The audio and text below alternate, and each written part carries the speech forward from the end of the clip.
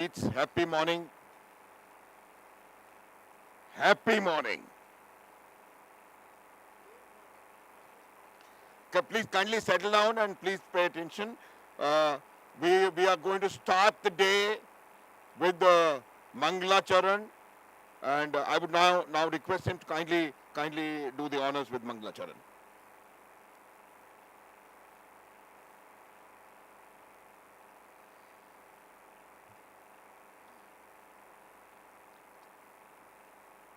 ॐ श्रीगुरुभ्यो नमः हरिः ॐ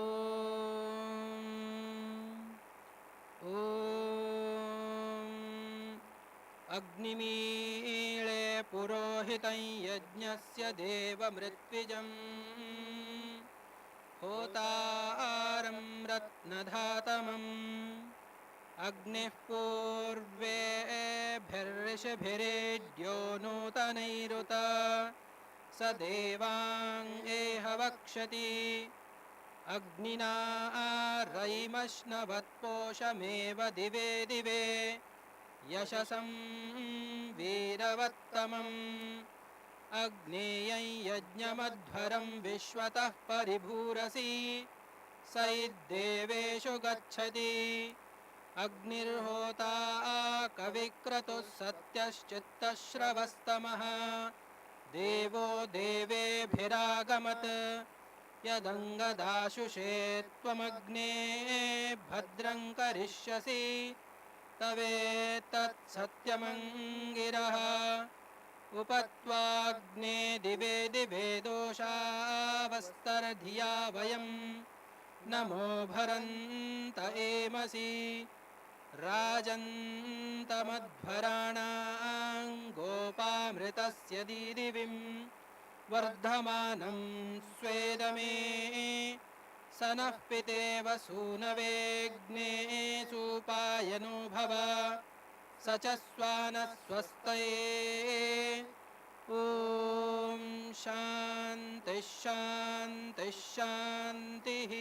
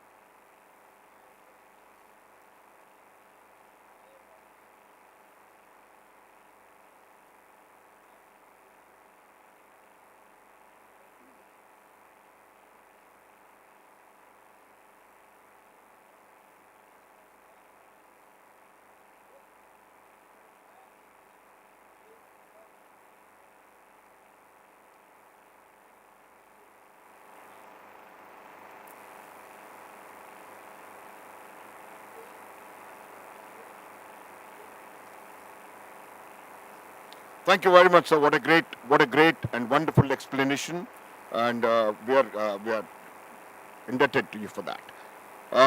We'll start the first session of this morning, and I think the best way to start is to felicitate the people who are going to be talking in this first session of this morning. For the felicitation, I will request the people who are there to call. First, we know the gentleman, Shri Arya Bhushan Shukla ji, who has given such a wonderful explanation of the Mantrocharan early in the morning. I would now request Sammaniya Shri Golok Bihari ji to kindly felicitate Shri Arya Bhushan Shukla, who is the chair of the session.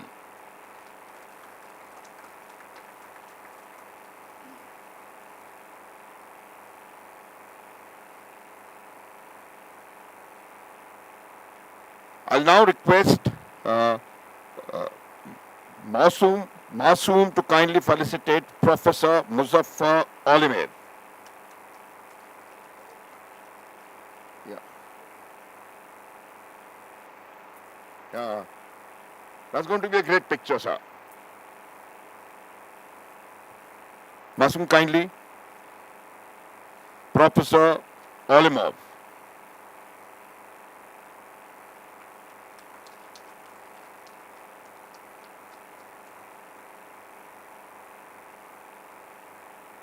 Next is Professor Naved Jamal. And to felicitate Professor Naved Jamal, we have Ms. Barsha Gaur. One interesting thing I would like you people to know is Professor Jamal is also the supervisor of the PhD of Barsha Gaur. What a great honor for a student to be felicitating the, the guide. Next is Professor Akbota Zoloskakova. I'm sorry if I have not to pronounce your name correctly. And Akbota, very nice, very nice. By Sri Vishal. Akbota. Akbota.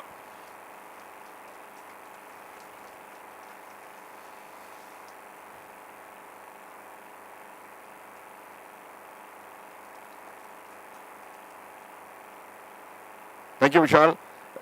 Next is Dr. M.N. Rajesh. I would request Charu Solanki to kindly felicitate Dr. M.N. Rajesh.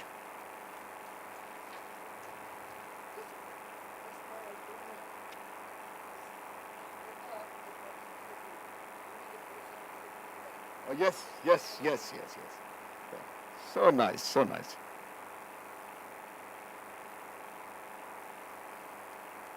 Shukla sir, we're going to go very, very rich back from here this morning, I can guarantee you that. Next is Dr. Zulfikar Ali Ansari, and Manisha is requested to kindly felicitate, felicitate Dr. Ansari.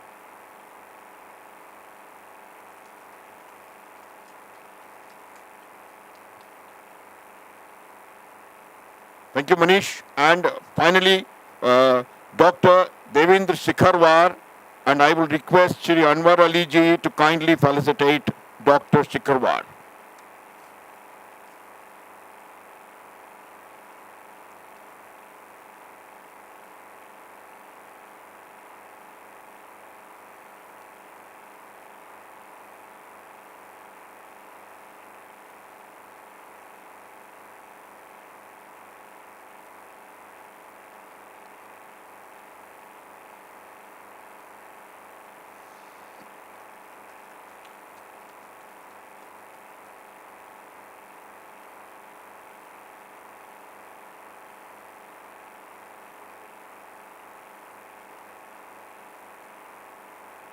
Well, ladies and gentlemen, there is. I don't think I need, or I can introduce such a great personality who's with us. Shri Shukla ji.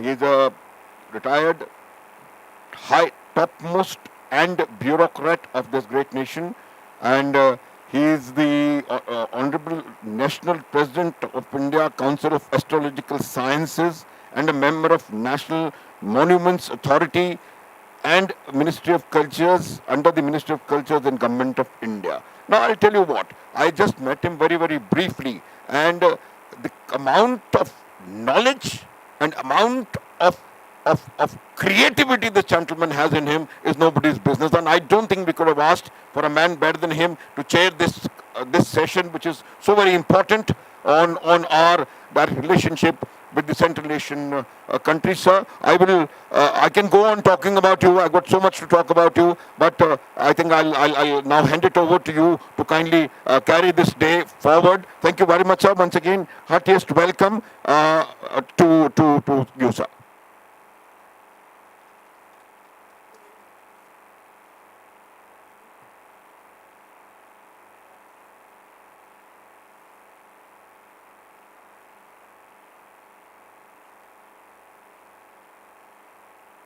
Olimo.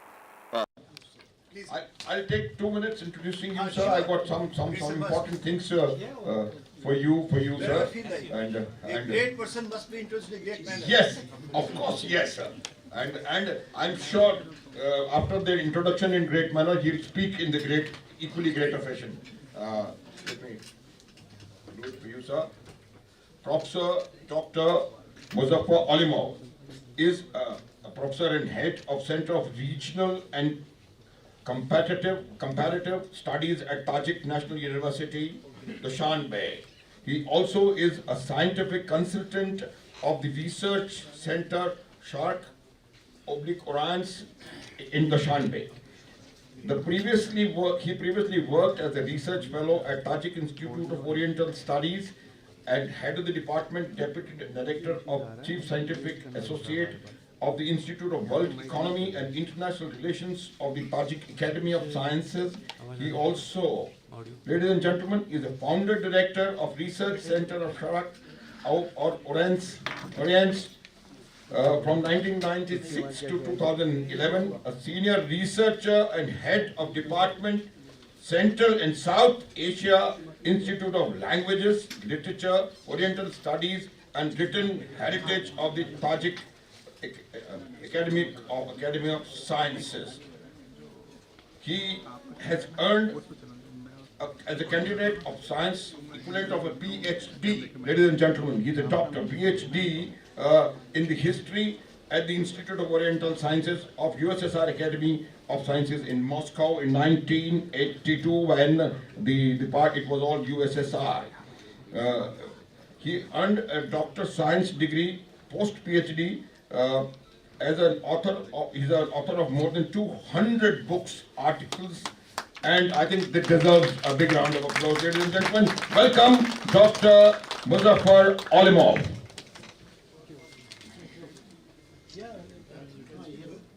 Where do you feel like? Better here or there?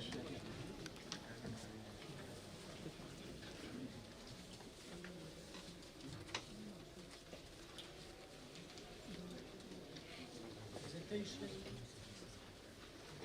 Possible.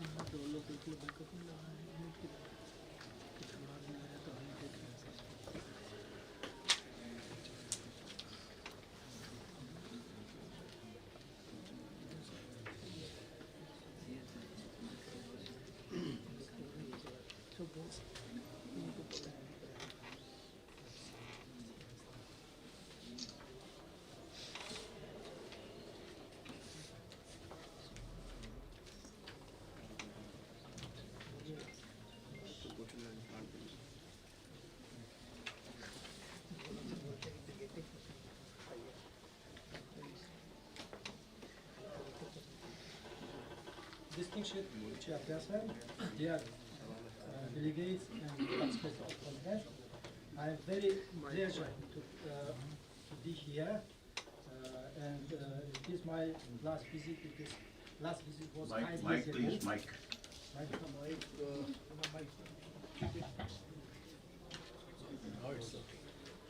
That's right.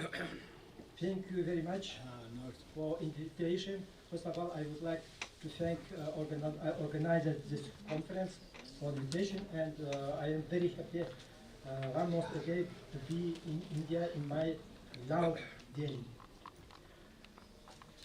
My presentation is Ideology in Tajikistan, a reflection of relation between states. Content of presentation, you may see it in slides. First of all, I would like to introduce the prominent scientists associated with Indian studies in former Soviet Union and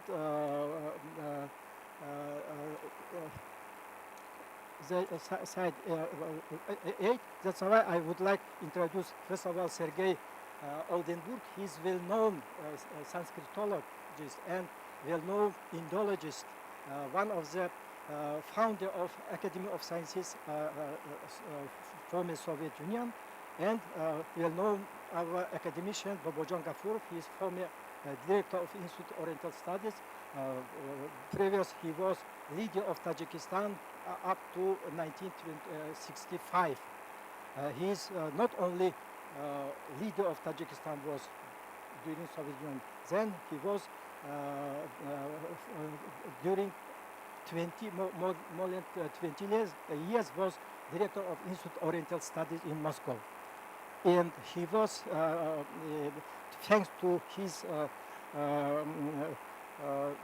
works, was opened set of Institutes of Oriental Study in all Central Asia countries and including Caucasus. Sadreddin Ayni and Mirzo Tursunzoda, also well-known persons in Tajikistan, heroes of nowadays Tajikistan. Sadreddin Ayni was founder of Soviet literature of Tajikistan. Mirzo Tursunzoda was long time was head of Society of Writers in Tajikistan. And you know that he was also very popular in India. Academician Abdulghani Mirzoyev, he was founder of Institute of Oriental Studies in Tajikistan. Bahadur Iskandarov was long time director of Institute History, Academy of Sciences. Academician Ahror Mukhtarov and Nigmat Numan Nigmat, also academicians. He was well-known specialist on Indian studies and South Asia. Numan Nigmatov was well-known archaeologist and one of the very famous Academy of Sciences in Tajikistan.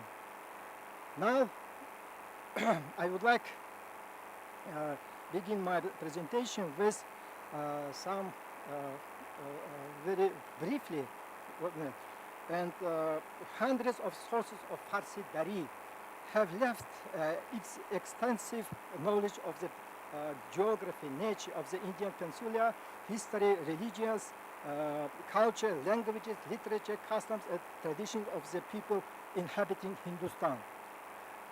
This vast body of knowledge became the basis of the Indian studies in the 20th century within the framework of the Soviet ideology. Soviet Tajikistan played a special role in its relation with India precisely because of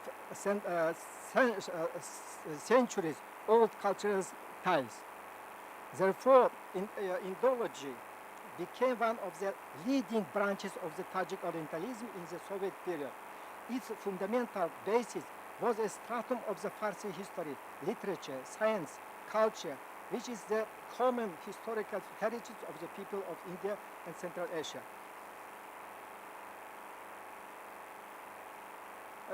This circumstance was the source of the post-Soviet disputes about the Tajik Indology should study. This issue has been under discussion since Soviet times, but after gaining independence, it has become as acute as ever. Let us leave aside a specific of Soviet Orientalism in the Central Asia republics of the former Soviet Union. This itself is very interesting topic for research.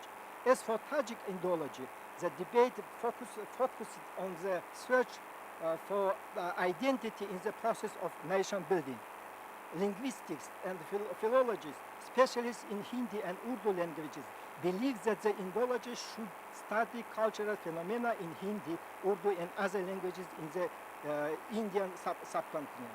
At the same time, there was a widespread view that anything that took place within India could be the subject of Indological studies. Therefore, the study of works in Farsi Dari Tajik created in the territory of the Hindustan is the prerogative of Indologists. Both this position will exist today.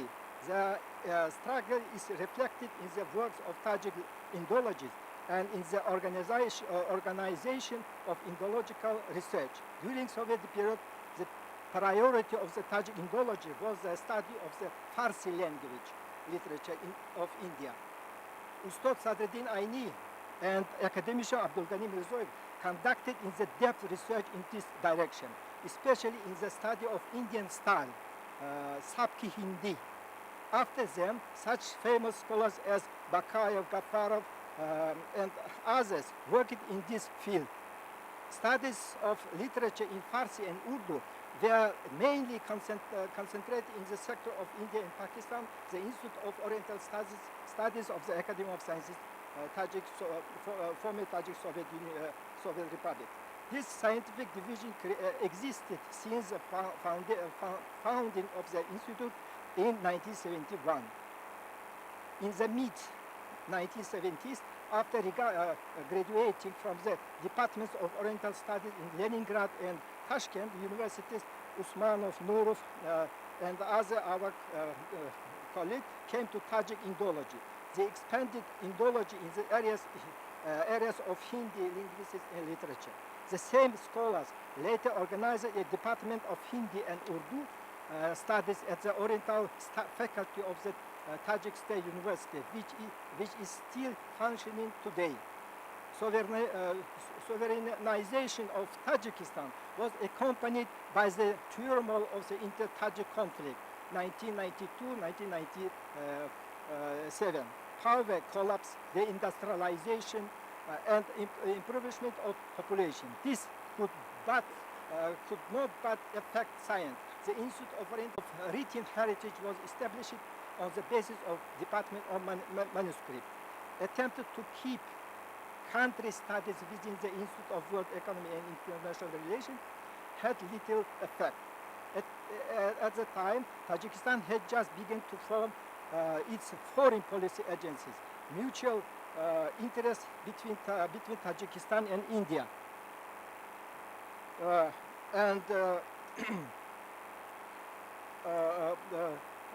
But this relation was low, and international relations were limited in the establishment of stable relations. Tajik-Indian contacts were more active through in the Friendship Society, Aga Khan agencies, Mumbai Zoroastrian College, individual enthusiasts, and later through the Minister of Defense and Tajik Slavonic University. During this period, Indological research in Tajikistan slowed down but continued to develop within the paradigm established in the USSR. Tajik scholars continued to work without of this minimal funding, guided by their own scientific interest. Prominent scholars such as Iskandarov, director of Institute of History of Academy of Sciences, academicians Mukhtarov, Nigmatov, worked. They studied various aspects of Indian history, culture, and literature. For example, in 1993, Iskandarov publishes the book titled Central Asia and India, Trade, Cultural, and Political Ties, brief sketch. The book is devoted to the relation between peoples of Central Asia and India from ancient times to the Delhi Sultanate. Nigmatov studied relation of Tajiks and Castles with the population of the Indian subcontinent, starting from the 3rd millennium before Christ. Polodova, well-known Indologist, published the book The Road of Friendship in 1991 and The Age of Loyalty 2002, dedicated to history of literature in Persian and Urdu languages in India. A number of publications on the Hindi and Urdu languages by Tajik linguists were published. At that time, I myself was working on the study of historical works in Farsi written in Delhi Sultanate and Great Mughal Empire before 19th century. In general, Indologists in Tajikistan maintained public interest in Indian culture and history through the publication of popularizing articles about India in the mass media. In the early 2000s, Tajikistan began to recover from the shocks of 19th. Science also began to recover, but it faced entirely new challenges.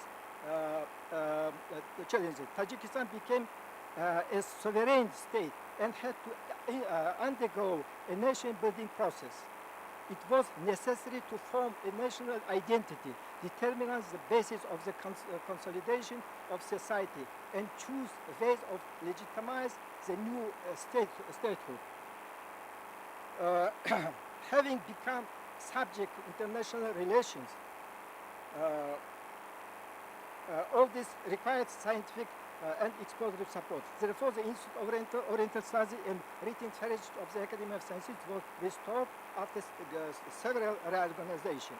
In 2006, Department of India and Pakistan was established in the institute. At this time, number of works appeared analysis of Soviet experience of Tajikistan's relation with outside world, and at the same time reflects the process of formation of diplomacy and foreign policy of the Republic of Tajikistan.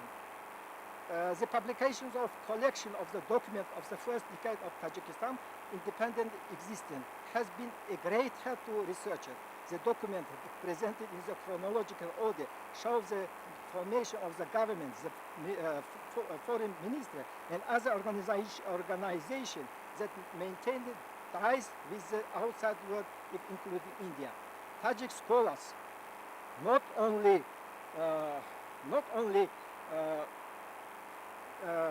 Tajikistan not only documented and comprehended the formation of the Tajikistan foreign policy toward India, but also searched for its historical precondition and regularities. For example, an interesting historian explores the history of diplomatic relation between Emirate Bukhara and India in the 17th century. The interest in the study of Tajik-India's relation can be explained not only by the urgent need of the comprehensive and accumulate experience of international relations, but also by the ongoing search of identity. And sorry.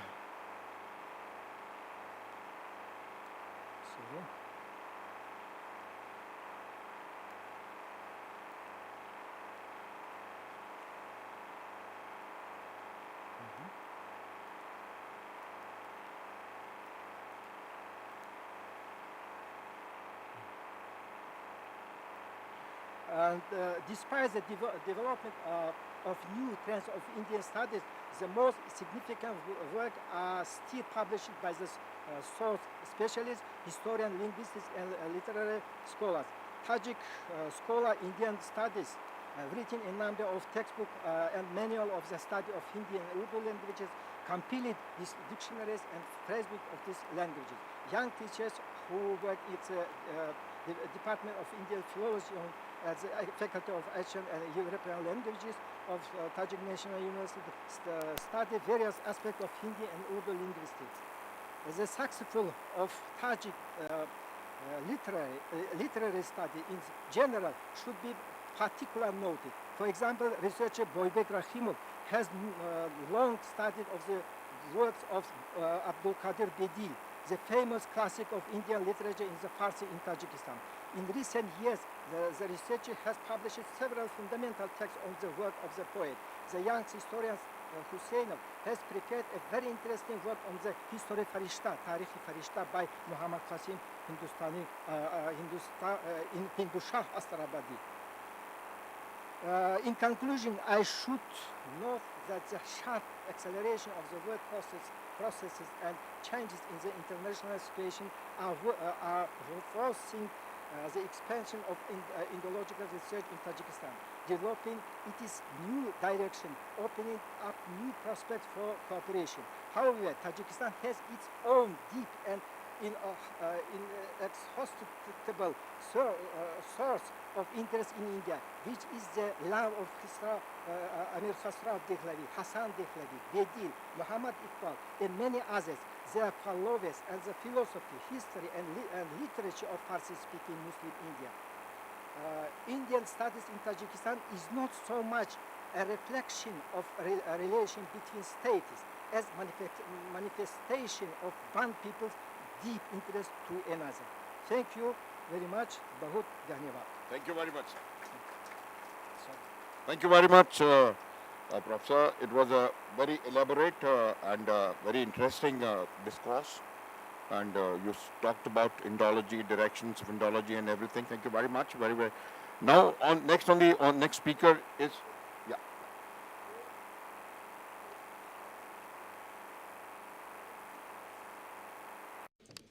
Number one, let us try to stick to schedule 10 minutes only, so that we can cover all the speakers. There are so many eminent personalities present here, and I must say, the very rarest of rare gathering where so many handsome and beautiful personalities present here. Not only appearance, but thoughts also. Very rare. So let us try to hear everybody as much as possible, number one. Number two, the Holy Quran says, Lakum dinkum walay din. Everybody is entitled to have his own views. So let us try to confine to our views without trying to comment on views of someone else. Everybody is entitled to his own views. So with these words, I would like Professor Nave Jamal, my friend, to come. But before that, though they say all the adjectives reserved for him only, but some of the actual information can be given. So I request him to properly introduce Professor Nave Jamal.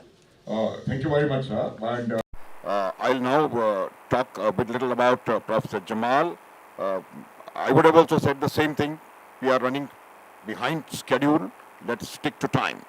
Professor Jamal completed his MA and MPhil from the Center for Political Studies, Jawaharlal Nehru University, and finished his PhD from Jamia Millia Islamia before he joining Department of Political Sciences of Jamia in 2006. He was a permanent faculty of Political Science Department at Dr. Zakir Hussain Postgraduate College, University of Delhi. He, in a national academic endeavor and projects, Professor Nave Jamal was actively engaged and involved in formulation of finalization of fundamentals of political science, glossary of political science, and working on Paribhasha Kosh for Commission of Scientific and Technological Terminology, CSTT. He is widely traveled, both India and abroad, an extremely experienced professor who is doing a great job at his institute.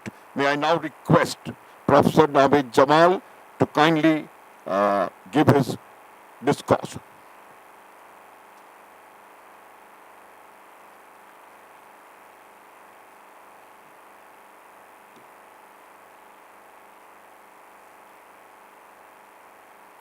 सर्वप्रथम धन्यवाद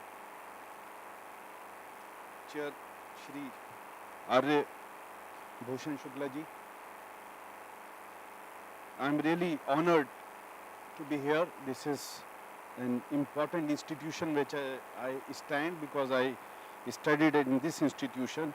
But more important is the organizers. You know, this won't have been possible without the fans, and we know fans has been creating an important milestone in terms of bringing national security issues to the forefront, and in that aspect it becomes important that Professor Mazhar Asif has taken a lead here at JNU, and I really feel at home.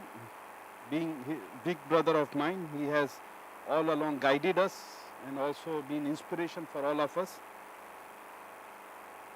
My own colleague Professor Mehtab Alam Rizvi from Jamia, who has also been an important institution, but without Shri Golak Bihari Rai, who has been instrumental in bringing us all together, wouldn't have been possible that I am standing before you.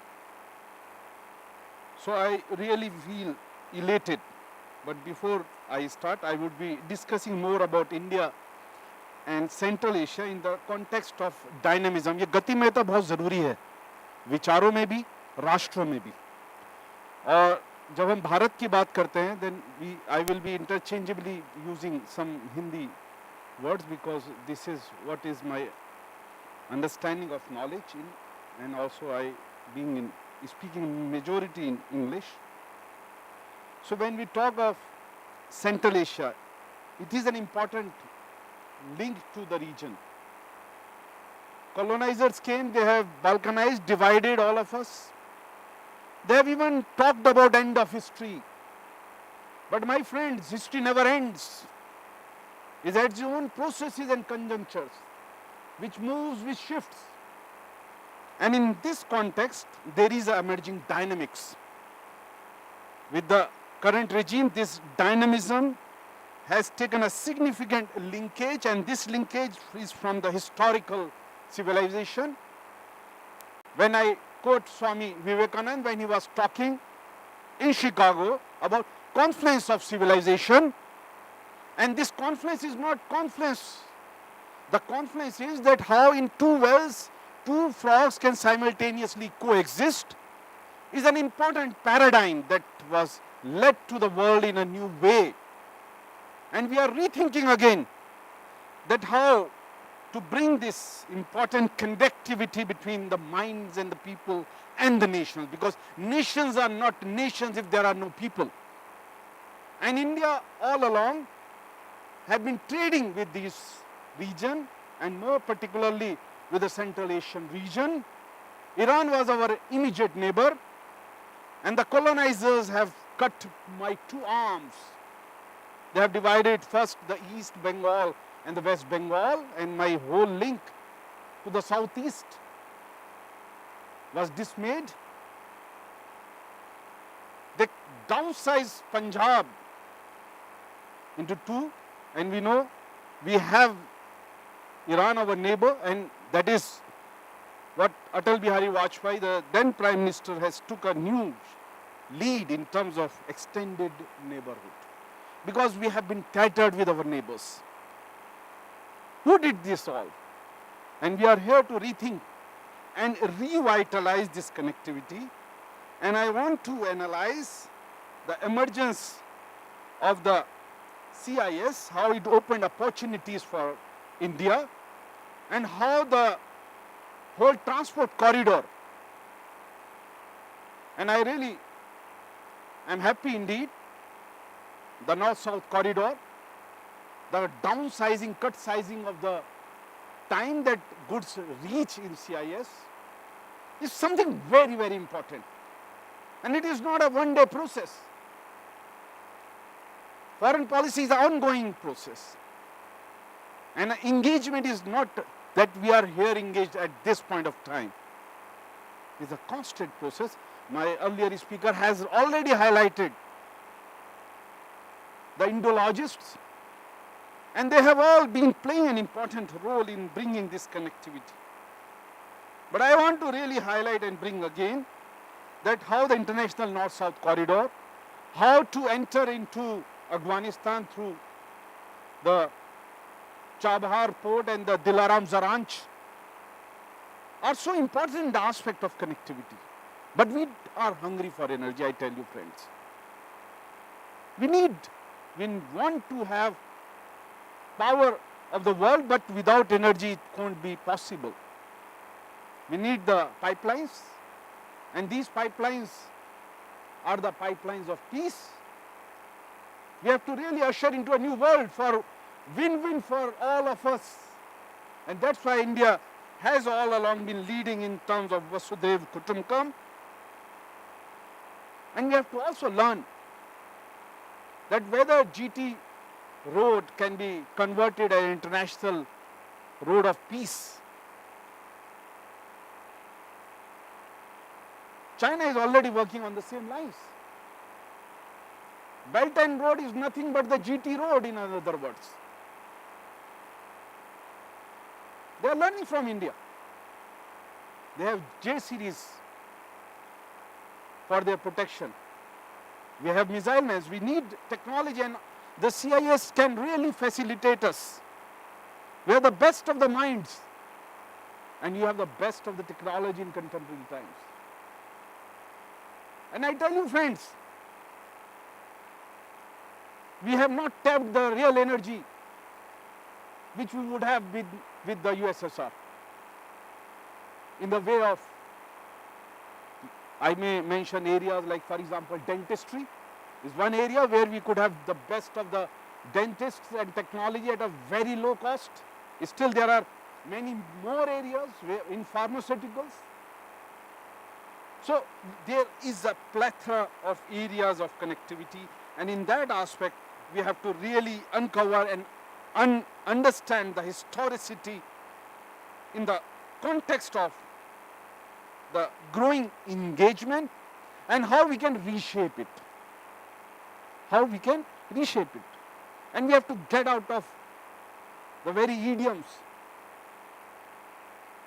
We are the Asian century, and this century is incomplete without the youth. And I am happy indeed that in this hall, the youth has to lead. ये युवाओं का देश है और युवा ही आगे मार्गदर्शन करेंगे. सर ने कहा कि मेरी स्टूडेंट खुद यहाँ है. मुझे गर्व होता है, मेरे स्टूडेंट प्रोफेसर हुआ. मैं सोचता हूँ कि मैं अभी तक विभाग अध्यक्ष नहीं हुआ, लेकिन मेरे विद्यार्थी विभाग अध्यक्ष हो गए. लेकिन जिस तरह हम ज्ञान के प्रदीप प्रज्वलित कर रहे हैं, हमें प्रेम के भी प्रदीप प्रज्वलित करने होंगे. और मैं अपने delegates, I really welcome that they are here. Time is really short. I have written an elaborate paper, and in this I have really highlighted that how to bring in a new paradigm. We have already brought Pacific Islands nation for the first time. China is talking about lost brothers. Central Asia is our near brother, the only brother. And we have to really synergize, we have to move ahead, and we have to understand whether Iranian perspective of dialogue among civilization, Vivekanand perspective of confluence of civilization, but we are not talking about clash of civilizations. संस्कृति और सभ्यता का समावेश होता है. And in this context, I put my point across. आप सब ने मेरी बात सुनी, आप सबका आभार और धन्यवाद. और आपका भी चेयरपर्सन, आपने मुझे अवसर दिया. Thank you very much, Professor.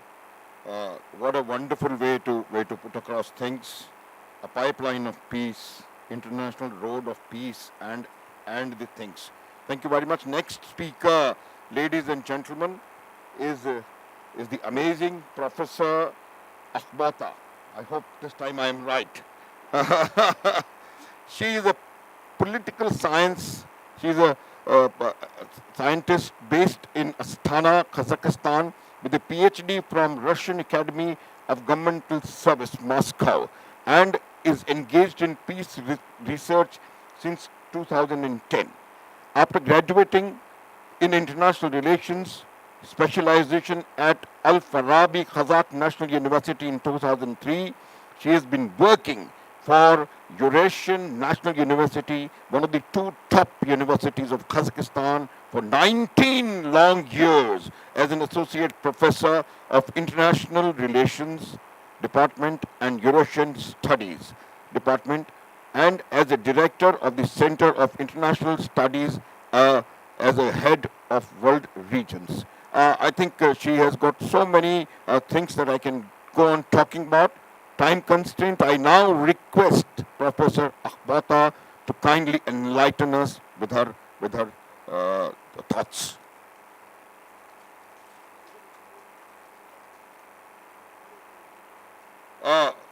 The chair has permitted her a little more time, and I will see what should the definition of little more time be. Thank you so much.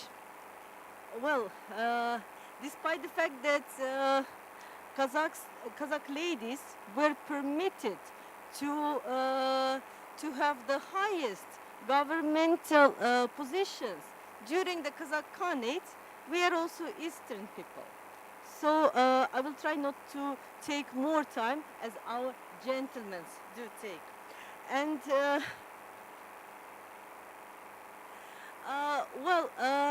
first of all, I would like to thank the organizers for this amazing opportunity to come to India, a wonderful country that we love, to see our friends.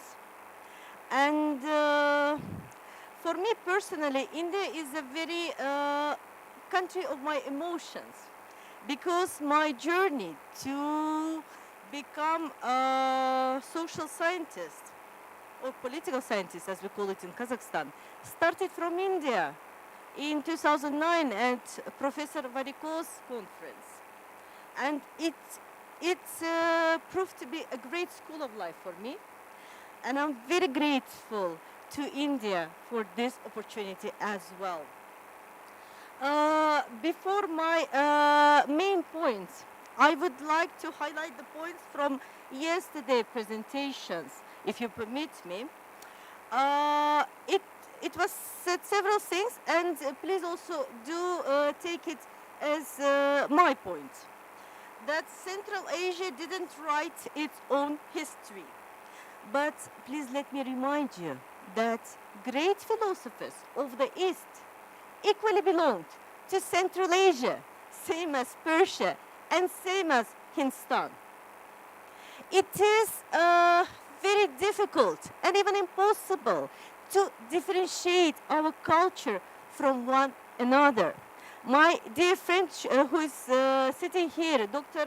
Mandana Tishyar, in her wonderful University of Alameda Batabai, brought up an idea to look at us as the Nauruz civilization, as most of the nations and even ethnicity which live on their great lands, great steppes of Deshti Qapshaq, going to the south, to Iran and Turkey, to Hindustan.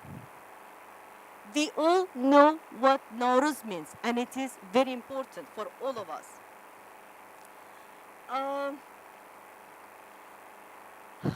India and Kazakhstan, India and Uzbekistan, India and Tajikistan, India and Kyrgyzstan, India and Tatarstan and Bashkortostan, who are now part of Russian Federation. We share same culture and history. Muhammad Haydar Dulati, who is buried in India, equally belongs to us. Al-Farabi, who is known as a Persian writing philosopher scholar, is equally dear to us.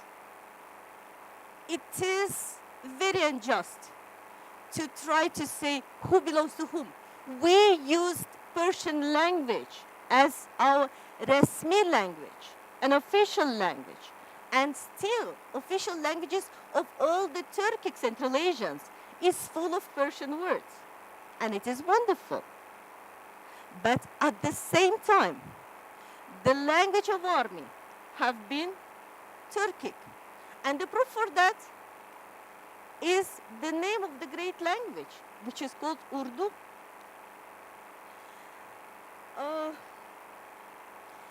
Since 2020, it was seen very clearly, all the Central Asians are gradually transforming their foreign policy from what was called a multivectoral foreign policy towards what is a pragmatic one. We in Kazakhstan revised our foreign policy concept in 2020, where first time in history, we didn't say that we're friends for everyone, but we said that we're friends for those with whom we can do business and with whom we share similarities.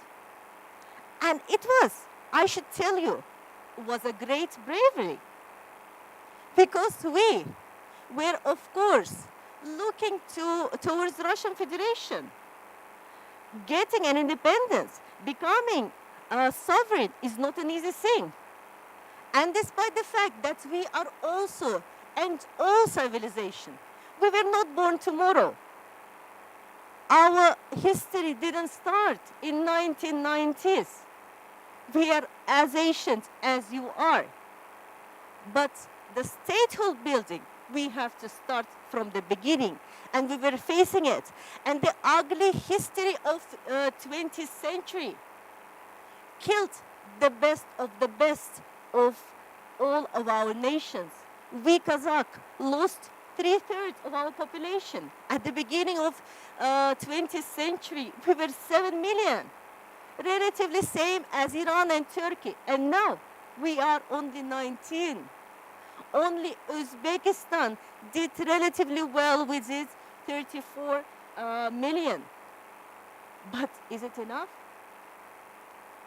When all the best were repressed, my immediately great uncle was the founder of Turkestan Republic, the first prime minister for the 2 months. Then he was repressed.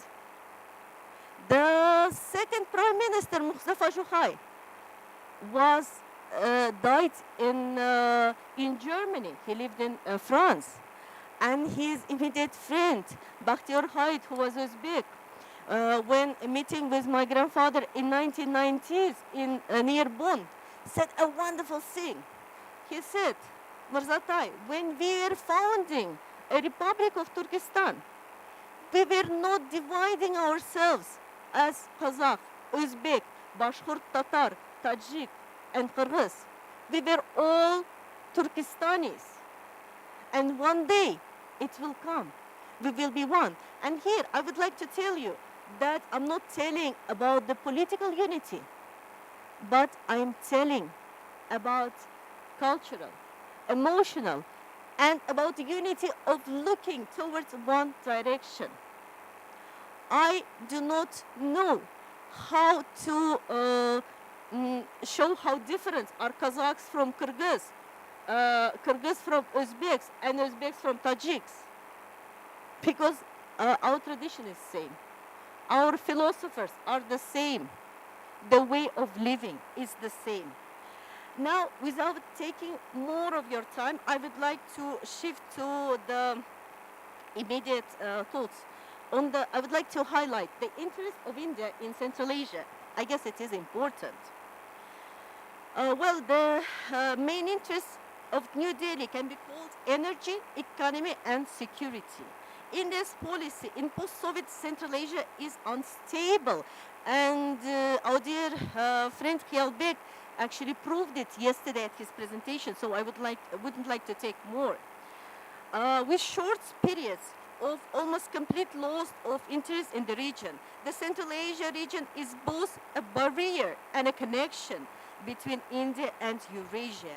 As a barrier, it prevents the creation of an Islamic belt allied with Pakistan, blocks the path to encirclement by China or the United States, separates from narco-terrorism raging on the northern borders of India. As a link, Central Asia opens the way to vast markets for Indian exports, including Russia and the Middle East. And here I would like just to note, please don't take it in a bad way, but Chabahar's investment to Iran, how much they are? India's investment. I might be mistaken, but the latest number I found out was 14 million. So it looks like stopping rather than promoting this great transport corridor that could help all of us.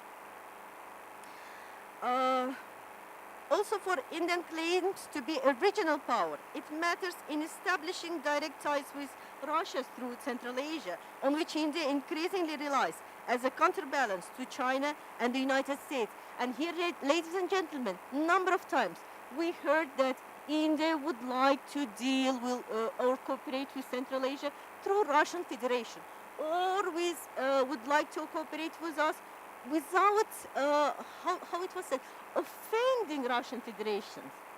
But I should tell you that we are very proud that in recent time this wonderful format of 5+1 came into life. 5+1 doesn't mean only 5 Central Asian plus India.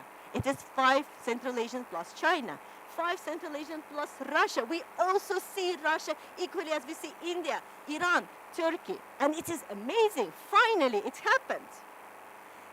If India accesses to the region oil and gas fields, the lack of pipeline system between the countries poses a serious problem for the realization of energy interests. A possible solution to the issue of ensuring oil and gas supplies to India could be Turkmenistan-Afghanistan-Pakistan gas pipeline project. According to calculation, the project's profitability requires the involvement of India, whose gas market justifies the development of such large projects. And let me tell you that we were inviting India since 2006.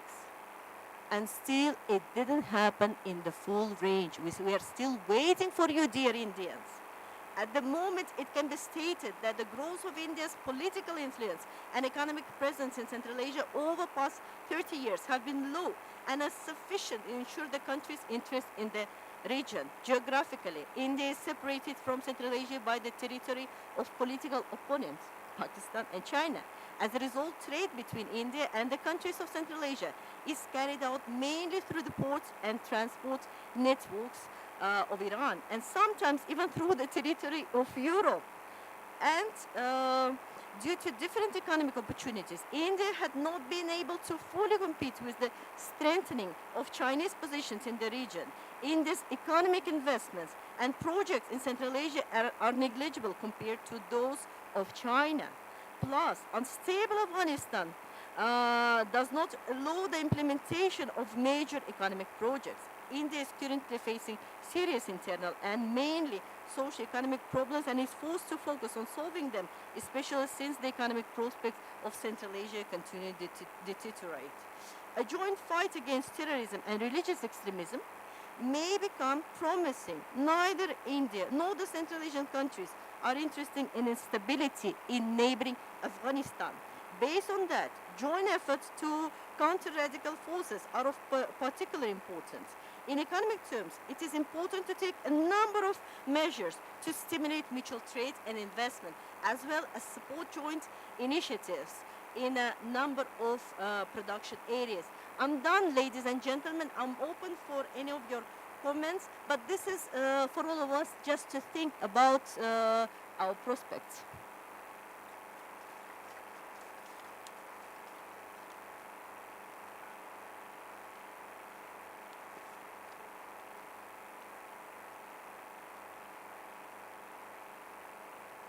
Billion. The problem is we are not able to develop to Hajikat iron ore mine and that railway line, where Chinese have also come in. But we have put on ground $85 million to improve the berth, Shahid Baheshti, the berth which is allocated to us. But is it working? Like how it is working? See, all That- the issues those are- we will find out the way Commitment how is to- there. I just want to We shall note down all the suggestions. Let us not confront the speakers.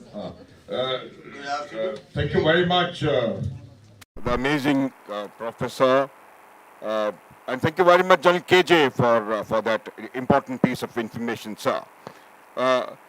You talked a lot about what must be done, and these points are being noted by the people who will make sure that these things are taken to their logical conclusion. Next speaker, ladies and gentlemen, is Professor M.N. Rajesh. Professor Rajesh is an associate professor in the Department of History, University of Hyderabad since 2001. That's a long time, 2 decades.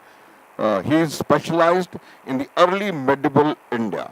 His areas of interest are religious movements and institutions in early medieval Tamilangam and in the history of religion in Tibet. He has completed his master's degree in 1992 in ancient Indian history from Jawaharlal Nehru University, New Delhi, where we are sitting as of now, and MPhil in 1994 in the history from same department. He worked for his PhD degree on the Buddhist monasteries of Tibet from the Central and Central Asian Studies JNU. I welcome Professor M.N. Rajesh to give his talk. I will now request, we are running absolutely against time, 7 minutes, sir.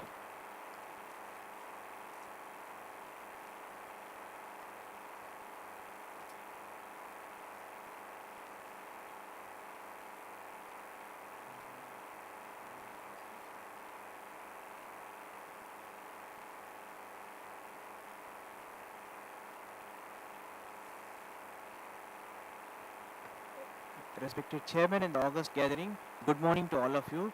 Firstly, I would like to thank Professor Mazhar Asif and Dr. Shahbaz Amil for conceiving this seminar, which is third in the set of such seminars. And without wasting much time, I would like to take this topic, which was made easier because yesterday we had an amazing presentation by Professor Laura. My whole point is on the cartography of ancient India and its representation in Central Asia, which I made a small PowerPoint. So we know that all societies have an idea of space, and this space is articulated. But unfortunately, the colonial historians projected that India did not have a mapping tradition.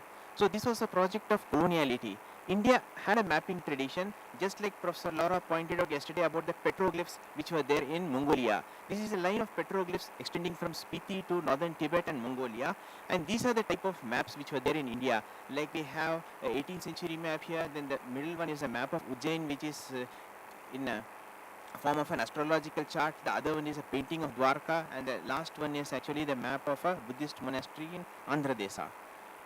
So the term for map in Sanskrit was Chitra, which was used for both paintings and maps. So Indian cartography is very unique in the world for two aspects. One is that Indian cartography is the only cartographic tradition which did not depict the neighbors or represent them in a negative way. This is in total contrast to Greek and Chinese representations. So we see the Chinese and Western ideas about Central Asia. The Chinese representations say, Seoul, don't go to the West. In the West there is a floating sand, wild and shoreless. The 5 grains could not grow.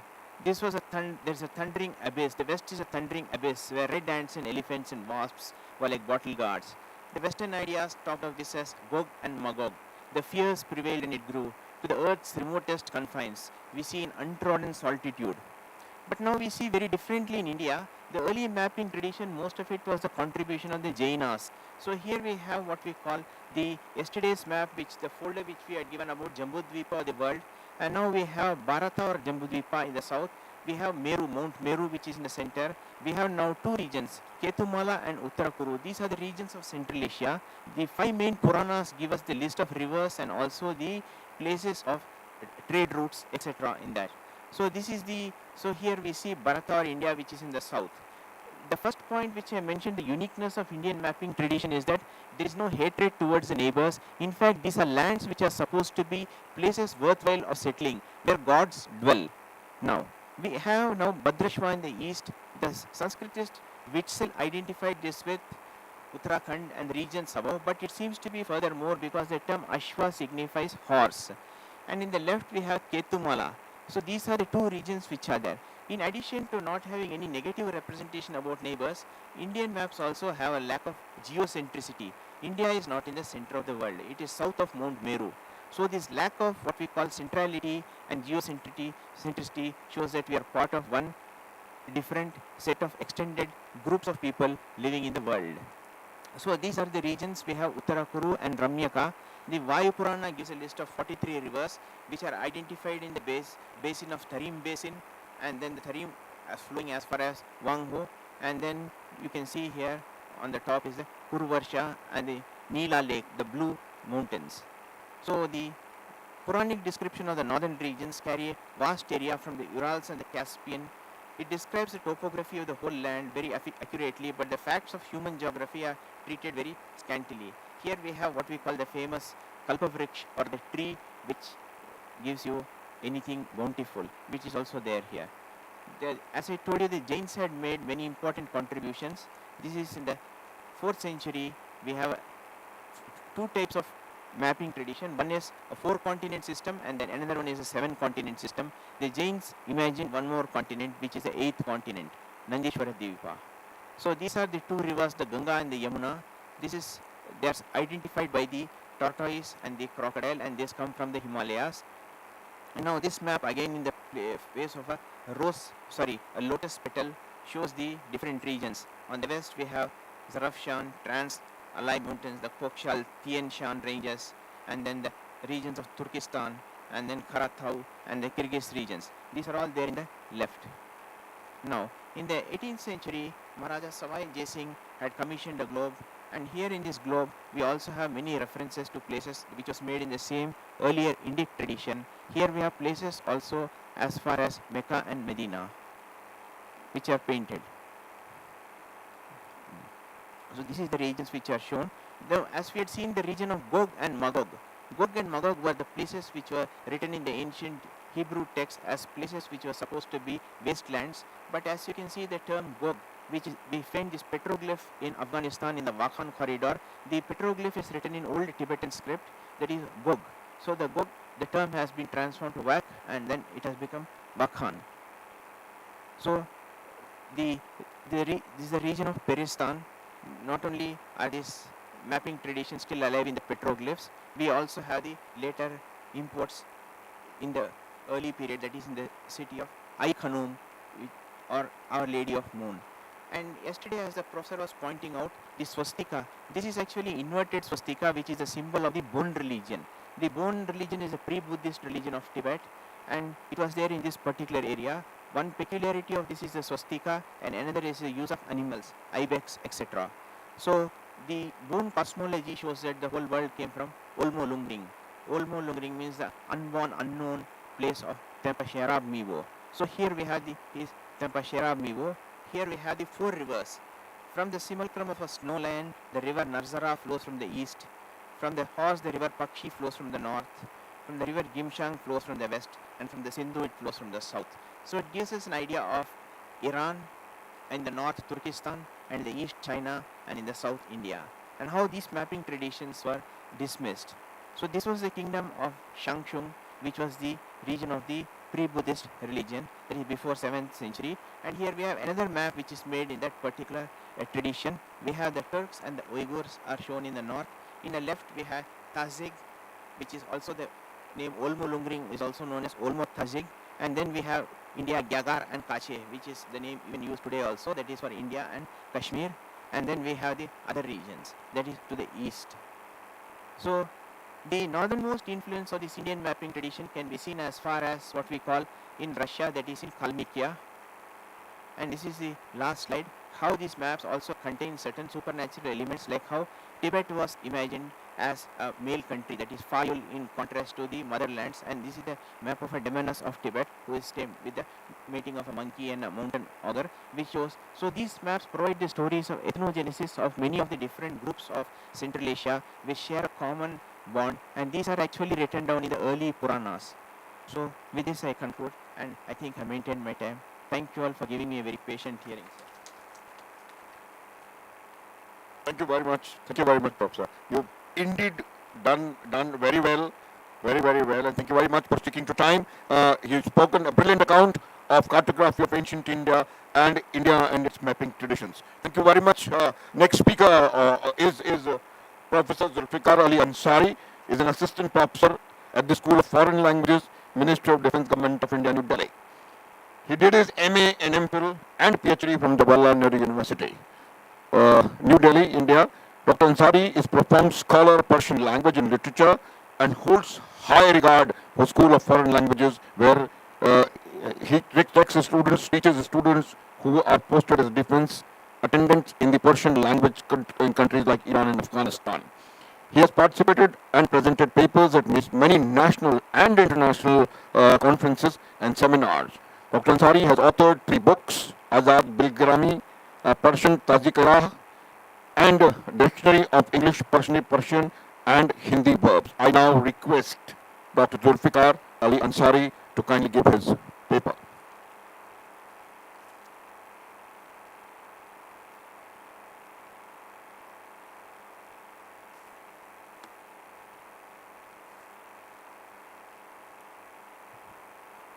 Thank you very much, sir. Thank you, sir, for introducing me in brief. And it was a very difficult task for me to choose my topic because I love all Central Asian countries. But I decided to write my paper in Tajikistan because Persian is speaking countries. And I being a student of Persian language, I decided to write Indo-Tajik culture. So I decided to write a paper on Indo-Tajik culture relations, past, present, and future prospects. I've written very in details, but because we are only short of time, so I would like to conclude with the abstract and context. The relationship between India and Tajikistan have traditionally been close and cordial. From the prehistoric times, the two countries have been found to be the close cultural affinity as evident by the archaeological finds in northern India and Tajikistan, revealing remarkable parallels. Moreover, India's relation with Tajikistan have been recorded in Buddha annals even before Christian era. Geographically, proximity, ethno-linguistic affinity, and shared history have encouraged a special relationship, cultural relationship between India and Tajikistan, in the past and present. Both the countries are part of two glorious oldest civilizations of human history, and relationship between the two encompassing various facts of human life, including political, socio-economic and cultural ties, goes back to the very beginning of human civilization. In the cultural sphere, the bilateral relations continue to be vibrant in present times and are expected to grow in the future also. These relations have been strengthened by ideological force of Zoroastrianism, Buddhism, Islam and Sufism. By the influx of Aryans, Sakaj, Kushans, Turks, Mughal, etc. By the to and fro movements of statesmen, scholars, spiritualists, artists, craftsmen, merchants and traders. The movement of people, trade and ideas and reciprocal cultural influence helped in the transmission of diffusion of culture and left a deep imprint on the political, economic and social life in the entire region from India to Central Asia, of which Tajikistan is inseparable part.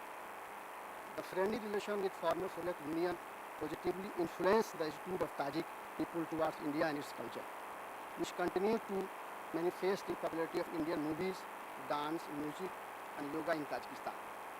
Hindi films are the most popular foreign films in the nation. Urdu departments are very large in the country's universities. The two countries signed a program on cooperation in the field of art and culture for the period 2016-18 during the Prime Minister visit to Tajikistan by July 2015. It may be noted that one of the focus areas of India's foreign policy in the last few years has been revitalization of our historical ties with Central Asian countries, which is part of our extended neighborhood policy. All these facts indicate towards a very bright prospect of a strong cultural relation between India and Tajikistan. Among Central Asian countries, Tajikistan, which borders Pakistan, Afghanistan and China, and has been close ally of India. The relation between the two countries from traditional times has been close and cordial. India and Tajikistan have shared a geo-cultural affinity and long tradition of historical context that date back to antiquity, notwithstanding with the physical barriers of high Himalayas and Hindu Kush mountain ranges. Their existence grows socio-economic and cultural ties between the people of both countries.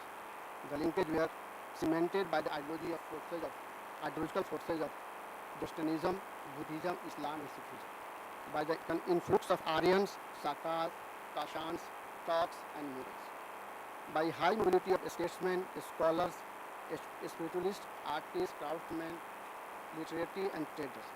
The movement of people, trade and ideas and the reciprocal cultural influence enriched the horizons of human development and left a deep imprint on political, economic and social life in the entire region. The establishment of Islam in the Central Asia and its spread to India in medieval times lent a new dimension by the existing tie in the region. Influx of Muslim artists, traders, sayyas and missionaries from Central Asia reshaped the geopolitical history of the region. The India relation with Tajikistan had been recorded in the Buddhist annals, which means around 2,500 years BC. The excavation in Panji camp in modern Tajikistan are dependable record in connection with Zoroastrian temples and Buddhist Bihar, all now have been converted into madrasa and schools in Central Asia. In medieval times, the two schemes of relation were notable. One is the flow of Buddhist missionaries from India to Central Asia via Tajikistan, and the second is the trade and commerce carried out along these links. Mughal period is the golden age of Indo-Tajik and Central Asian relations. A new chapter of Indo-Tajikistan relations opened with the advent of Mughal Empire in India. Babur gave prominence and Turk generals. The former, however, could not closeness with the emperor. Central Asia Sufi ideas, language, Farsi Tajik literature became popular in India. The Central Asian architecture designs became very common in India, and we have the masterpiece in Taj Mahal, Jama Masjid, Humayun Tomb, Qutub Minar, Agra Fort, and so many other architectural monuments.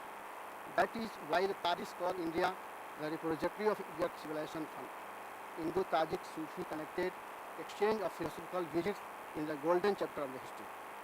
With the exit of Mughal rule and occupants of Indian by the British colonial power around the end of 18th century served India's relation with the Central Asia and Iranian region. Their bilateral relations were frozen under the colonial dictate that was a sad period for a couple of centuries. So now we have a post-Indian independence period. So I'm not reading this paper. Visit by Jawaharlal Nehru in the 1955 and Lal Bahadur Shastri in 1966 and Indira Gandhi in the years following always made a point to the visit some of the republics to be successfully greeted by rousing popular reception. However, after India attained freedom and became a sovereign state, a big changes took place in the geo-strategic in the region. Although the World War II had come to an end, but the era of Cold War set in. The world was divided into two blocks, one led by America and another led by Soviet Union. Indian government pursued the policy of non-aligned movement towards global powers. Jawaharlal Nehru, the first Prime Minister of India and admirer of socialist movement, had welcomed the Central Asia representative to the first Asian Relations Conference held in March in April 1947 as delegates from the Soviet republics of Asia. So now, sir, I have time or can I conclude? And sir, I just like to raise some. Yoga has also played a very important role in the popular among people in Tajikistan. The Indian cultural centers offer regular yoga classes using local yoga teachers. Every year, International Day of Yoga is celebrated not only by the cultural center but by many private individuals yoga centers across various towns of Tajikistan.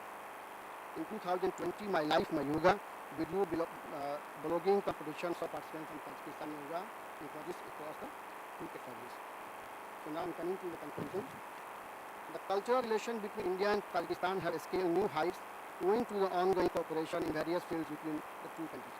At present, there is an atmosphere of mutual respect, trust and confidence, and a common overall understanding and convergence of views are evident on other issues of mutual concern.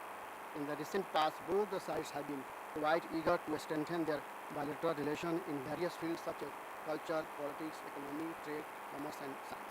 Earlier, Tajikistan was lost in the larger picture of Central Asian region, which appeared is perceived as being Tajik-centric, Uzbek-centric. However, India's perception of Tajikistan underwent a qualitative change after the Taliban took over Kabul in September 1996 and now is central to India's strategic interest in the region. There are more future possibilities of developing bilateral relations between the two countries. India and Tajikistan will work closely on developing trade and transport links through Chabahar Port. Thank you.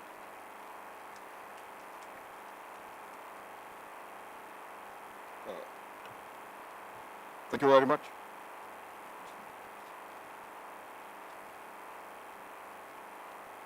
Thank you very much, Professor Zulkar Ali Ansari.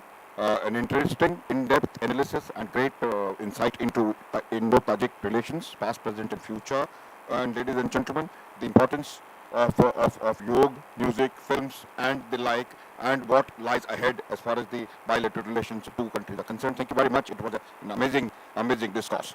Now, the final speaker of this session, before the chair takes over, is Mr. Professor Devendra Shikharwar. Professor Devendra Shikharwar has done his masters in history and ceremony of the panels of our session. I start by inviting Professor Mehtab Alam Rizvi, and I invite him to felicitate the chair of our session, Major General KG Singh. Oh, I'm sorry, sir. Lieutenant General KG Singh. My bad. आप सिर्फ वहीं रखोगे बना के frame, बस बाकी मैं करूँगा.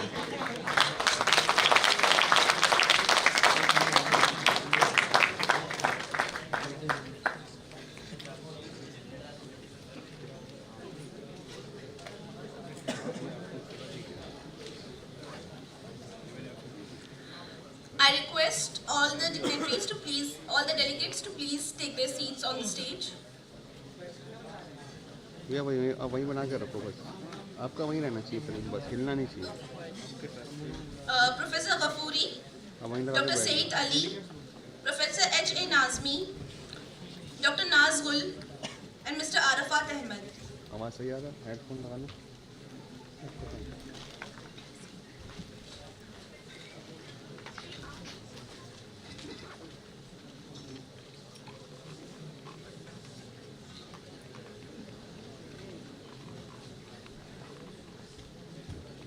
लगा ही नहीं.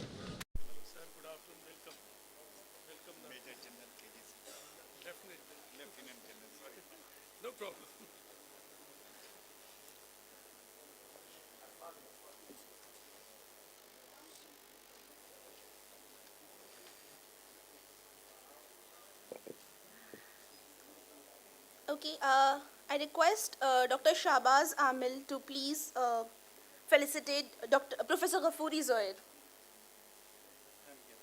Huh?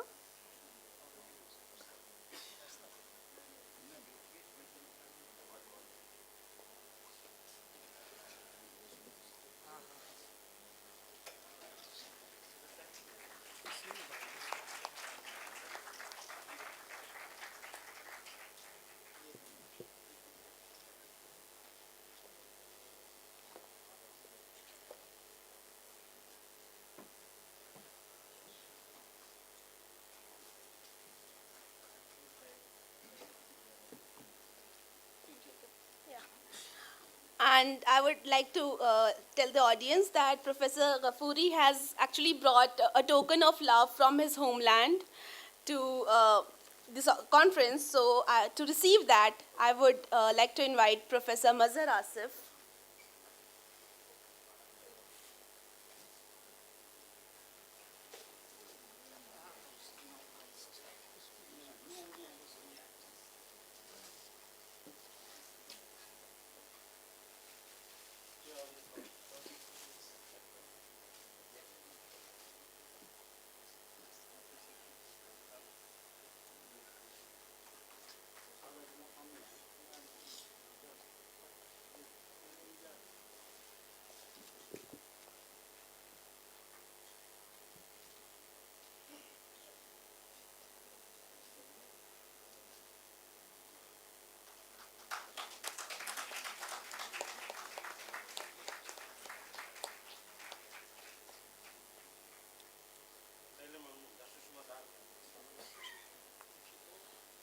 Professor Mehtab Alam Rizvi.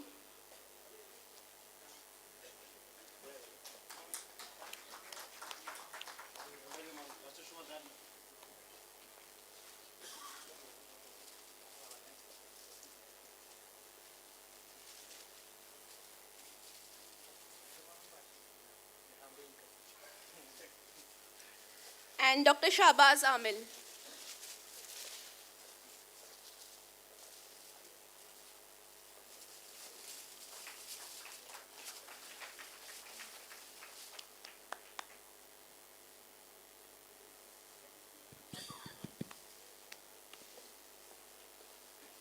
Thank you, sir. And I now request Priyanshi Tripathi to please come and felicitate Dr. Said Ali.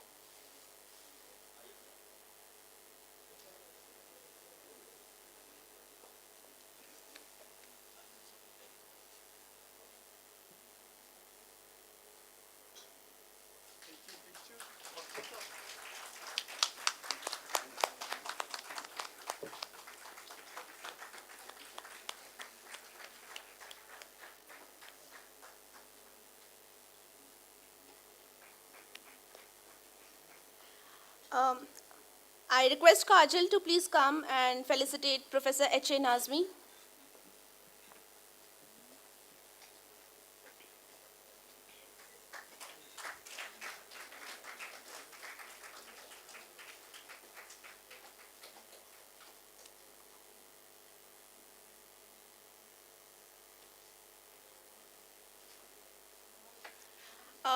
I request Tathir Fatma to please come and felicitate Dr. Nazgul Abaloa.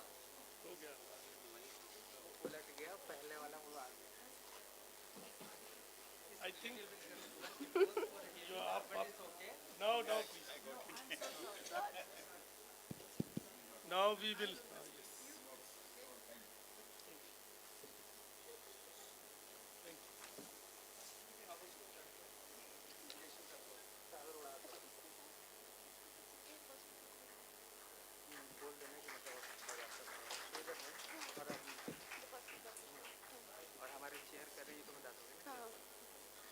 And lastly, I will invite Shanawaz to please come and felicitate Mr. Arfat Ahmed Bhatt.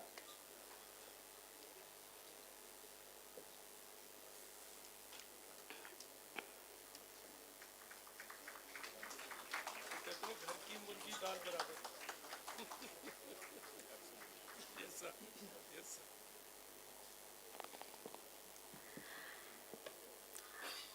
So we're finally starting our academic session, and let me inform the audience the chair for this session is Lieutenant General K.J. Singh, and the topic is India and Central Asia, Challenges and Prospects. I would, without any further ado, invite our first speaker, Dr. Saeed Ali from Kazakhstan, and he will be speaking on integration process in Central Asia, implications for India.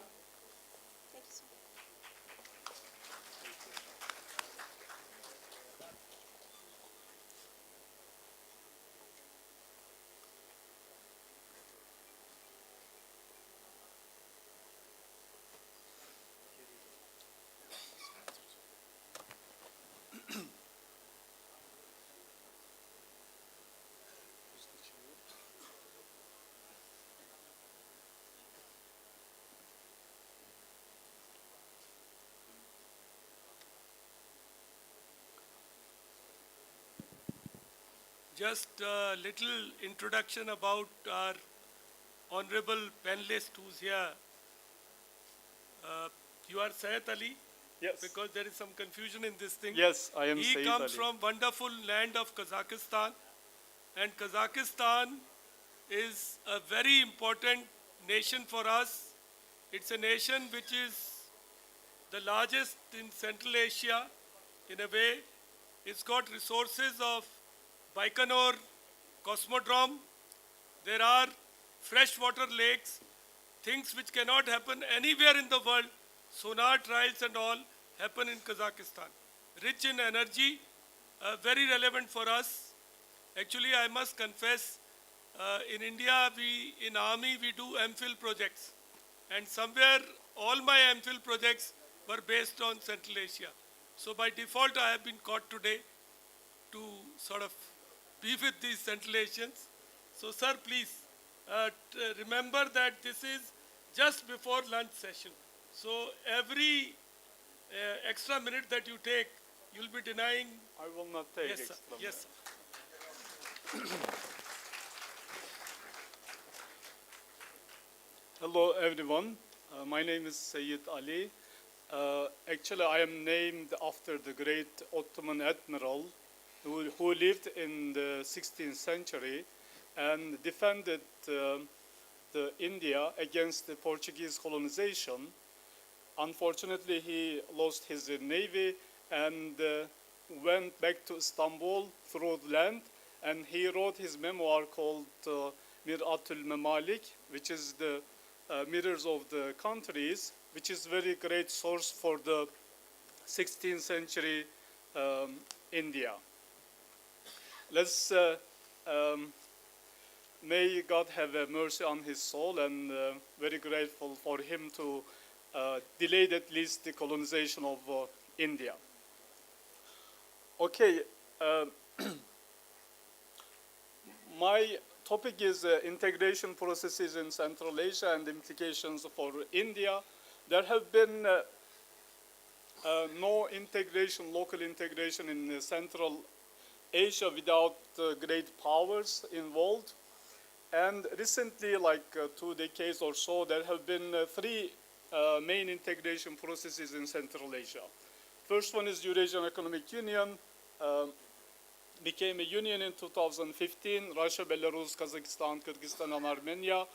The logic behind is to establish a power around Russia to balance Western power. Second was that the US led the new Silk Road Initiative, initiated in 2011, and the third one that the Chinese led the Belt and Road Initiative.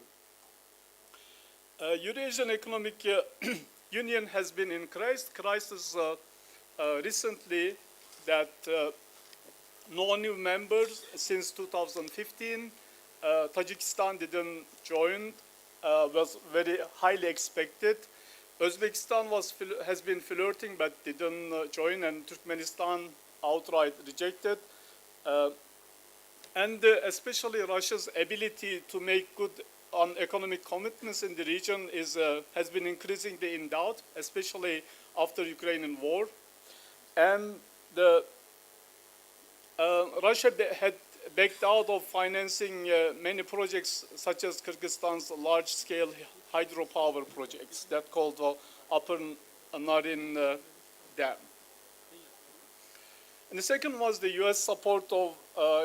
supported new Silk Road initiative. This was first envisioned in 2011 as a means for Afghanistan to integrate further into the Central Asia, Pakistan, India, and beyond. How serious was the United States compared to BRI? U.S. commitment in terms of money has been minimal. Minimal funding vehicles such as World Bank compared to Chinese Asian Infrastructure Investment Bank and Silk Road Fund. U.S. New Silk Road was more like a vision rather than a policy and coincided with the regional withdrawal of the United States. Basically, this project was dead on arrival. And we all know about the Belt and Road Initiative and started in 2013 in Kazakhstan. And this is a big project of pipelines, infrastructures, and economic development linking China with the Western Europe through Central Asia. And BRI has been developing fast. More than 100 countries now involved. It looks similar to US Marshall Plan to build Europe, and it is a big money behind the project that China has been really committed through Asian Infrastructure Investment Bank and Silk Road Fund. And this is a biggest railway tunnel in Uzbekistan, built by China. It's one of the projects, and this is a free trade zone in Kazakhstan and China. When we compare these two, Eurasian Economic Union and BRI, that Eurasian Economic Union is a real integration project, following the example of EU, while BRI is not clear what it has been yet, but it is more like bilateral agreements between China and other Central Asian states. Eurasian Economic Union is institutionalized while BRI is not.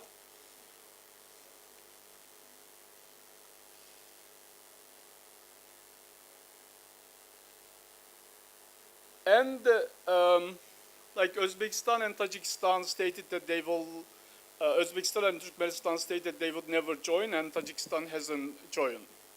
Let's move on to next topic, that how India is in this equation, how powerful state deals with the region building. Powerful states that usually initiate regionalism to promote their economic and political interests, such as the United States' role in the creation of EU and the ASEAN. Similarly, Russia, China, and South Africa engage in region building. However, not all powerful states are willing to act as a hegemon and engage in region building, such as India, which has not developed a vision for how to create stability in the conflict-ridden region.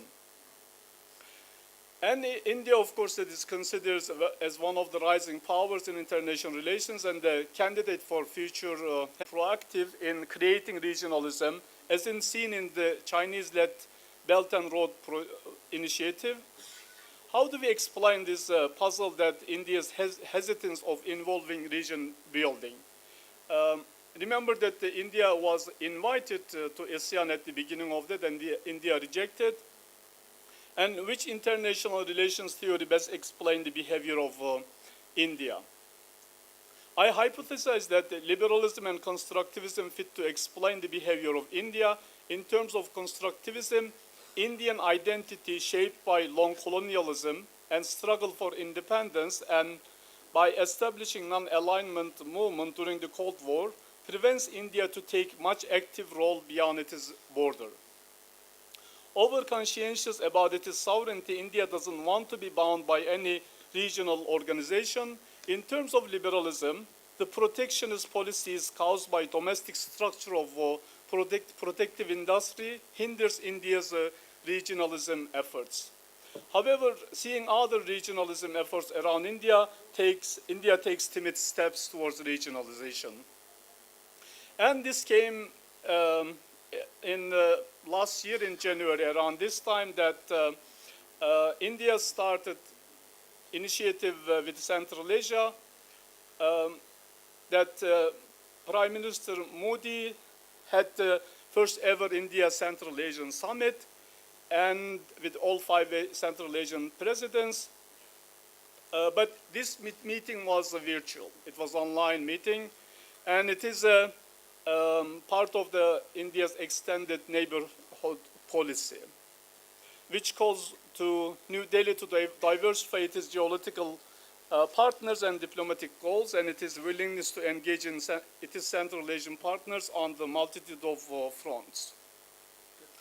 India's concern in the regionalism is security-oriented, and December last year that national security advisors of 5 countries and India got together, and their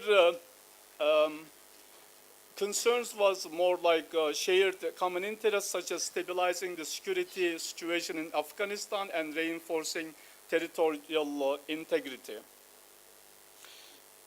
There are some regional organizations that both India and Central Asian states are member of them. We all know about the Shanghai Cooperation Organization, which India became a full member in 2017. And this is the aim of India hopes that this will stabilize the Central Asia and Afghanistan and ease tension with China and Pakistan. And the second one is the SICA, that is Conference on Interaction and Confidence Building Measures in Asia, which initiated by Kazakhstan at the independence. India was involved from the start, and this is a big organization that kind of mimics the OSCE. SAARC, Gulf Cooperation Councils, China, Russia, Turkey, Vietnam, Mongolia, and Israel are members of this organization. Indians' concern in this organization is that mainly terrorism, including nuclear terrorism, the global financial crisis, climate change, and the situation in the Middle East. And the third one is that India's relations with Eurasian Economic Union, the trade agreement, free trade agreement has been negotiated. India's hope that access to natural resources and Eurasian Economic Union market, and when the North-South corridor actualized, that will decrease the distance and the transaction cost of trade significantly. Since Russia and India have good relations, the ties between India and Eurasian Economic Union will develop further. Finally, I would like to mention make a SWOT analysis of the regionalism between India and Central Asia. That the strength is that high soft power in Central Asia compared to China, no xenophobia against India or Indians because of the Soviet history and the movies, and the willingness of Central Asian countries to balance China and Russia, willingness of India, relative proximity, and Indian know-how and Central Asian natural resources. Of course, there are weaknesses, is that India doesn't have enough finance to match Chinese deep pocket, low direct and safe land and rail connections, and low people-to-people connections, visa limitations, and these are all the weaknesses of there are some opportunities, of course, that maybe through Shanghai Cooperation Organization and SICA, that increasing trade with the Central Asian countries through North-South corridor, and maybe TAPI will actualize. Of course, there are threats to this regionalization project of India to Central Asia, that unstable Afghanistan, hostility with Pakistan, and hostility with China, new Cold War, that this might force India to join the Western camp because of rivalry with China. This is the example of this that is called the Quad, that security dialogue between India, Australia, Japan, and the United States against China. As a conclusion, that I would like to suggest that first India should really work on the security issues, and this wonderful philosophy that mentioned for 2 days of in ancient Indian philosophy should be reflected in international relations and solve or ease all this tension between Pakistan and China and other countries. And that's the only way that India will grow northways. And India must forge links with this dynamic region via transit, trade, investment, and people-to-people connections in order to cement New Delhi as a reliable and long-lasting partner in Central Asia amid geopolitical challenges. Thank you very much. Thank you, Professor Syed Ali. Now we'll be having the next panelist, which is going to be Professor H.A. Nazmi, who's going to be telling us about a country which has changed its name recently. It is not Turkey, it is Turkiye. It is spelled also in a different way. And I have made a request to him that there is a missing Central Asian nation which lives in a mode which doesn't want to interact too much outside. So he would be throwing some light on Turkmenistan also. So I made a request to him. He would try and cover that as an add-on over here. And just to give a very short introduction, he heads the Center of West Asian Studies in Jamia Islamia. He's also been in JNU, and he's one of our foremost experts in country today on West Asia. Please, sir. Thank you very much, Professor Major, Chair of this session, Major General K.J. Singh, Lieutenant General, sorry. अगर आप मेरे को ना lieutenant बना के जवानी वापस कर दो तो मजा आ जाए.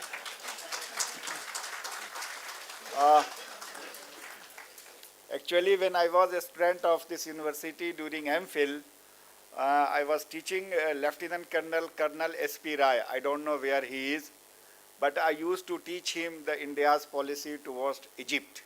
Yeah. And he is very familiar to me. Nevertheless, time is not permitted to talk about it, but very little time to present my paper. Although my paper is altogether different, whatever the discussion is going on, that is the India's relation with the Central Asia, historical, modern, medieval, all the things we are discussing. Today I am discussing in my paper that what type of Turkeys, what type of Turkey is going to make a relation with the newly Central Asian republics. That I am going to tell. And the second part, that I will try my best to give some inputs that how India is being to be there in the Central Asia to compete with the Turkey. That I will try my best to give in my paper. Now I am starting my paper. Unlike the other Islamic ideological models, Turkish New Ottomanism, normally people are seeing that if the New Ottomanism means that the Islam is going to reintroduce in the Central Asian region. No, it is not my opinion. It is not my, also not mentioning in my paper. That is in the first line I have mentioned, the New Ottomanism focuses on a revival of a greater Turkey that renews a classical civilizational model of the Ottoman Empire's legacy anchored by the economic, military and political power. Generally people have an idea that if supposed to be the New Ottomanism, New Ottoman comes before us thinking that the revival of the Islam. No. It is that I am trying my best to give in my paper. This is not the idea of the Turkey. The present president, my paper is based on the contemporary scenario or the current scenario. The present president, Recep Tayyip Erdogan, visited a number of times in the all Central Asian countries, particularly where there is a Turkic language where is spoken. A large number of scholars are from the Central Asian region, so they can understand better.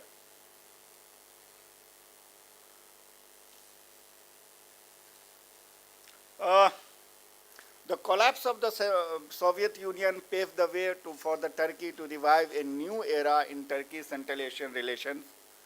An independent foreign policy towards 5 former Soviet Union republics with majority Muslims and Turkic population, that is the word Turkic population, that is Uzbekistan, Tajikistan, Kazakhstan, Kyrgyzstan, and of course Turkmenistan, quickly emerged as a potential partner for Turkey.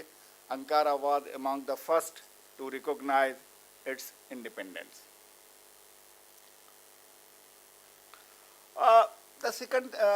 In the second point that I am going to discuss one thing, what we are seeing in the journal in newspaper, being a scholar or being a researcher, I am going to give some different inputs. That the entire Western Europe, including America, is trying to give something to Turkey to develop the Central Asian region, a new secular ideology. Why? Despite the fact that we all know that the Erdogan ideology is altogether different, whatever we are seeing. That we will not discuss in my paper. But the entire Western Europe, entire American people are in the view that the Turkey is to be give something which is a secular image, whatever the Turkey was there in 1923. That we have an image that this type of infiltration will be made to the people of the Central Asian region, because there are two reasons there. If the Saudis will go there, that the Wahhabism will be there. If the Iranians will go there, Shiaism will be there. So the entire Europe have tried their best to encourage the Turkey to go there in the Central Asian region and make a secular state, particularly after the 1992, the collapse of the Soviet Union. But this image, again I will try my best to negotiate or to find out whether this image will be useful or will be cultivated or not in the details paper.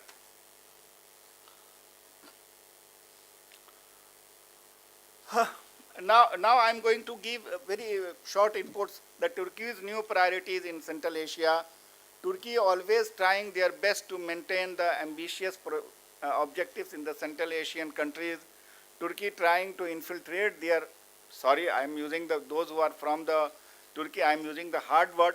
Turkey trying to infiltrate their ambitious plan like the political, economic and religious model to the people of the region. For this dialogue that I am given the term political dialogue, Turkey's involvement in Central Asia in the form of political engagement is identical. In 2009, Turkey Council was established. It is an intergovernmental organization with the aim of promoting comprehensive cooperation among Turkic-speaking states. Again, I am using the term Turkic-speaking states. This organization strives to build a political solidarity in the Turkic world and to promote economic and technical cooperation. Its 4 founding members states are Azerbaijan, Kazakhstan, Kyrgyzstan, and of course Turkey. With this political linkage, Turkey infiltrated their modes of Ottomanism in the Central Asian region. Because of the region's ethnic and religious similarities, Turkey plays an extremely crucial role to infiltrate their vision of new Ottomanism in this region because of the language and culture. Another important aspect of the Turkey's political ambitions in the Central Asia is its support for the ruling regime. When the Soviet Union collapsed, Turkey was always supportive of the new regime through various means like instituting the Turkic Union. I am coming on that point. Uh, since 1991, all the Turkic president and prime minister have visited each country in the Central Asia on regular basis and have been warmly received despite commonly held perception that Turkey was more interested in Europe and the WANA, that is West Asia and North Africa. Rajab, only 2 minutes. Oh my God. Sir, carrying 2 minutes bus. Achha, okay. No, allow him. Okay, we'll take 2 minutes only. We are very partial Yeah, to yeah. our foreign guests. We Yeah, give them of course, extra time. sir. Just But, I'm sir, taking please 2 take. minutes, sir. So I'm leaving all the things. I don't know how to present. No, take about 3-4 minutes. Please, wind up. Yeah, please.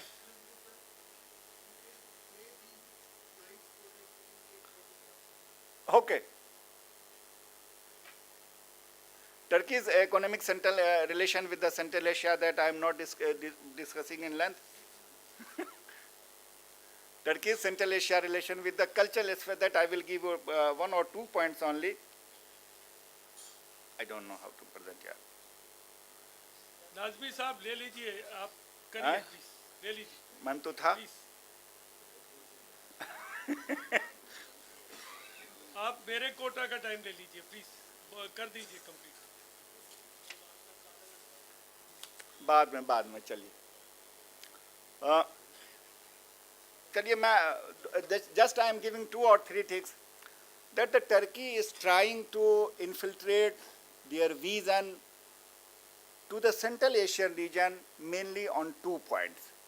That is to revive whatever the things was there during the Ottoman Empire, during the entire Ottoman Empire, they are trying to revive their things, particularly in the field of culture and archaeology. 2 things they are trying to revive, that the field of culture and archaeology. Number 1. Number 2 things, a ministry that is called Diyanat. It's a big term that I am using the short term, that a ministry was created that is called Diyanat. Those who know the Arabic or Urdu or Persian can understand better. Diyanat ministry was created by the Turkish government, and such a huge number of students from the Turkey given a number of scholarship from the Turkish government to go to the Central Asian region and study their languages, their culture, and even the Russian language, and they return back.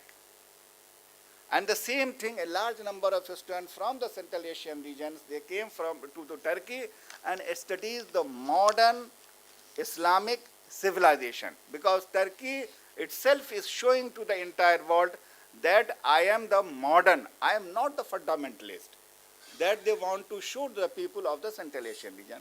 This is the second thing. The third thing which I would like to mention here is that how India, the part I am coming to, how India is trying to curtail the Turkey's infiltration to the Central Asian region. That is the main crux of my presentation.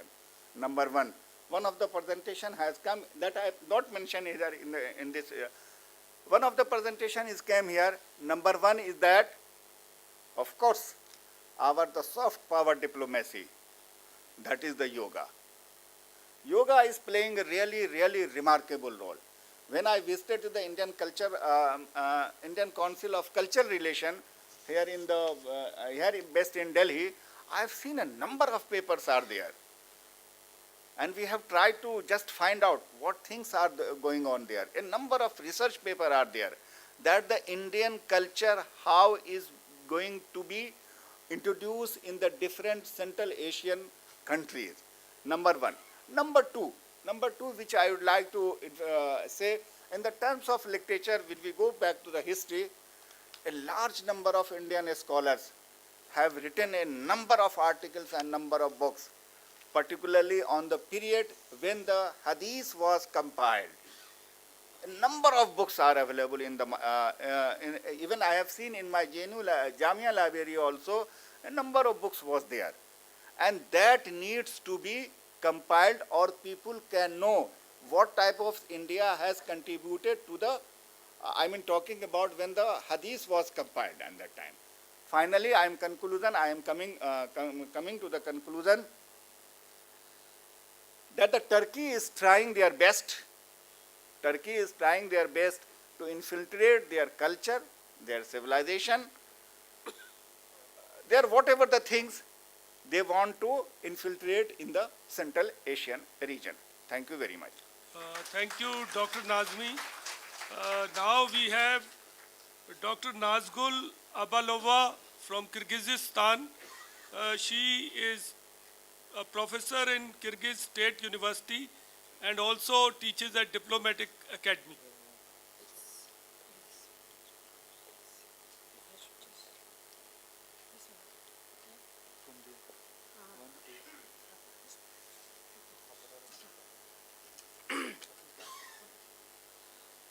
Good afternoon, everyone.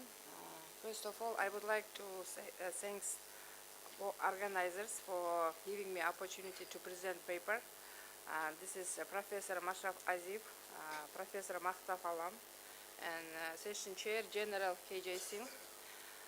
My paper, it's a topic of my paper, Central Asia and India, Problems and Prospects for the Development of a Soft Power and the Creative Diplomacy.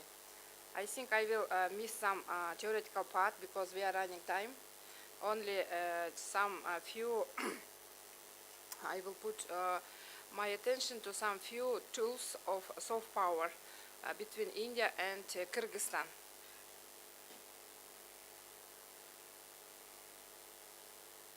This I will miss. Okay. And as you know, mostly here the students, the soft power, that depends on the speed and this one. Okay, thank you. Fine. The speed and quality of adaptation of state and nations to changing conditions that occur with the incredible is now pregnant in the age of information technology and the globalization.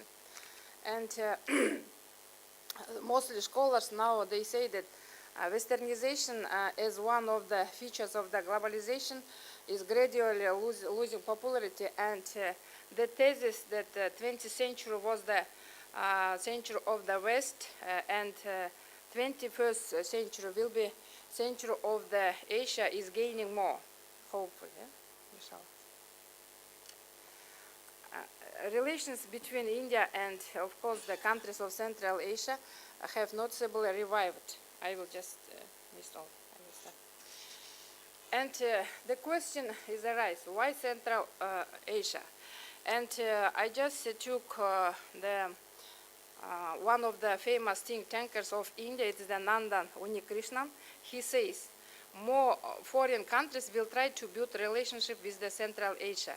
Today, our region is the center of attention because of Afghanistan.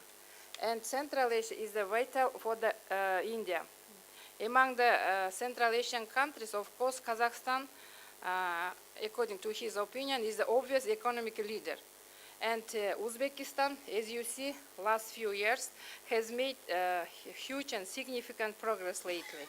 Therefore, India should develop relations with all countries of Central Asia, but partnership with the Kazakhstan and the Uzbekistan has the greatest potential now and maybe next 4 years. It is the, according Nandan Unikrishnan. Why India? We should ask. India is attracting Central Asia in some ways. First of all, the moderate foreign policy of India allows for good relations with the USA and Russia. Secondly, the countries of our region worrying about strengthening China's influence. That's why look at India without fear. And thirdly, it can be used to soften the influence of the US, of course, China and Russia. Fourthly, India can be a good gateway to see the Central Asian countries. And of course, general, it is our culture and historical India is much closer to our region than China. Okay, so one of the very powerful tools of soft power these days, it is the tourism. And India markedly increases tourism industry, and it is the very effective way how to raise the national branding.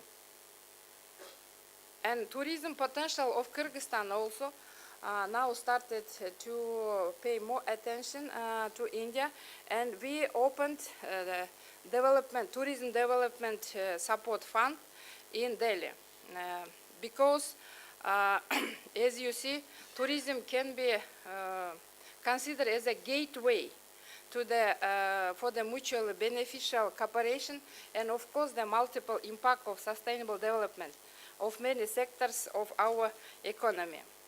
And according to forecast, the number of travelers from India to Kyrgyzstan hopefully will increase 10 to 10,000 people per year.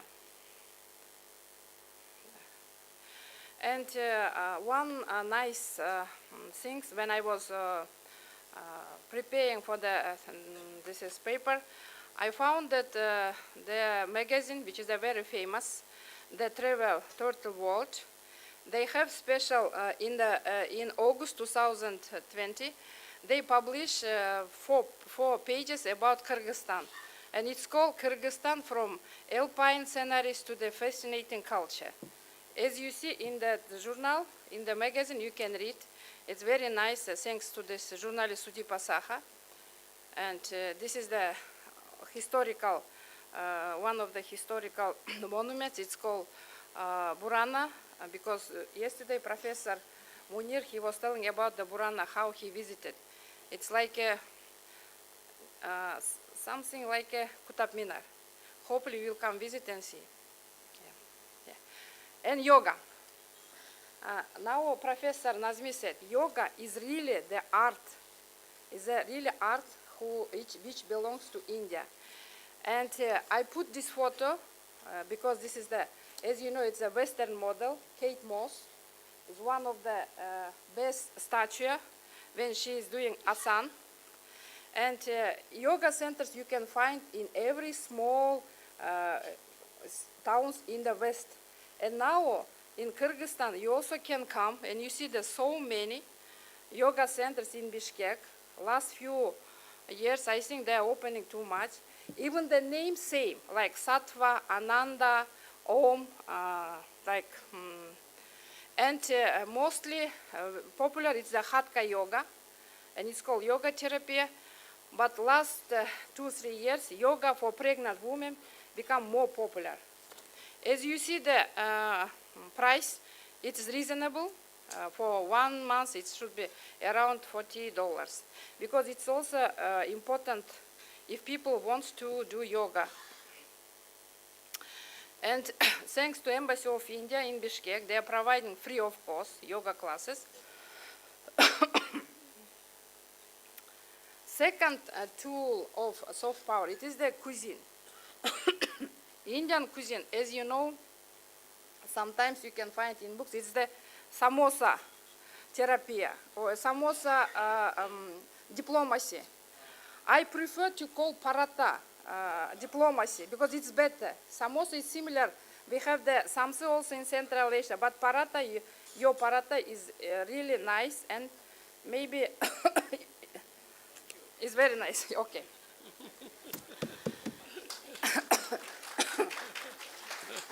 And see, this is a movie industry also providing very nice way to how to widespread the cuisine diplomacy. I like the movie English Winglish, when lady go to the USA and she's making very nice Indian food. And I like last movie Lunchbox. It's really nice when you go into the Indian cuisine and you like, you know what this means. And then one way, I read that Padma Shri is one of the best awards in India. It was awarded to Tarla Dalal. She's the chef, and she's the author of the cooking books. And second one, Padma Shri, was awarded another one. I just put second one, sorry. And in Bishkek, we have two exactly Indian restaurant. It's called Salam Namaste. It's written with the fragrance of India food. And second one, the host. And they are providing nice food, lunch for maybe $4. And it's also a reasonable price. And sport, of course. I took sport. And this is our captain, who was very nice captain. Now he's playing in Chennai club. And last week, I think he was played very nice. 1-2 goals was there. Chingiz Murzaev. It's our, just as a, because I wanted most emphasize to the Bollywood. From our ancestors, we know that Indian movie is something is incredible phenomena, and it's not the Hollywood, because Bollywood is really nice name. And as I just took a phrase from the Mohan, Bollywood has done more for Indian influence abroad than the bureaucratic efforts of the government. I agree with this one, because I can prove this one. Even my fathers, grandmothers, they were, at least they don't know Hindi, but they could sing like bittiki dana, just my mother. They were just singing because they don't know, but by heart they were learning this song. Yeah, or Jimmy is the too much popular still, just Jimmy, acha, acha, this one there. And a few years ago, that Sanjay Dutt, they were in Kyrgyzstan. They shoot movie Torbaz about Afghanistan, but it's shooted in Kyrgyzstan. It's also soft power. And for the young generation, especially, I took 2 videos. The song, this is, as you know, Ankit Tiwari. Now he's famous. His song, Tum Khardafa Ho, as you know, Tum Khardafa Ho, like Tum Meri Muskan Ho. This shooted in Kyrgyzstan, all song. Yeah, even I put this as a link to the YouTube. And second one, this is the Banjari. This is as you know, that Rahat Fatek, Banjari, this one. And this is 2 young people. One, it is the Indian girls, very beautiful. It is the Nitu Chandra. And the boy, it is the Kyrgyz Nursultan Aitaliyev. It is the cooperation war. But it is really nice. And last one, just 1 minute. 2016, we had very nice person, ambassador of India to Kyrgyzstan, Mr. Jayant Khobragade. He's a very creative person, and first in our history, he created new musical Isukul Bollywood. It was really nice. It was the musical about how young Indian boy, he saw in his dream one Kyrgyz girl who was dancing, and he came to the Kyrgyzstan, to the Issyk lake, and etc. But it was really nice. We have streets, and symbolically, the embassy of India in Kyrgyzstan now situated in the street Mahatma Gandhi. We have so many centers. I will not tell about this one. You can see, and in a few days ago, 10 days ago, this is ambassador, new ambassador, Arun Kumar Chatterjee. He went to this center of Indian culture, and now he started to do some renovation. I think it will be very nice. His idea, he is very nice. Yeah. Oh, I should proud. We are very proud because just a few months ago, the first Hindi-Kyrgyz dictionary was presented. And as you see, there was Minister of Foreign Affairs, Subramanian Jaisharan, and there are around 1,000 similar words. And it is the first creative work which done by our National Commission of Language and the Indian Embassy to Kyrgyzstan. And last, the Minister of State for Foreign Affairs, Meenakshi Lehi, she was in summer, in 12th of June 2022. And we are very happy that Yoga Institute will be open in our country, hopefully. Yeah. I will not tell this one, yes. And this is the, of course, as you know, this is the Punchak Stopdan. He was the 2 years saved as a ambassador of India to Kyrgyzstan. I read his books, and he says that India wants to take on a balancing role in Central Asia, hopefully. And last one, I just want to say that if you don't know me, I am a product of JNU. Sometimes I call me. And May Nazgul hai, and Bharat se pyar karata hun, because JNU is my alma mater, and I consider India as my second home. And thank you so much for giving me opportunity to present paper. If you have questions, I will be happy to answer in the lunchtime, because we are running time. Thank you. Thank you, Professor Nazgul. You brought some very interesting and practical aspects of culinary diplomacy and using these to project your soft power. So thank you. It's a wonderful exposition on that. We are now requesting Professor Ghafoori Zohair Sadulo. He is from Tajikistan. He's the director over there of a college, and he's going to tell us about this wonderful country and how we can have better relations with them and how we can forge connectivities. Good afternoon, dear chairman of the conference, distinguished colleagues, teachers, and guests, ladies and gentlemen. First of all, I would like to express my sincere gratitude to the organizers of the international conference for inviting me to participate in this prestigious conference. It is an honor for me that I am making speech on behalf of Republic of Tajikistan at this grand meeting. My article, Historical, Cultural and Economic Relations of Tajikistan and India after the collapse of the Soviet Union and the independence of the Republic of Tajikistan, a fresh wind blew in the direction of cooperation, and the opportunity was created to establish cooperation between the Republic of Tajikistan and Republic of India in various fields. The opening of diplomatic missions in both countries laid a favorable foundation for the strengthening and expansion of various relations, including literary and cultural relations. Despite the geographical position of the Republic of Tajikistan and the Republic of India, the relations between two countries in ancient times were significant in all political, literary, cultural, and economic fields. And after independence, these relations began to improve. In particular, Tajik Persian language was considered the official language in India for 700 years, from the time of the Delhi Kingdom until the Temurian dynasty came to power in India.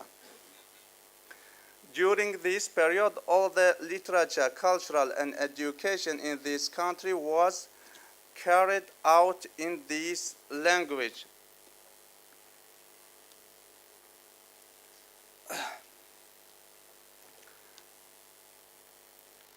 And even the best bilingual and multilingual dictionaries were written by Tajik Persian scholars during this period. Even this period is known as the golden age of Indian literature and Persian-speaking countries. The historical cultural relations of Central Asia with India took place through the central basin of ancient Balkh or ancient Bakhtar, which was named Takharistan in the Middle Age due to the arrival of Takhari tribes in this land.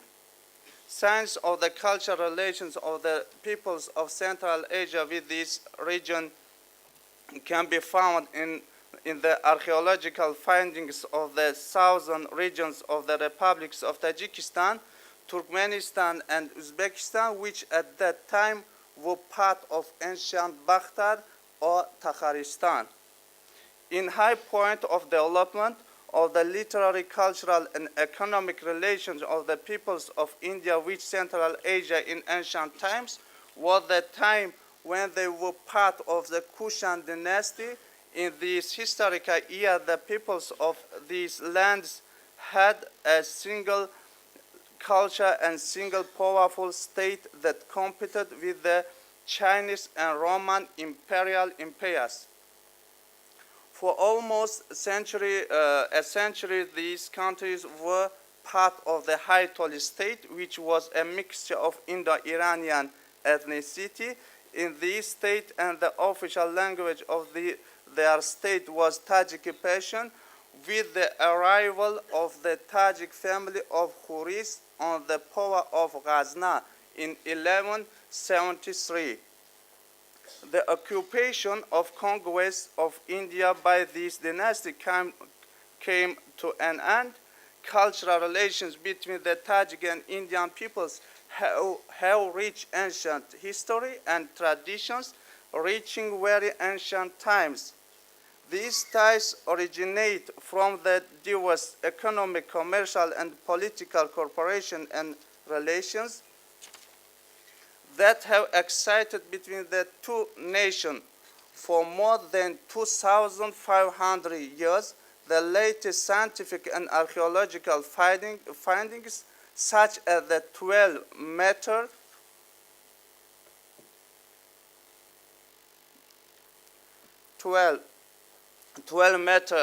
Gota Batha statue in Ajinatepe, Tajikistan. The harmony of the Avesta and the Rigveda texts, the connection between the name of the ancient city of Bukhara and the Sanskrit word Vihara, temple, the pride of the Indian decimal number system from the well-known Tajik scientists Muhammad Khwarazmi all over the world, and dozens of other evidences testify to this very ancient relationship. The Silk Road, which passed through Central Asia and India, contributed both to the development of trade relations and cultural ties between two countries. With one of these caravans, such Barzuya, brought a Sanskrit wisdom book called Panchatantra. Panchatantra, 5 books to Iran. In the 6th century, this book was translated into Pahlavi and then into Syriac and Arabic. In particular, the free Arabic translation of the Iranian writer Khosravi Rauzbeh, known by the pseudonym Ibn Muqaffa under the name Khalila and Dimna, is quickly gaining popularity.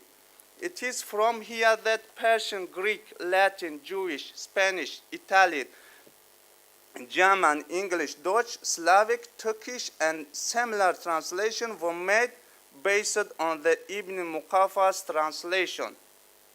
The book Khalila and Dimna has become very popular, especially among Persian speakers, and has been revised and improved many times in different historical periods according to the demand of the people.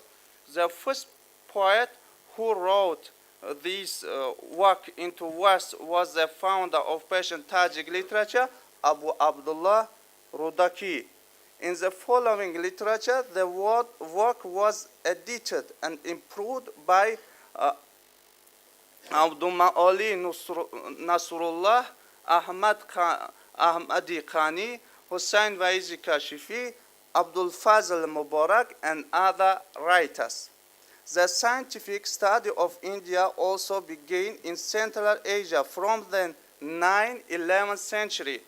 Famous scientists Muhammad Khwarazmi, Abu Rayhan Beruni, Abdullahi Khwarazmi have contributed a lot to the research for various fields of science and cultural of India, and particularly the service of Abu Rayhan Beruni, who was a combination of Sultan Mahmud, is very great in strengthening the scientific and cultural relations between the Mawara-Nahar and India.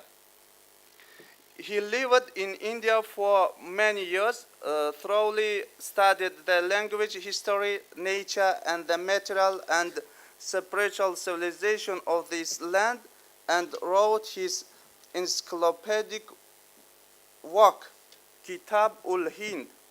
While leaving the India-based studying this country, they translated ancient Indian books from Sanskrit into Arabic, such as Sankhya, Patanjali, and Lauj- Lau- Lajua- Laju- La-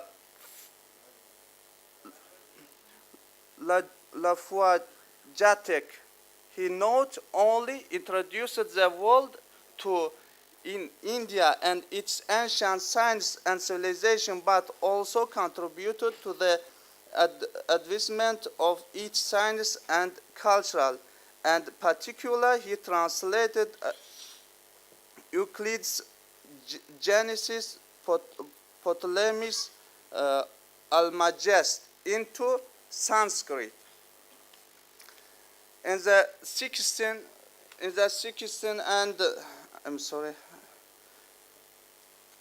In the 16th, 17th centuries are considered to be the most intense period of development of cultural relations between the peoples of Central Asia and India. During this period, many poets and scholars who were not appreciated in their homeland took their road to India. The Timurian government of India 1526-1857, which was established by the initiative of the learned ruler Zahoruddin Babur and his successors, provided the basis for the development of science, literature, and cultural relations. Scholars of history and cultural, such as Khandamir, Sheikh Zaini Sadr, Abdul Wahid Faraghi, famous doctors Maulana Yusufi, Khoja Nizamiddin, Abdul Baqa entered the land of India and helped in the progress of science and culture of this country. In particular, Yusuf's contribution to the development of medical science is very great. He also completed a Persian Hindi dictionary. After that, the Tajik Persian cultural domination of more than 700 years continued until the arrival of the British during the reign of Shah Akbar 1556-1605. The level of use of the Tajik Persian language increased and it was declared as the official language of India. During this period, many books were translated from Sanskrit into Tajik Persian.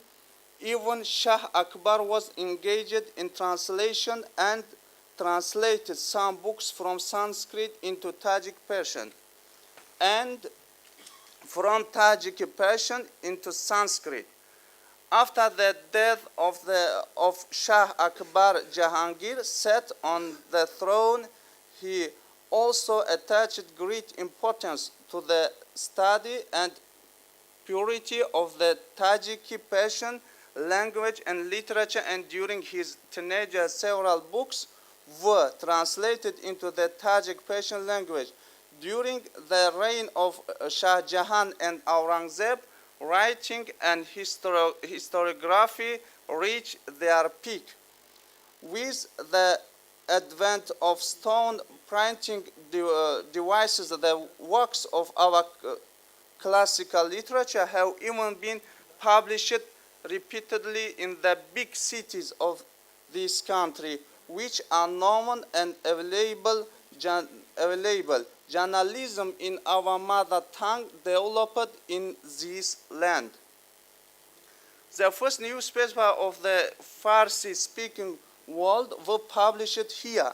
Studying and researching them shows the historical journey of our language in a vast area beyond the current limits of its use, and inspires the sense of pride of the speakers and inheritors of these great spiritual cultural. The outstanding result of the cooperation between the peoples of India and Central Asia and Iran is a construction of the Taj Mahal, one of the architectural wonders of the world, the architect of which was Master Isa. Just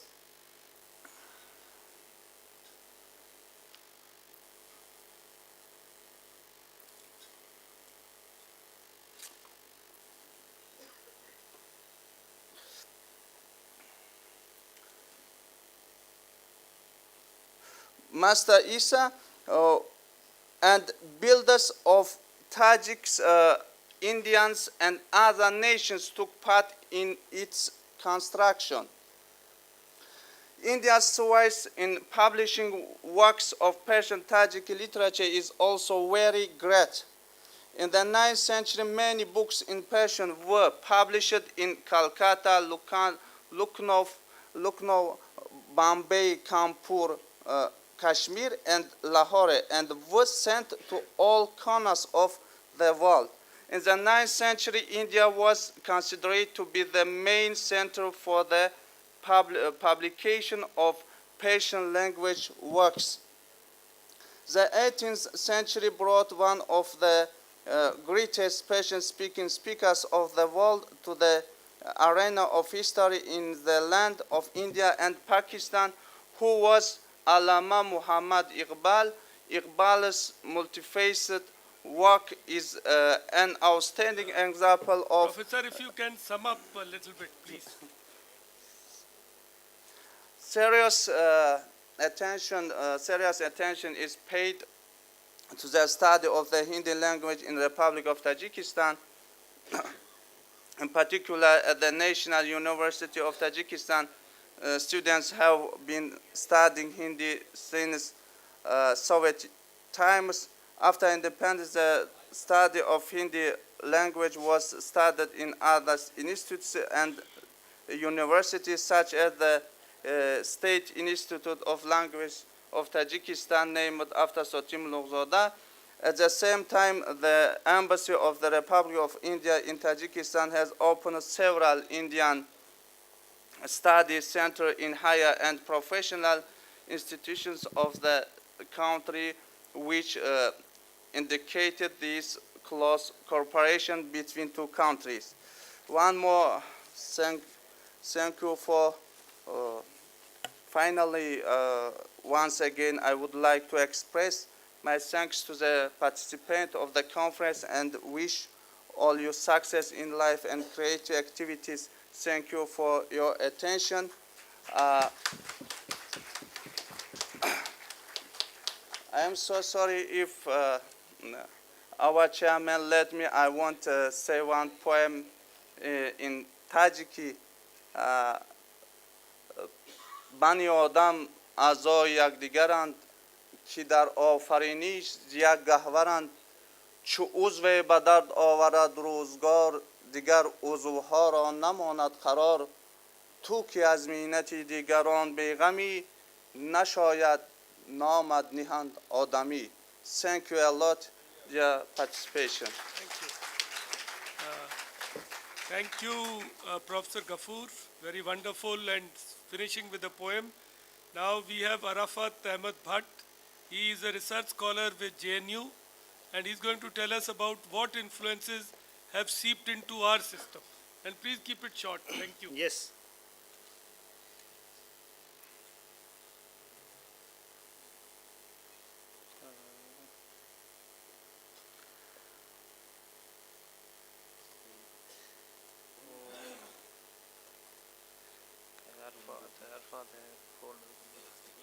Hello, my name is Arfat. I am PhD student at this university. So I know the time is short. I will not take much time. but I have some slides, very beautiful slides. I want to show them. And my this topic that I'm going to discuss is about.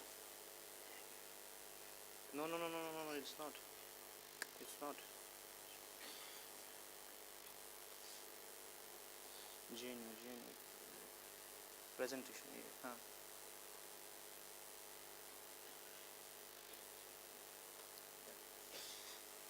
Since I am from Kashmir and I have seen a lot of cultural influences of Central Asia on Kashmir. So I will be dealing about that. What has changed in Kashmir since the arrival of Central Asians or Iranians? It was obviously the arrival of Islam in Kashmir Valley, directly from the Central Asia, not from the Arab nations. And prominent role in propagation of Islam was because of the Sufis, especially the role of Sayyid Ali Hamdani Rahmatullahi Allah, who came Kashmir with 72 followers, and you can see the Mir Sayyid Ali Hamdani on Tajik currency. And this is a place, this is called the Khankai Maula in Srinagar, Kashmir, where this Khanka is built in memory of this great saint. And you see the people gathering at this place. And there was a king, Zainul Abidin, who is also called the Badshah, Zainul Abidin, also known as Badshah, who is known by the name as the Akbar of Kashmir because of secular policies. He established a textile industry, shawl industry, and many other industries. He brought many artisans from Central Asia to work like this Kani shawl in Kashmir. The Central Asian people here, they can relate to these things. This is still available and is, taken care in Kashmir. Carpet weaving and paper mache. These are the carpets made in Kashmir. You can see the slides. Because I know the time is very short, so I want to show you the basket weaving, embroidery, paper mache, walnut product. And there is copper works were brought, and even the names are the same, like Deg, Digch, Tur, Saik, Traim, Tash, Tashnar, Samovar. Although Samovar was brought from Russia, but it came to Kashmir through Central Asians only. This is some copper utensils that were brought from Central Asia. These are still used in Kashmir. This is Samovar and these are Digchas. Architecture, especially wood and brickworks, massive wooden columns were brought from the Central Asia. And still a term is used for the experts who make this wooden architecture. These are called Turkchan. Turkchan. Turkchan means an expert in making or working on the wood.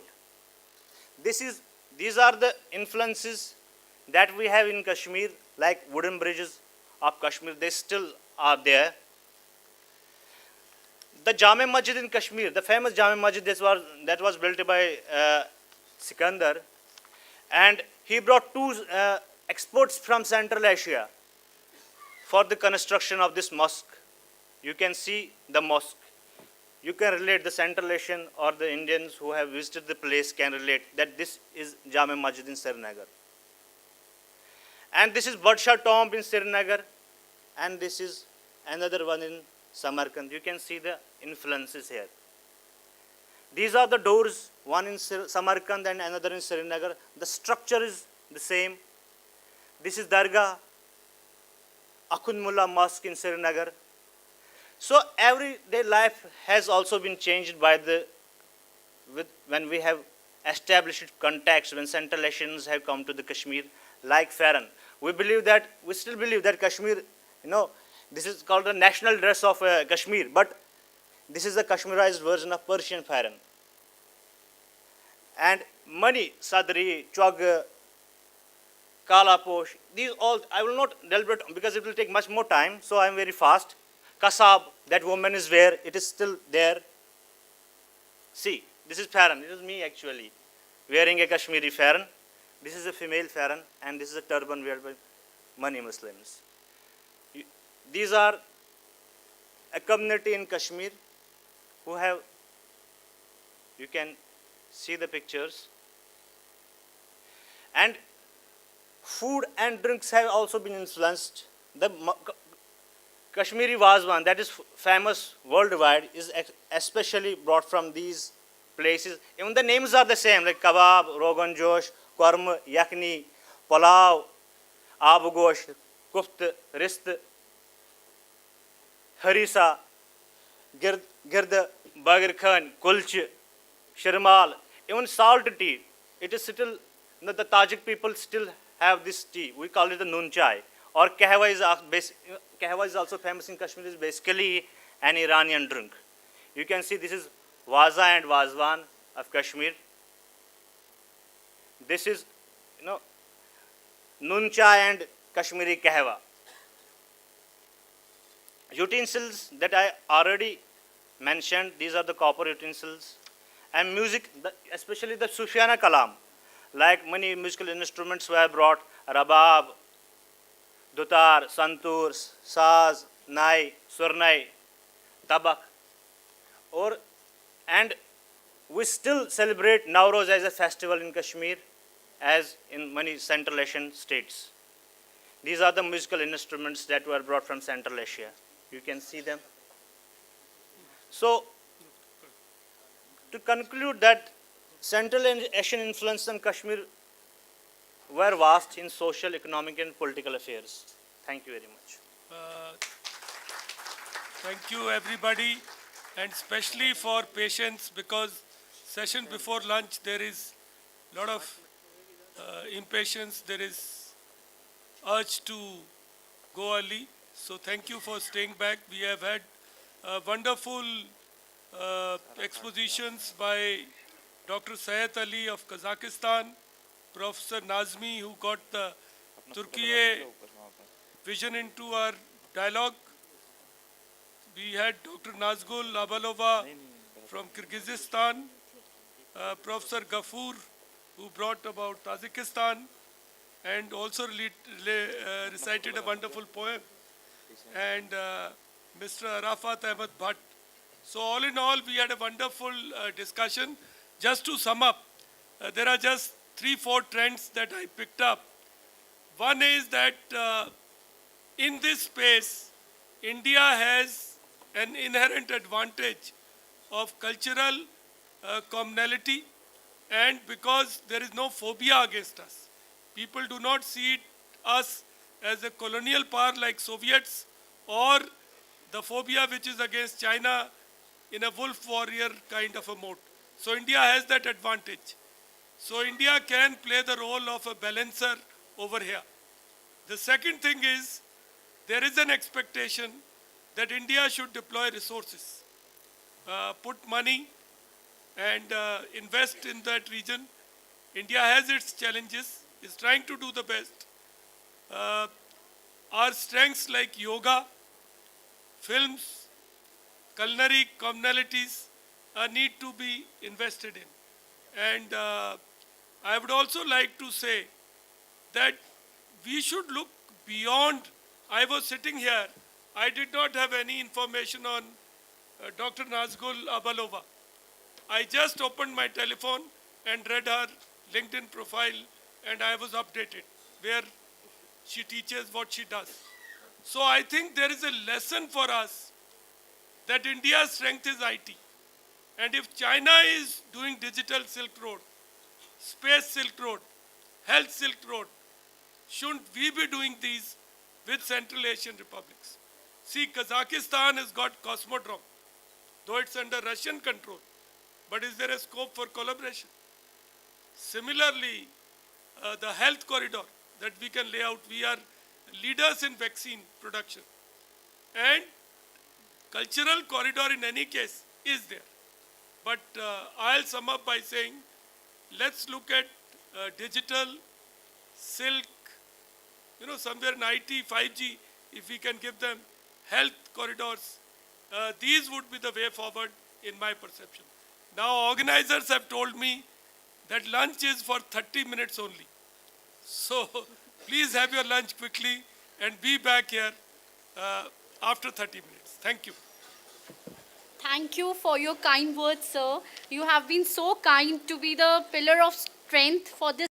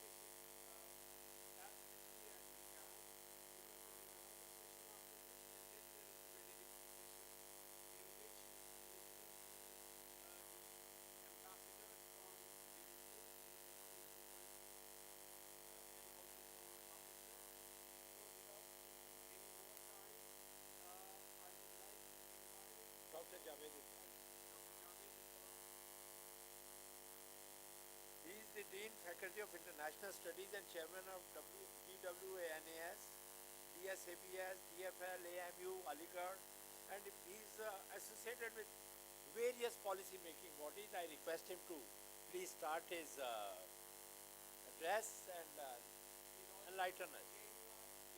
Yes, it is a double asset for us. Yeah, it will be a delight to listen to you. Thank you so much. I would first of all like to thank Professor Mazhar and Professor from Jamia who gave me this opportunity to come and present my paper here. I will try to be as brief as possible and stay within the time allotted to me.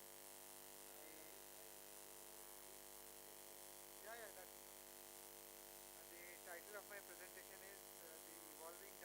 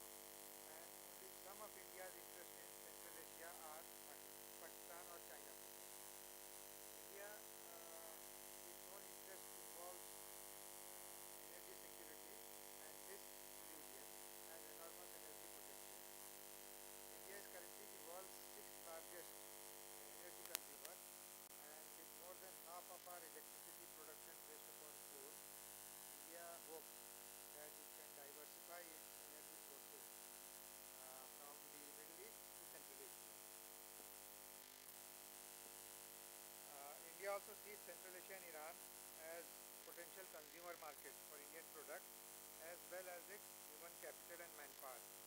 Currently, we have extensive linkages with the Gulf for our commodity exports, for manpower exports, but our interaction with Central Asia in these fields are almost negligible. Militarily and strategically, Central Asia and Iran are an important area for Indian presence, at least in part to deny Pakistan the strategic depth that it has always wanted. Now, India needs Iran to achieve its varied objectives in the region. And Iran, for its part, sees a tremendous complementarity of interest with India. Both states seek to underpin the unipolarity which we have been experiencing post the collapse of the Soviet Union, comfortable with the role that the US has played and continues to play in West Asia or Middle East, despite the fact that both states have very different relationships with the United States. Iran and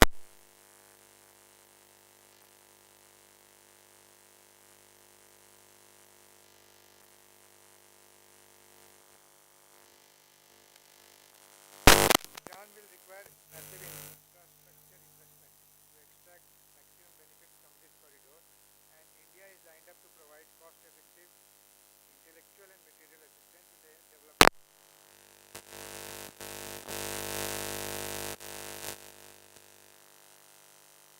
Pakistan and the Afghanistan factor, India is also concerned about China's rising influence in the region. And this concern has propelled India to develop the Chabahar port, about which there was a discussion in the beginning. There is no doubt that the possibility of strategic encirclement by China through its efforts to develop a series of strategically located ports in India's neighborhood, Sri Lanka, Myanmar and Bangladesh. There is a worry that these trade-oriented ports, funded or developed by China, could be in future be converted into permanent naval bases. Pakistan's decision to hand over the operation of the Gwadar port to China in February 2013 propelled India to come up with the proposal to develop the Chabahar port in Iran as a counter to the Gwadar port. Recent moves by Pakistan and China to develop a transit corridor from Kashgar in China's Xinjiang province to Gwadar add to these apprehensions. This transit corridor will improve Pakistan's connectivity with China and Central Asia and also provide another outlet to sea for the landlocked Central Asian countries via Pakistan, bypassing both Afghanistan and Iran and thereby enhancing the transit potential of Pakistan. The Gwadar port thus poses a serious security as well as commercial challenge as far as India's interests are concerned. But despite the fact that China has been active in the region, we have also to take into account Iran's interest in China's involvement. China and Iran share strong strategic, political and economic relations. Thus, China's interest in Chabahar should not be seen exclusively in the context of any China-India rivalry. China views stronger ties with Iran as an important measure to balance the American influence in the Persian Gulf and a regular source of energy important to its fuel economic development. China is also Iran's largest trading partner, and it has major investment in Iran's energy as well as non-energy sectors.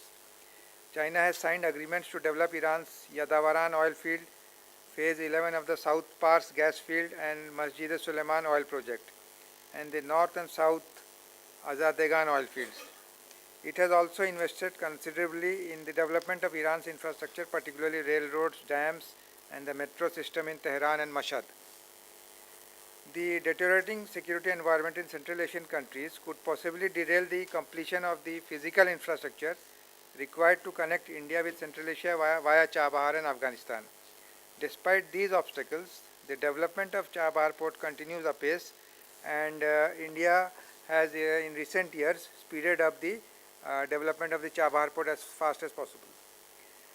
For India, Iran's strategic location makes it a viable transit point to Afghanistan and Central Asia, as it is at the crossroad of some important international transportation corridors such as the North-South Corridor, the East-West Corridor, Old Silk Route, the Europe-Caucasus Asia Traffic Program, and Asia Land Transportation Infrastructure Development Program. Both countries have been working on a priority basis to complete this project in order to realize Iran's transit potential. Now, coming to the last part of my presentation, the ambitious trade route requires building road and rail links and developing intermediate ports along the way with streamlined customs and other procedures to make it economically viable and efficient. It will reduce the length of the cargo transport distance from Indian Ocean region to northern and eastern Europe by 2/3 as compared to the traditional route through the Suez Canal and the Mediterranean Sea. The optimal potential of the North-South corridor is yet to be realized, as a project of this magnitude requires large investment and years of sustained effort to make it efficient in the long run. The coronavirus period, the 3 years that we lost during the coronavirus, that has somehow disturbed the deadline as far as these projects are concerned. With Chabahar open to Indian goods, India would be in a position to sidestep Pakistan's dominance of mainland trade routes to the Afghan territory. New Delhi's expansion of trade into Afghanistan is part of a trilateral agreement signed by Iran, India and Afghanistan in 2003. This agreement and the North-South Corridor Initiative have become key milestones in promoting India's trade with Iran, Central Asia and Afghanistan. With these few words, I would like to now end my session. We would have a discussion after that if there are any questions. Thank you all. Thank you, Professor Javed. You rightly emphasized the importance of Iran for India. In fact, Iran is the linchpin of India's Central Asia and Eurasia policy. And for quite some time, in fact, I remember in 1995, India, Iran and Turkmenistan signed a trilateral MOU for the first time. Later on in 2000, the International North-South Corridor Agreement was signed between Russia, Iran and India. In 2002, it was formally adopted, although it took almost more than 10 years for it to really start. It was only when the present government came into power that initiatives were taken. Professor Javed emphasized upon Chabahar. Before that, it was Bandar Abbas. There are, quite a few blocks have already started at Chabahar, but some other connectivity projects, like railway projects in which India is supposed to be involved, there are some glitches in it, but that doesn't underemphasize the significance of Iran, apart from the fact of our civilizational ties. Both India, Iran, along with maybe China and Russia can be called civilization states.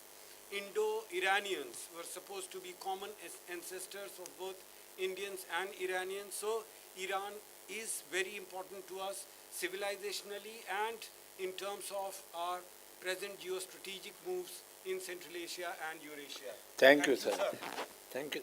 The next speaker is Professor Ulugh Kasanov, who teaches at University of Uzbekistan. World Yes, and that's Diplomacy. Is again a very well-known expert. I have known him through his writings for more than 20 years. And additionally, he has been advisor to the President of Uzbekistan for quite a long time. So we welcome you here. Please enlighten us by coming here and addressing us. Acha, he will. Okay, that's wonderful.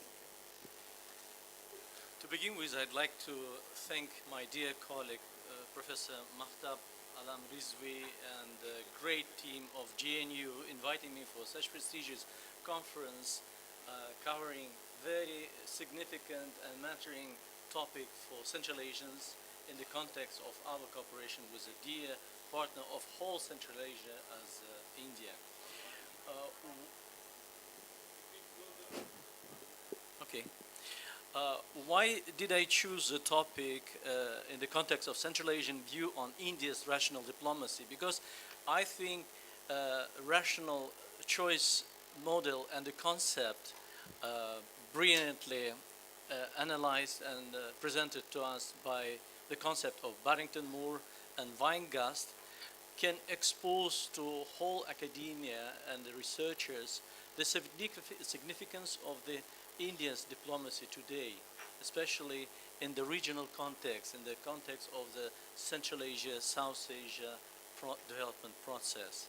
Because the certain elements work to prove this attitude of India, demonstrating India as a kind of the important and significant sample for the rational diplomacy concept for Central Asians, to understand the specifics of tackling very hard tasks now raised in international relations today. So Ukrainian crisis highlighted the nature of global instability and negative impact on the interests of significant regions of the globe, especially Central Asia, which compelled them to reconsider the security approach. So modern Central Asia tends to pursue a pragmatic policy primarily based on the interests of members, understanding the evaluation of the stabilizing mechanisms of contemporary international relations. In this context, through understanding the India's experience in shaping rational diplomacy, very pragmatic peacekeeping, and more positive, more constructive diplomacy in the international context, and tackling security challenges deserves special interest for Central Asian academia in the wider context. So renewing efforts to develop Eurasian relations have piqued India's interest in long-term cooperation. The improved relations between Central Asia and Afghanistan have established new parameters for India's efforts to bring peace to the whole region. The new initiatives by some Central Asian states to take a more active role in global and regional issues will increase opportunities for collaboration with India as a very close partner in international, institutional, multilateral and bilateral context. To settle common issues in their security agenda. So therefore, Central Asians have a greater interest in collaborating economically with more advanced regions and nations and economic groups. Through such collaboration, they can acquire cutting-edge technologies, update and build industrial facilities for the highest caliber. So the choice of trading partners is now based on the opportunities offered and the viability of the business. At the moment, the region's more a political club than allows the state's interests to be brought together and harmonized. So it can also be referred as an economic community, albeit to a much lesser level. So the following message vividly approves India's rational approach to international relations, responding to a question on India's official position on Ukrainian conflict.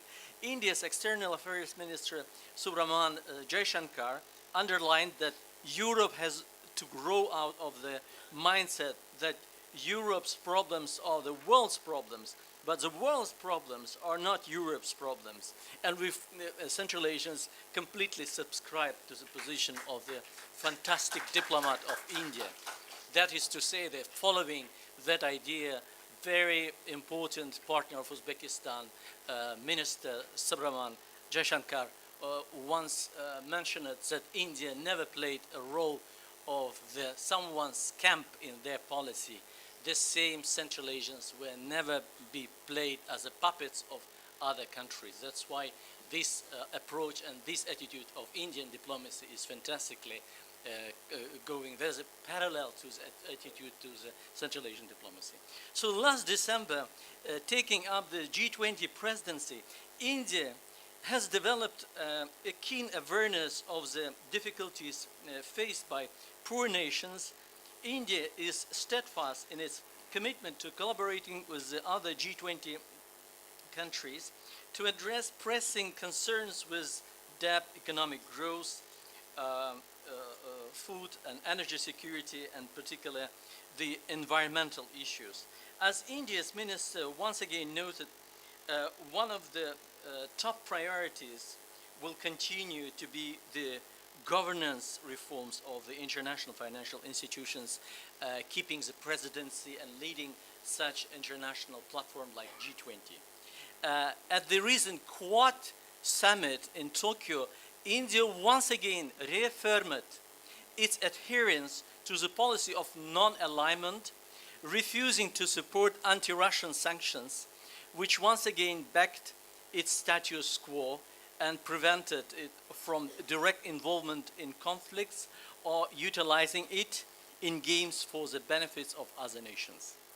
So India's External Affairs Minister Subramanian Jaishankar at the 2077th UN General Assembly greatly highlighted India is commemorating Azadi Ka Amit Mahotsav, or 75 years of independence, where millions of common Indians worked hard, were tenacious, inventive, and entrepreneurial throughout that time.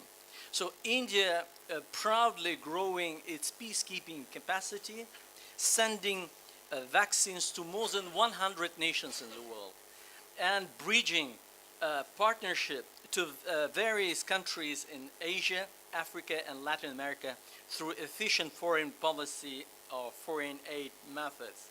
So that is very importantly symbolizing the effectiveness of the rational choice diplomacy for us to understand and to use this diplomacy for our students during our lectures to understand the new approach in international relations. That is good symbol and good case for rational diplomacy in contemporary relations. So its diplomacy now focused on the greater future improvement of green transformation, where India is playing a leading role. That is very important for us to understand the green building green economy and the specifics and the basis of the green economy. And India is showing us good samples in the process of Central Asian green transformation. So being the largest democracy in the world, India has never served as a camp, as I mentioned it, or as an instrument for the interests of other nations. And that fact positively proves India as a rational actor today. Traditionally, it has processed from the principle of respect for the political choice and preferences of its partners in Central Asia. New Delhi quite soberly assesses its role in modern political process in the world. In previous decades, India actively used the potential of multilateral diplomacy, preferring it as a neutral sphere of international relations. So today, the new India is acquiring new financial and industrial opportunities to its Central Asian partners, because India is a well-known technological flag in global economy. Nowadays, India's economic and political maturity has reached such level as a level that any other country can threat to its development. So a number of adopted strategies are aimed at these goals, including the development of India's economic and military power. So geopolitical crisis in Eastern Europe has halted the implementation of China's ambitious trans-regional transportation project and paralyzed Russia's model of economic integration within the Eurasian Economic Union, showing the pace of regional economic cooperation. So in that context, India, as we mentioned it before, is playing the role of alternative balancing power for Central Asians as a good option and alternative. So the first informal summit of Central Asian leaders held in Astana in March 2018 underlines the present push for regional cooperation and reaffirming the value of learning from India's experience in finding common solutions to difficulties in contemporary economic situation in the world. India's interest in sustainable cooperation and collaboration has grown as a result of renewed efforts to strengthen Eurasian connections or connectivity. The achievement of this goal will greatly depend on the active Indian diplomacy in Central Asia, since New Delhi soberly assesses the futility of acting in this direction alone. These, among other things, explain it and motivated India's entry into the Shanghai Cooperation Organization, acting in cooperation with the countries of Central Asia in the India plus Central Asia format, where they share similar and common approaches for the development agenda. So intensifying cooperation between Central Asian states and India in agricultural, small and medium-sized businesses, pharmaceuticals and information technologies can also provide tangible benefits for all Central Asian nations. New guidelines have been established for India's efforts to bring peace to Afghanistan by the improvement of ties between Central Asia and their southern neighbor. India has an interest and serious interest in dialogue with the reputable Afghan government in Kabul, which is not dependent from Pakistan over the aid of its people, for its people, and ensuring peace in its soil. India recently provided Afghanistan with 50,000 metric tons of wheat after the August 2021. And several shipments of medications and vaccines, and its overall investment has today reached the amount of $4 billion US dollars to Afghanistan. So New Delhi understands that continued financial support for the new government in Kabul will have a positive effect to unite Kabul and to assist Kabul from Pakistani dependence and domination, and will serve as a rehabilitation partner for the process of the crisis management in Afghanistan. So such factors push Central Asian countries to re-evaluate the economic, diplomatic and transport potential together in cooperation with India, and not only in that context, but in the wide bunch and elements and factors of the regional or intra-regional development. So with this, I wanted to wrap up. Thank you, Professor Casanova. Thank you very much. You very rightly emphasized how both India and Central Asian countries, especially Uzbekistan, also Kazakhstan, have been following independent, pragmatic, in case of Central Asia, multi-vector foreign policy. And there is so much that the two regions and countries can learn from each other. Both have had their own distinct historical, cultural experience, one as a post-colonial state, the other as a post-communist state. They have been trying to follow an independent path, both in terms of their domestic politics, also foreign policy. So their experiences in this regard are comparable. And thank you for highlighting the rational choice approach in trying to understand and analyze Indian foreign policy. Thank you. Thank you, Pandit ji. आपने बिल्कुल अच्छे तरीके से सरमाइज कर दिया. Thank you, Professor Casanova. Now I will want to request Dr. Anita Sen Gupta ji to give her presentation. In the meantime, Ms. Shabia Khan ji आ गई हों अगर यहाँ पर, तो please join us on the dais. And Dr. Khairi is also supposed to... No, not in this session, sir. Not in this session? No. Ms. Shabia Khan, I will request Dr. Anita Sen Gupta ji.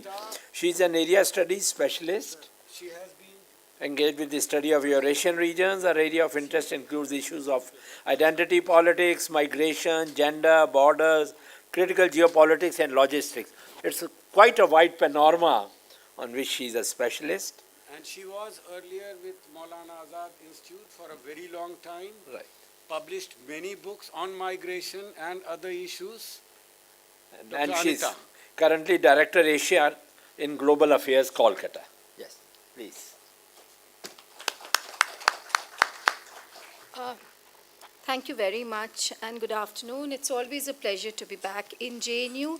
And let me begin by thanking the organizations, which are part of this seminar, for the invitation, particularly my friend and colleague Munir.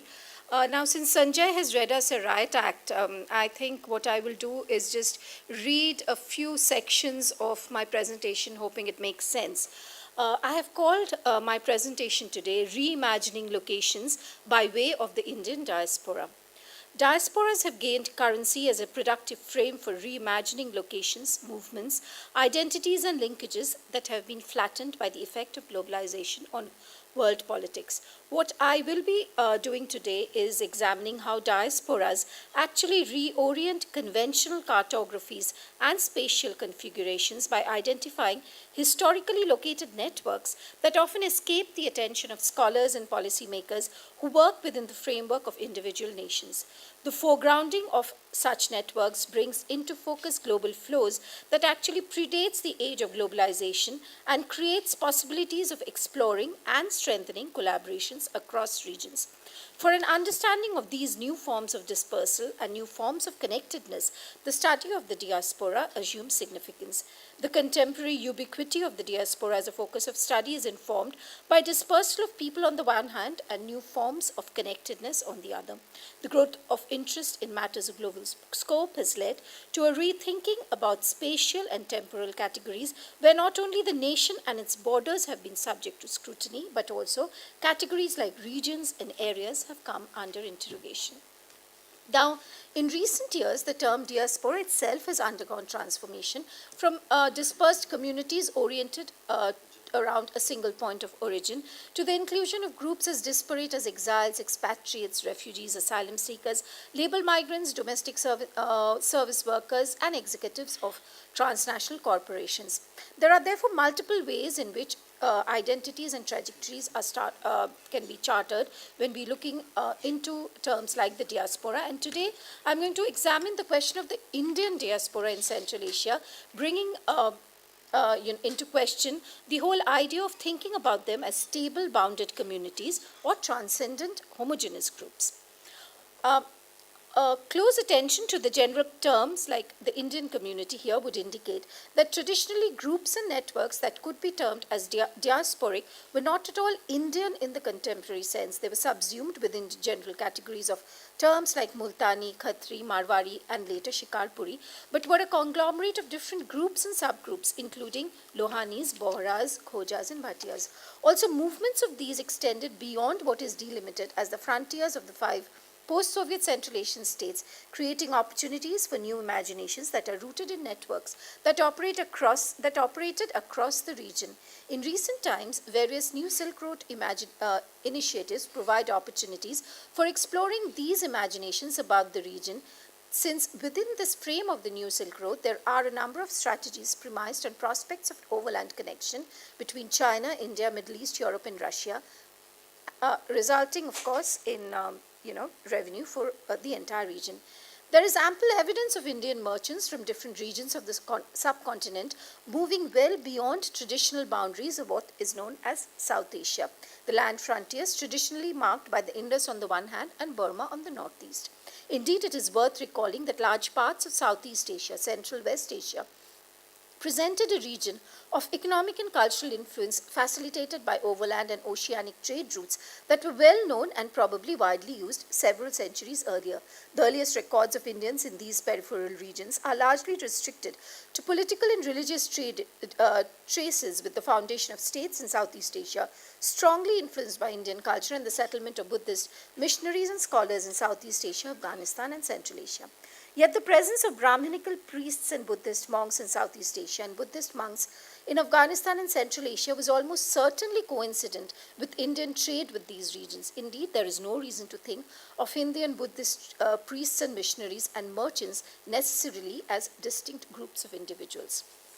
Almost nothing is known about the actual organization of these groups prior to the 11th century, but after that date, substantial information becomes available for these mercantile diasporas whose members were natives of different Indian regions that settled in two neighboring areas, Southeast Asia and the territories to the India's north and northwest, including Afghanistan, Central Asia, Iran, and Russia.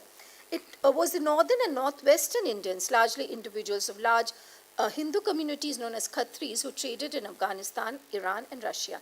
The Khatris, who were natives of Punjab and the adjacent regions in northwestern India, exerted economic influence in Afghanistan, Central Asia, Iran, eventually leading even up to Moscow.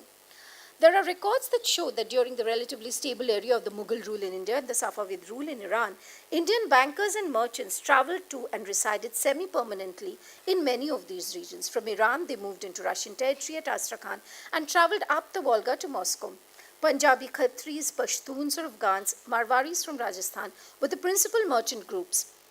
Indian merchants in the west could reach Afghanistan and Central Asia on camel caravans from late spring to early fall via the Khyber and Bolan passes and travel towards Iran.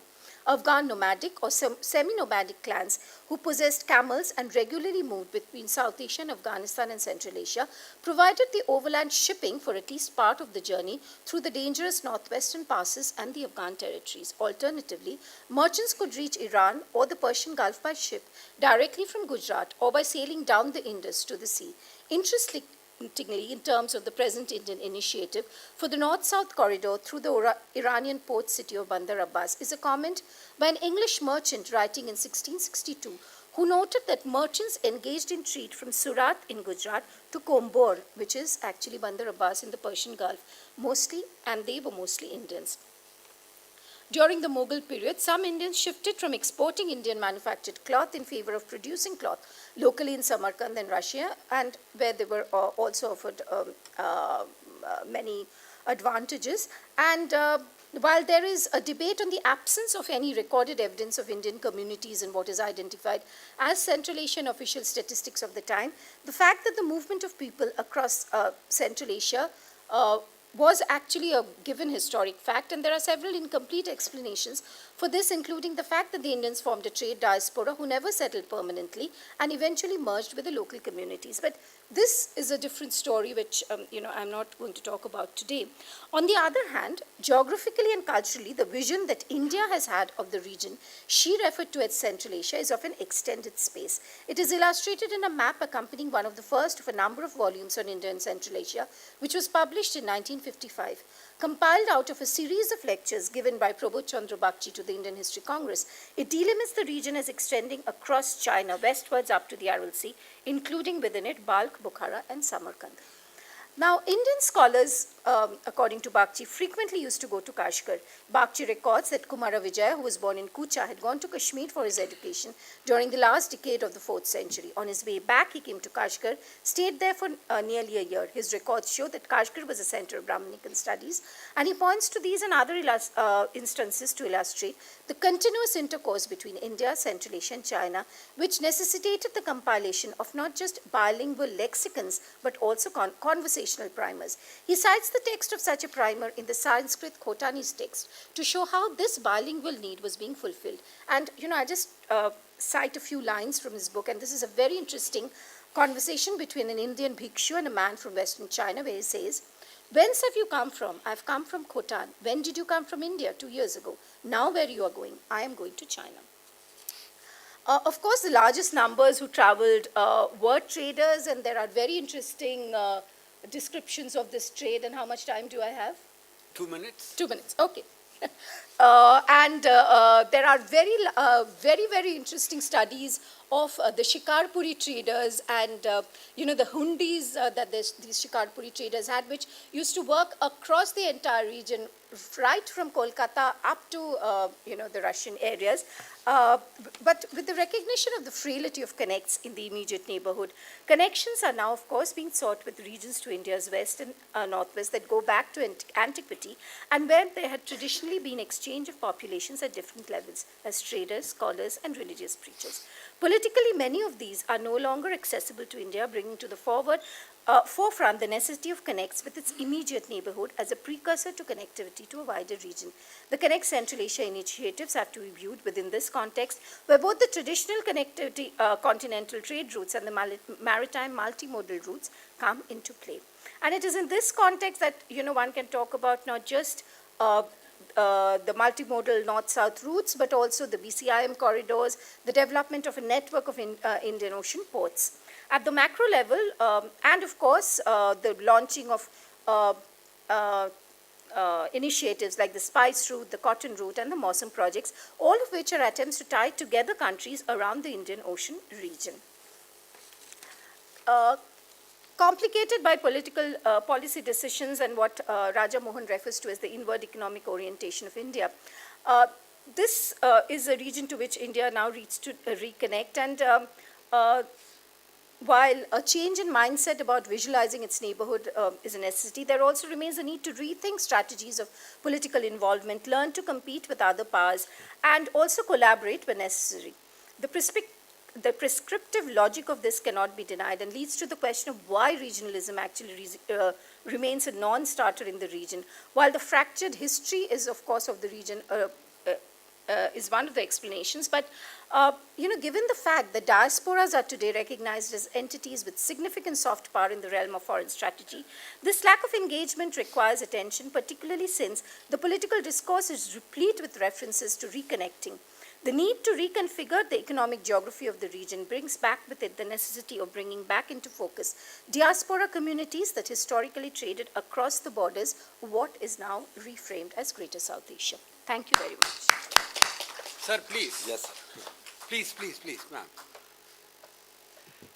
Thank you, Dr. Anita, for bringing an element of nostalgia, soft power, and culture to Professor Ulugh Beg's pragmatism and rationalism. There is a paradox in India's interaction with Central Asia. The paradox is that on the one hand, today our presence in Central Asia is considered relatively limited, whereas we have a very long history of continuous migration of people from one region to the other. And you very rightly pointed out that till early 19th century, you just have to read also. And you can find details of Indians in almost every village and town of Central Asia, of Iran and Afghanistan.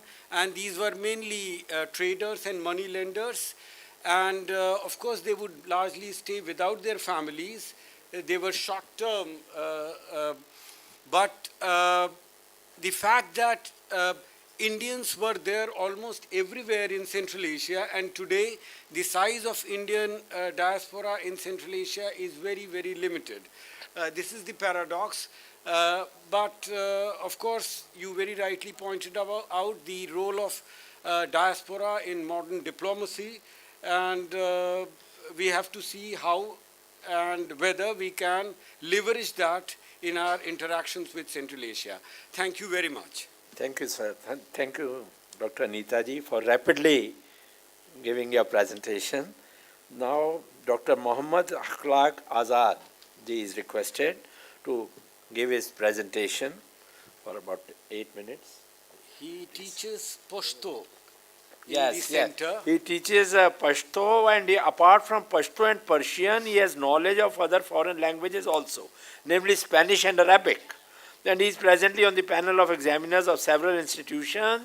He is associated with TISS project on Afghan Teachers Academic Training Program, and from English to Pashto to Dari languages supported by Sweden.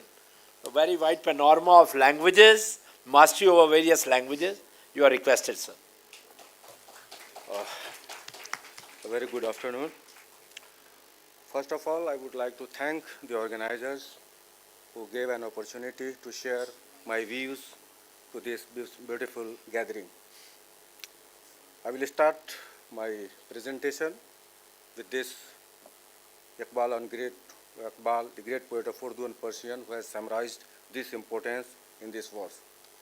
Asiya पैकर ज़े आबो गिलास मिल्लत अफ़गान दर आन पैकर दिलास از فساد او فساد آسیا از گشاد او گشاد آسیا.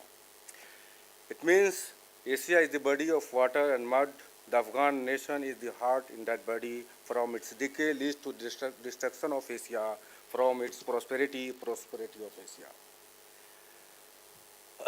My topic is literary and historical importance of Afghanistan in Central Asia. Afghanistan has great historical, social, cultural and economic importance as a bridge between India and Central Asian countries. The history of linguistic and cultural relation between the countries of Central Asia, Afghanistan, and India back to the beginning of history, when the Aryans during a massive migration through Central Asia followed into Haryana or Afghanistan today and through it to India, and at the same time Avesta, Sanskrit were in the vicinity which were from the same root came into existence. In the long history, India was one of the dream countries of Afghans, and most of them have reached their dreams of visiting India, whether it is through business, travel, military campaigns, imperialism, mysticism, Sufism. Who lived and settled in India have mostly succeeded in their goals, displaying their love and affection towards India and Indian values. As far as literary relation is concerned, throughout history, India has a good relation, cultural relation and commonalities with its northern neighbor Afghanistan, one of which is exchange and linguistic influence in the form of literature, mystical poetry and writings. In the field of literature, it should be said that a thousand years ago, the influence of the Dari language was felt in India through Afghanistan. In Ghazni, writers such as Masood Shah Salman, Abu Rihan al-Biruni, Abu Ali Sina Balkhi, Unsuri, Farrukhi, and Asjadi appeared, who are considered common heritage to all Central Asians. As it is known, a large number of stylists and writers of Dari, Hindi, Urdu, and Pashto and Arabic language India are Afghans who have settled in this land, India, for a long time. The poems, writings, and works of Indian Afghans can be considered the common cultural heritage of Afghanistan and India. It is worth mentioning that Dari or Persian language had been influenced by India and also by the cultural and environmental trends of this land during the shared history of Afghanistan and India. Dari or Farsi, which was the official language of the court in Delhi and Kabul under the rule of the Mughal Empire for hundreds of years, soon spread among the different groups of India and gained a good position and dignity among the people. There are countless Farsi-speaking people and Farsi scholars in India who enjoy saying and listening to juicy poems, literary stories, eloquent words, and expressions of this language. Indian poetry, music, idioms were all mixed with Persian. At the end of the Mughal rule, the Afghans living in India formed a government and governed their region through their Nawabs. In this fruitful period of literature, poets and writers emerged who were of Afghan origin and left literary relics in the land of India. Among them are Nawab Ali Muhammad Khan, Mahmud Khan, Sayyid Abdul Samad Parizad, Nawab Hafiz Rahmat Khan, Nawab Muhabbat Khan, Nawab Yar Muhammad Khan, Afzal Khan, Nawab Irtaza Khan, Maulvi Dost Muhammad Khan. It is worth mentioning that before this period of Nawab, Afghan dynasties such as Bayezid Ansari, famous as P. Roshan, and followers of his school such as Shah Arzani, Khusal Khan Khatak, and Qazim Khan Shahda were also not unrelated to India. The most of them authored books which are now preserved in the libraries of India and the world, who can be subject matter of separate papers. During these periods of Afghan Nawab of India, libraries were also established or enriched, such as Nawab Hafiz Rahmat Khan Library, other libraries such as Raza and Khudabaksh Library.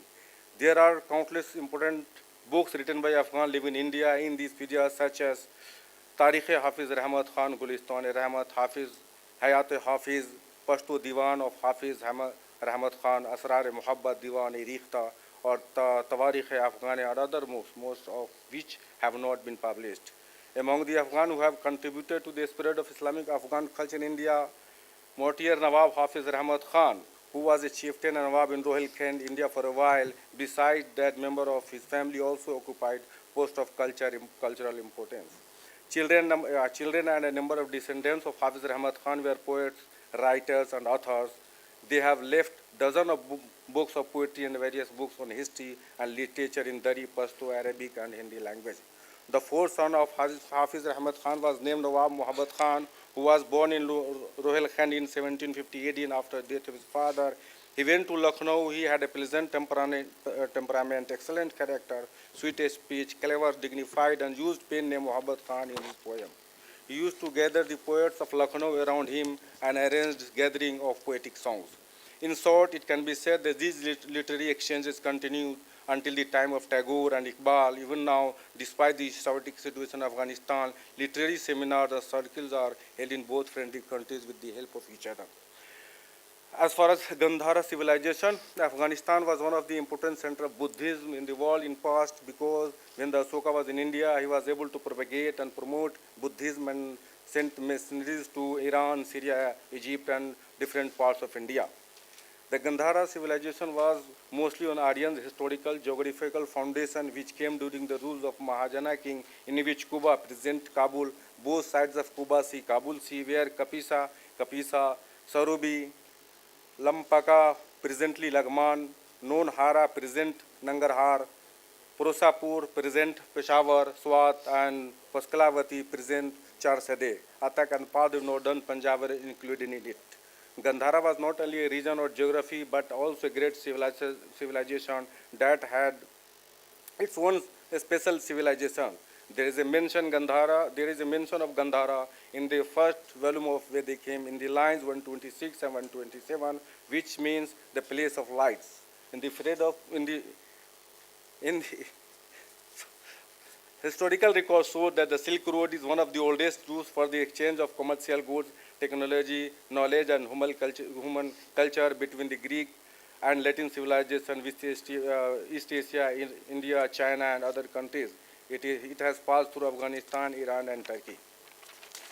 I will sum it in 1 minute. Just 1 minute.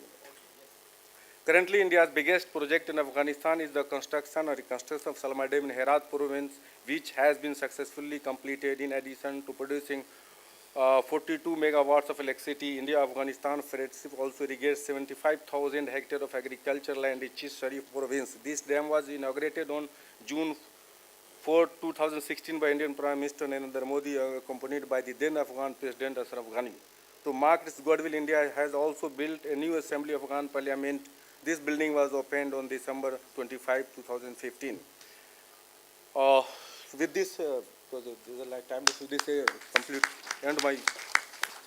Thank you very much, Dr. Akhlaq, and thank you, Dr. Khairy, on whose behalf also you made the presentation. You highlighted the ancient links, including literary, between India and Afghanistan. I was hoping to hear more about Afghanistan's links with Central Asia, which again cannot be overemphasized. Almost 40 to 45% of Afghanistan population, they have ethnic links with Central Asians. 9 million Tajiks, 3 million Uzbeks, almost 1 million Turkmens are there in Afghanistan. So they have, Afghanistan was like a gateway between India and Central Asia, India and West Asia. So it was a fulcrum from where all the interaction between India and the greater Asia used to take place. Thank you very much. I suppose we still have about 10 minutes. No, sir. Next session is to be started. We will not have any questions and answers, not even for 5 to 10 minutes. Well, I suppose the papers were very interesting. Yes. I'm very sure there would be questions among the audience, but perhaps we can discuss them. There is no question. All right, I'm willing, I'm ready. Well, but I won't take much of your time. As most of the presenters highlighted, the relations between India, Afghanistan, and Central Asia have been so intrinsic that it will not be wrong to say that they belong to the same civilizational space. With waves and waves of people, merchants, missionaries, Sufis and Buddhists coming from one region to the other. And in the last 20, 30 years, the way India has been trying to increase its presence in Central Asia, a lot needs to be done. I wish there were more papers about the prospects of cooperation. We have some very important cooperation. Most of the audience must be knowing that 2 of the countries from where India is importing a very strategic mineral, that is uranium, are in Central Asia, that is Kazakhstan and Uzbekistan. We have strategic partnerships with 3 of the 5 Central Asian countries, and there are various projects through which India is involved there, and these are not just pharmaceuticals and in the IT sector, but many others. But of course, the prospects of cooperation and the existing cooperation do not match each other. We can only wish and hope that in times to come, thanks to the initiative of the present President of Uzbekistan, in the last 5 years, he has taken so many initiatives. Similarly, Kazakhstan has also taken some very important initiatives. Hopefully, this will lead to greater integration of the Central Asian region and greater interaction between Central Asia and India. Thank you very much, all the presenters and the audience. Thank you so much, Professor Sanjay Pandey, for your presidential remarks and summing up this session. Thank you so much. We will take another 2 minutes. I will request Professor Mahananda and Dr. Satyaprakash to be on the dais to felicitate Professor Sanjay Pandey, who has been in the chair in this session, and to felicitate Professor Ulugbeke Khasanov also with the memento and memories of this conference.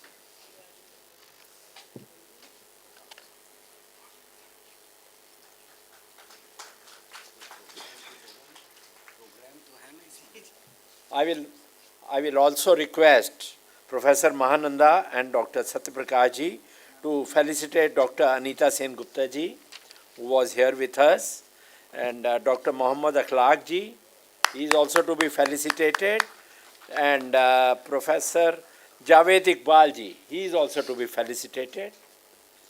And I will request them to have a joint picture with the session speakers and the chair.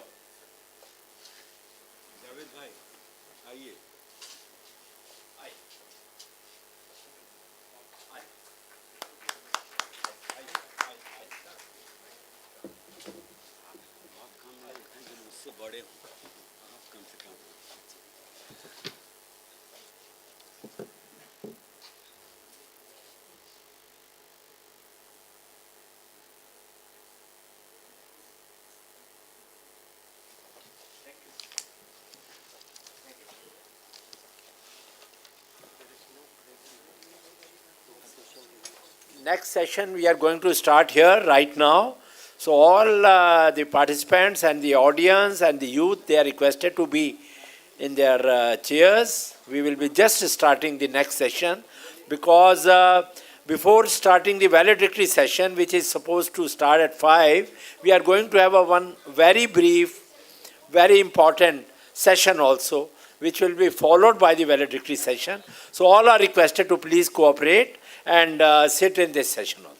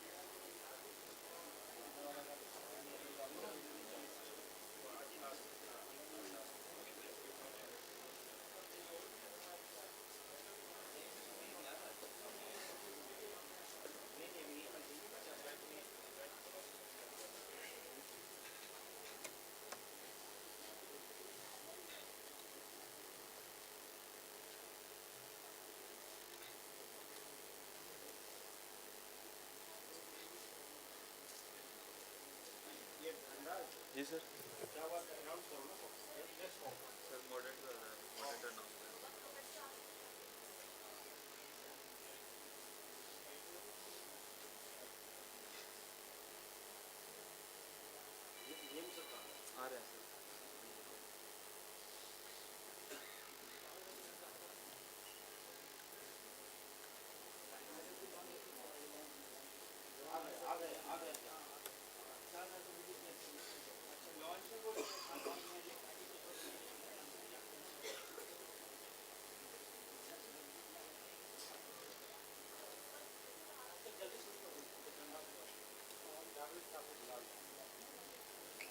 ले लो यार photo ले लो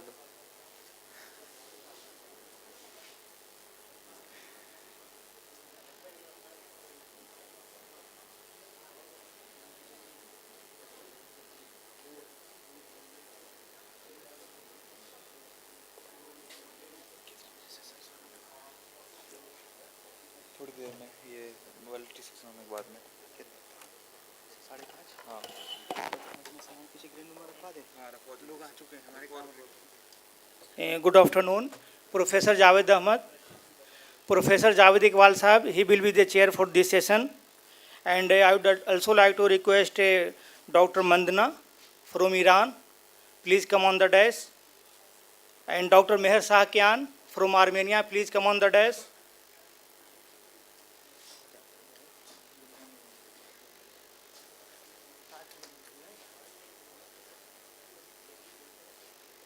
उनका नाम क्या था?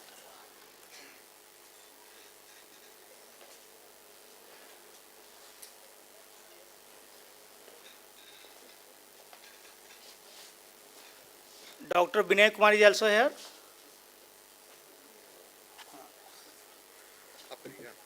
नहीं नहीं आपको करना हमें नहीं करना हम तो खुद ही से बोल रहे हैं कोई नहीं था तो हम जल्दबाजी खत्म कर रहे हैं ओके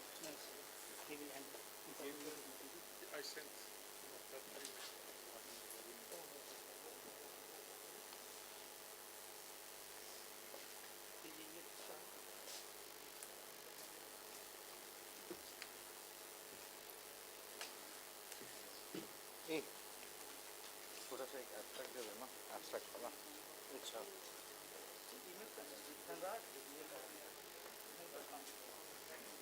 क्या क्या है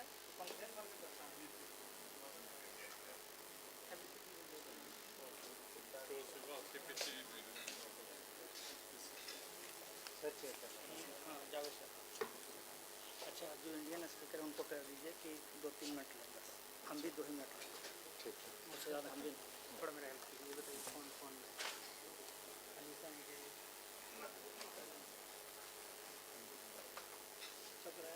किराने की बारी कहाँ कौन बैठ रहे हैं वहाँ जावेद साहब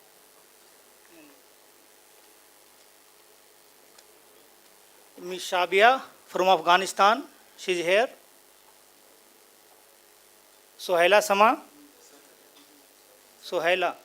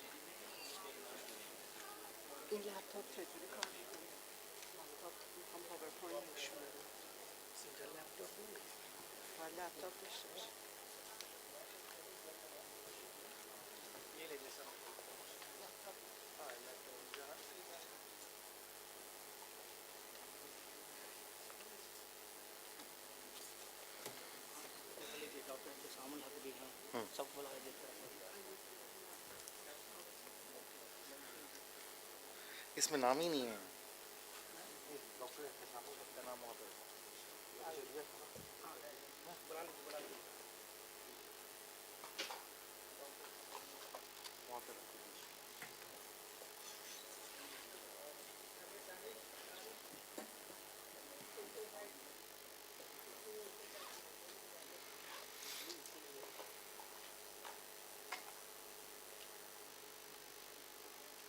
I welcome you all to the 6th academic session. The theme of the session is India Central Asia, Renewable Energy, Solar Energy, Hydropower and Geothermal Energy and etc. In this session, Professor Javed Shah will be chairing the session and the paper readers are Mandana Tishyar from Iran, Ehtishamul Haq from Jamia, Dr. Meher Shakian from Armenia, Gulzar Munshi from Kashmir, and Suhaila Sama from Afghanistan. and Professor Mehtab Alam Rizvi.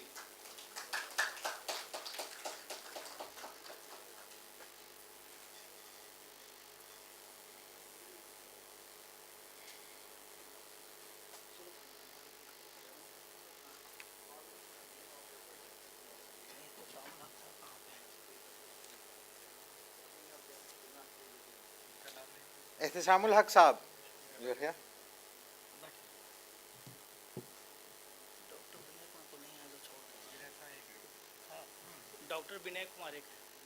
Dr. Vinay Kumar. Dr. Vinay Kumar Malik.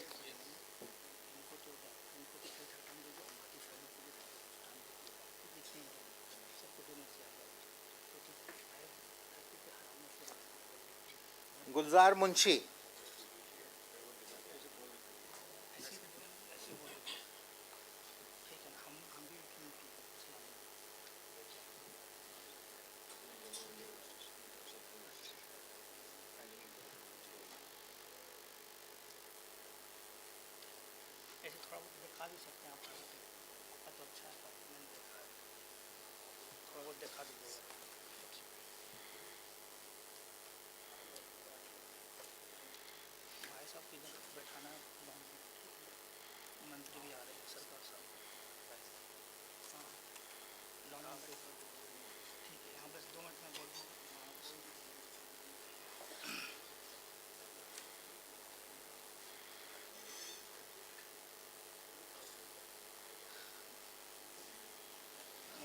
So, with the permission of the chair, I would like to invite the first paper reader, Ms. Manna from Iran, and her topic is International North-South Transport Corridor, an opportunity for regional cooperation between SMEs.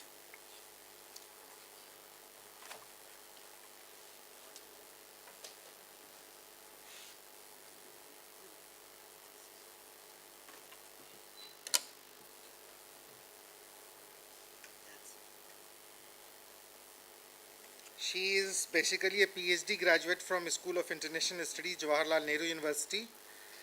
She was a member of Foreign Policy Committee of Iran Parliament Research Center during 2001 to 2006 and a member of Institute of Strategic Studies in the Tehran from 2008 to 2010. From March 2013 to December 2015, she was Acting Director of Institute of Iran and Eurasia Studies. She is also a member of Central Eurasian Program, CEP, in International Research Center, University of Tehran. And from November 2013 till February 2022, she was the Director of International Academic Cooperation in Allama Tabatabai University. Welcome, ma'am.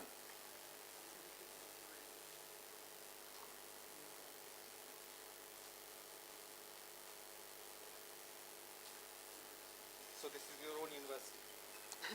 You have been a student here?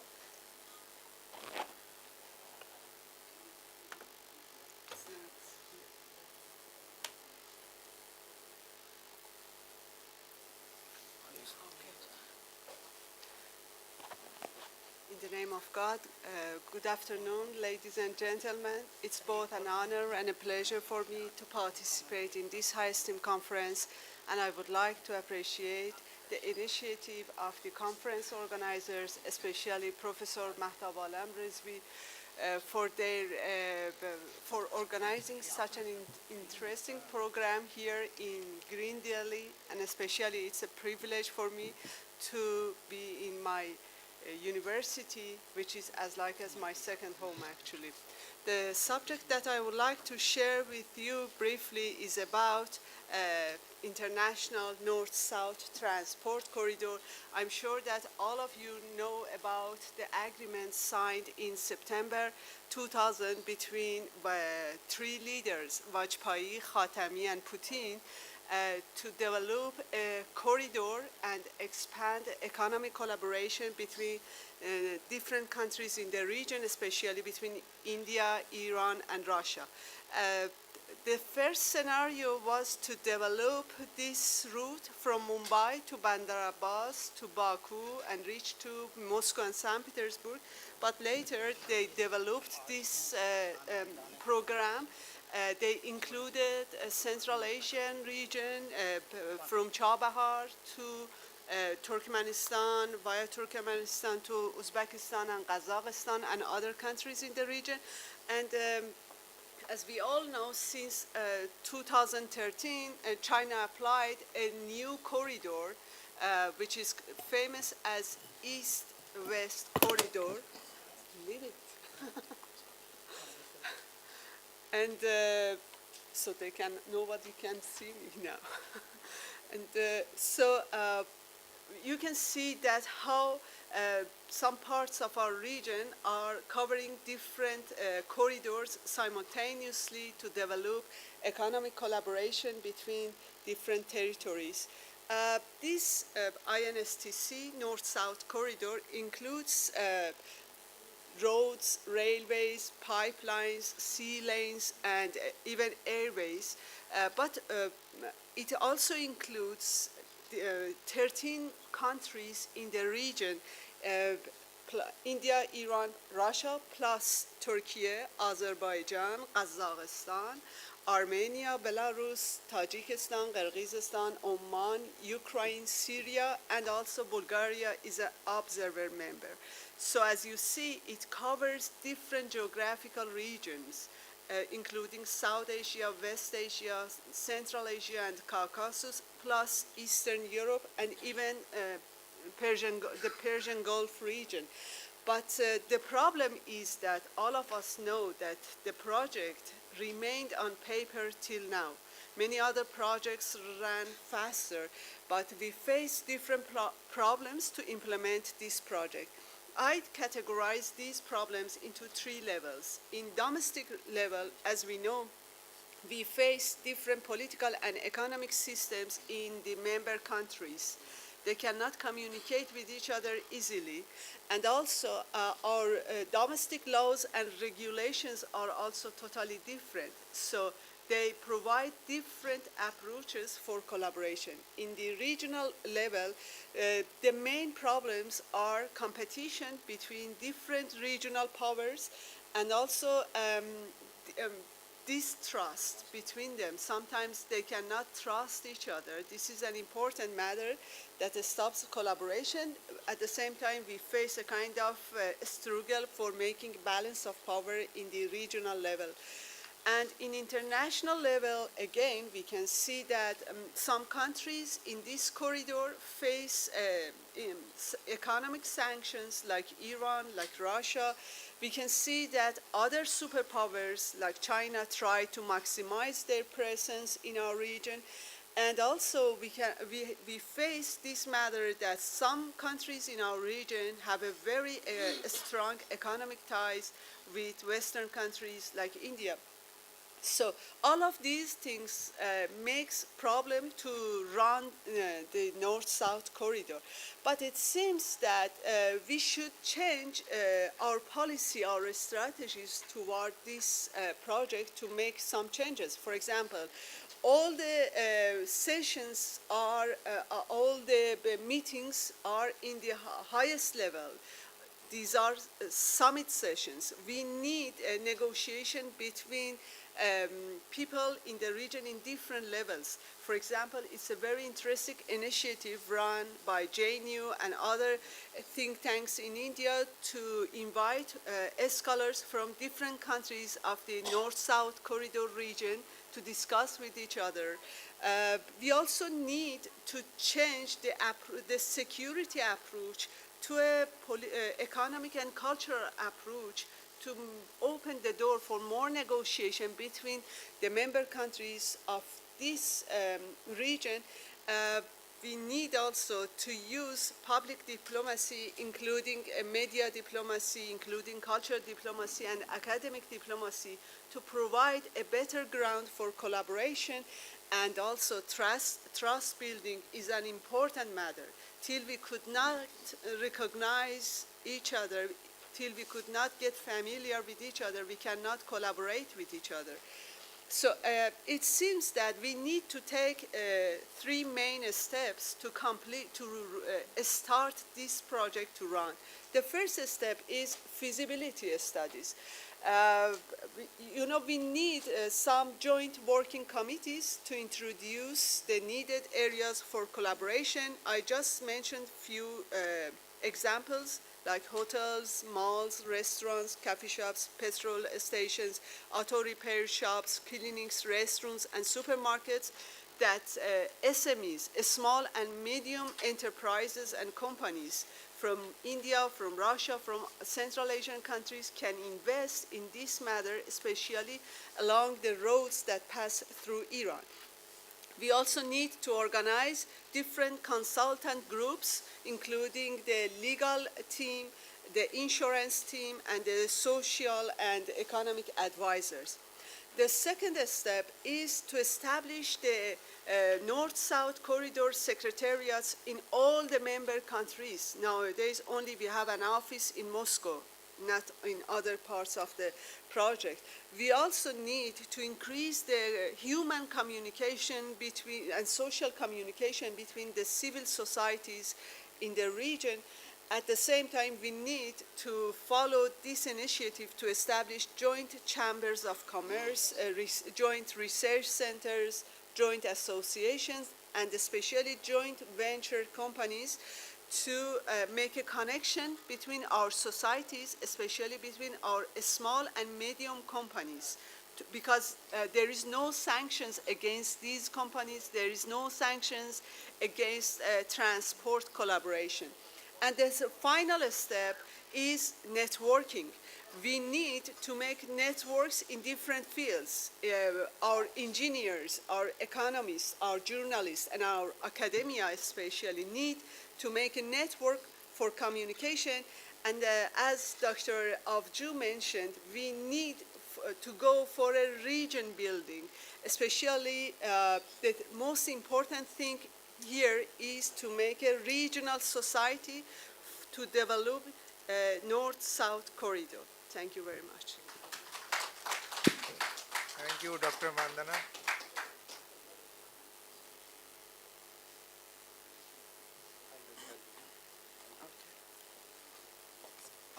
Now I would like to call upon this stage, as the time is running very short. We are approaching towards the end of the valedictory session. So only 5 minutes will be given to this speaker. I'm really very sorry for that, because all the dignitaries and ambassadors are on the way. So now I would like to call Professor Dr. Ehtashamul Haq Saab. He is from Jamia and working as an associate professor at the Department of Electrical Engineering, Jamia Millia Islamia. His areas of research is power electronics and in application in renewable energy. And mainly he is one of the best scientists. His works are published in USA and Europe, and he has published so many papers, especially related with the energy. Please, sir, welcome.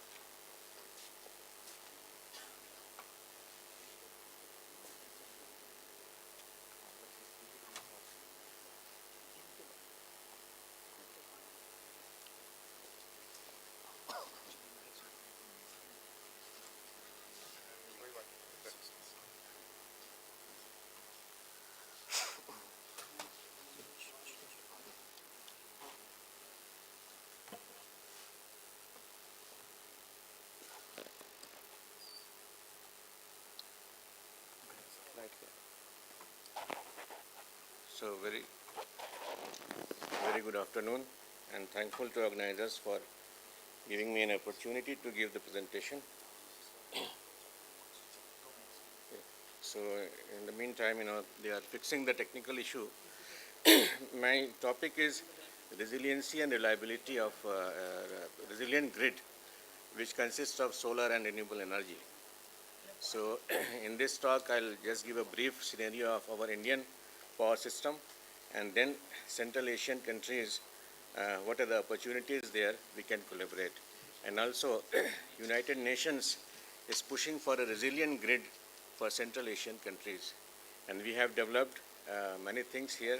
We are doing a lot of things in this area in our country, and there is a big scope for doing the same in Central Asian countries, and we can collaborate. Recently, our Honorable Prime Minister has formed International Solar Alliance, and in which 116 countries are coming to National Institute of Solar Energy and getting training.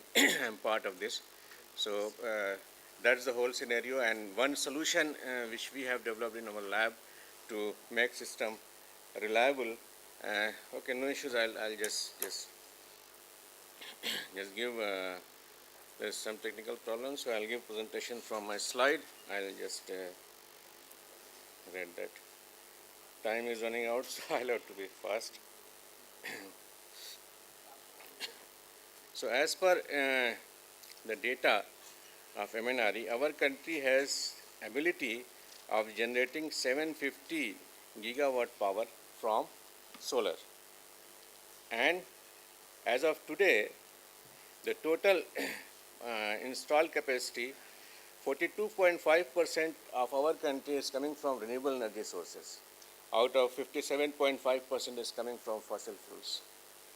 Now, in November, United Nations supports countries in Central Asia to build resilient energy system. That's what the push from United Nations.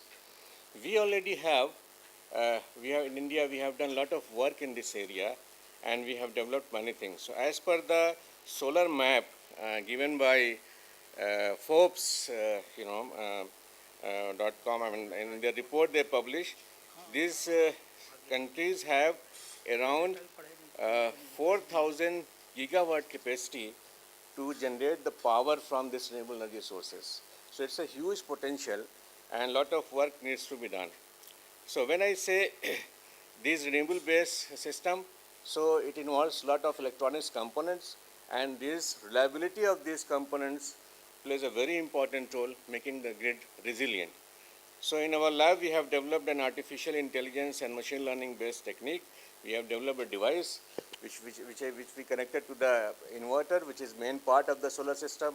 So it will, in 5 minutes, it will give all the informations about the health of that particular, whether how much life is remaining, whether an action needs to be done. So this way, we can make our things resilient. So there is a big scope, same thing can be implemented in Central Asian countries, and like this, we have so many solutions. So with this, I'd like to conclude my session. Unfortunately, I was not able to show my PPT to you, but it's fine. But no issue. Thank you very much. Thank you very much, sir, due to paucity of time.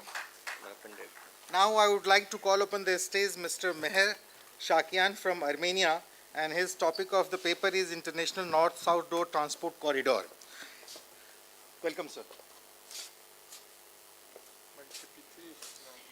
Okay. Thank you very much, dear colleagues. At first, I want to thank organizing committee and Professor Mahtab Al-Rizvi for invitation, and thank you for the opportunity to testify today about comparative analysis of international North-South Transport Corridor and China's Belt and Road Initiative in Central Asia and South Caucasus. Thank you. After the collapse of the Soviet Union, one of the first countries with which Russia tried to strengthen its relation was India. These two non-Western countries implemented steps for restore their strategic partnership and recaptured their positions as great powers. Among the earliest and most ambitious projects that they initiated was the International North-South Transport Corridor. And how to...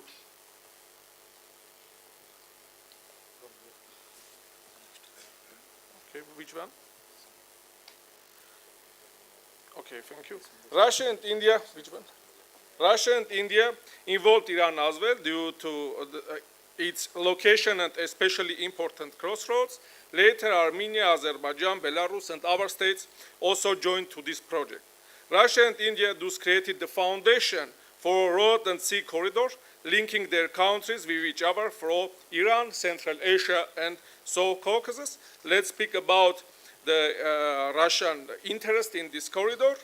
In proposing the International North-South Transport Corridor, Russia aimed to create an alternative to the transport corridor Europe, Caucasus, Asia of the European Union, which was also launched after the collapse of the Soviet Union to connect Europe with the South Caucasus and Asia without passing through Russian territory. Russian decision makers also thought the Chinese growing export-driven economy could utilize the transportation corridors such as the international North-South transport corridor. But eventually Beijing had its own geopolitical initiative, building a huge trade infrastructure network that developed into the Belt and Road Initiative, which includes the Silk Road economic belt, which consists of 6 economic corridors for the Eurasian mainland, observing the need for the international North-South transport corridor. For now, Russia and the other members of the international North-South transport corridor hope that as a result of economic growth of India, the corridors will be used more. Before the pandemic, the World Economic Forum forecast that India's economic growth 7.5% a year over the next decade. In addition, given worsening Sino-Indian relations, New Delhi might be more interested in developing the international North-South transport corridor as a counterweight to the China-Pakistan economic corridor. Because of the Western sanctions, Russia is losing its markets in the US, Europe, South Caucasus, Japan, and other states. For this reason, Russia needs to strengthen its economic and trade relations and connectivity with Iran, India, and rising southern market. For reaching out them, the main conduit is the international North-South transport corridor. Let's also speak about India's interest in this corridor. India sees the international North-South transport corridor as an important road to Russia, Europe, and Central Asia that bypasses Pakistan and strengthens its cooperation with Russia and other members of the project. Mumbai will thus be connected to Iran's railway and highway network for the maritime road. India agreed to invest up to 645 million to develop the Iranian deep-sea port of Chabahar on the Gulf of Oman, and only 300 kilometers from, which is far from Gwadar in Pakistan, only 300 kilometers. New Delhi, meanwhile, convinced the US not to impose any sanction on Indian investment in Chabahar, despite Washington's economic isolation of Iran. Chabahar will be used by India as a staging, and it is being used as a staging point for its development initiatives in landlocked Afghanistan's development and for strengthening India's positions against China and Pakistan. New Delhi is also interested in securing the Turkmenistan, Afghanistan, Pakistan, India or Trans-Afghanistan pipeline. The development of Chabahar and India-Iran-Afghanistan corridors represent a unique case of Iran and US interest converging, as both nations are intent on improving the economic and political security of Afghanistan. In sum, India is trying to use the international North-South transport corridor not only to create an economic corridor and develop relations with Russia and Europe, but also to reach out Central Asia and South Caucasus. India is interested in Central Asia as an alternative source of energy supply, as an important transport corridor, and to serve as a huge market for Indian goods. After the collapse of the Soviet Union, New Delhi recorded great progress in its relations with Central Asia. India managed an agreement with Russia to use the air base in Tajikistan and place its Air Force units there for participation in joint fight against terrorism. As a way of reaching out, India proposed the Connect Central Asia strategy and India-Central Asia dialogue. Indian Prime Minister Narendra Modi activated the Connect Central Asia policy and visited all Central Asian countries. In 2015, signing memorandum of understandings with Kazakhstan, Kyrgyzstan, and Turkmenistan on strengthening military cooperation. Yes, and here I have also about the main roads. Here we have a map where you can see all roads. There is 3 main roads: the Caspian Road, which is connected Russia with Iranian ports and Caspian Sea; the Western Road, which is connecting Russia and Iran from Azerbaijan; and also Armenia is building its North-South transport corridor for being an important part in this project. And I'm already concluding. Yes, let's go to conclusion. While the international North-South transport corridors brings advantages over traditional goods roads for lower cost and shorter distances, development of required infrastructures could be faster, especially compared with the China's Silk Road economic belt. There is no driving political or financial force behind the INSTEC in the way that China has recently pushed forward the Silk Road economic belt. Instead, Beijing created dedicated financial institutions and instruments like the Silk Road Fund and the Asian Infrastructure Investment Bank to keep up the tempo of development. In turn, international north-south transport corridors projects are mostly financed through loans provided by the ADB, the Eurasian Development Bank, and other institutions, or by the INSTEC member investing directly in their own or their neighbors' projects.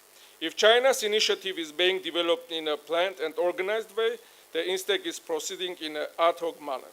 However, there is a trend that all states are using transportation infrastructure that is being built for the international north-south transport corridors and Silk Road economic belt. Therefore, two projects also complement each other and important for the Eurasian continent. It is worth mentioning that there are several ongoing conflicts among South Caucasian and Central Asian states which complicate transportation interconnectivity between North and South.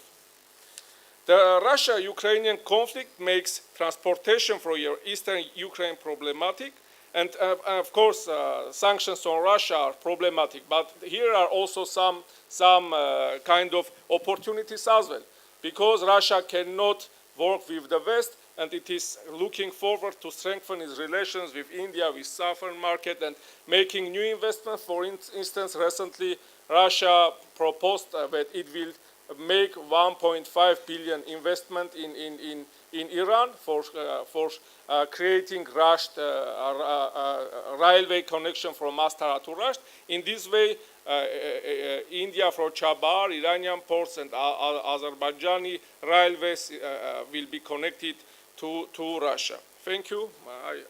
I tried to be fast. I don't know. Thank you. It was very enlightening paper. Now I would like to call Professor Mehtab Alam Rizvi Saab, one of the convener of this conference, and his topic is India and Central Asia revitalizing the strategic cooperation. Welcome, sir.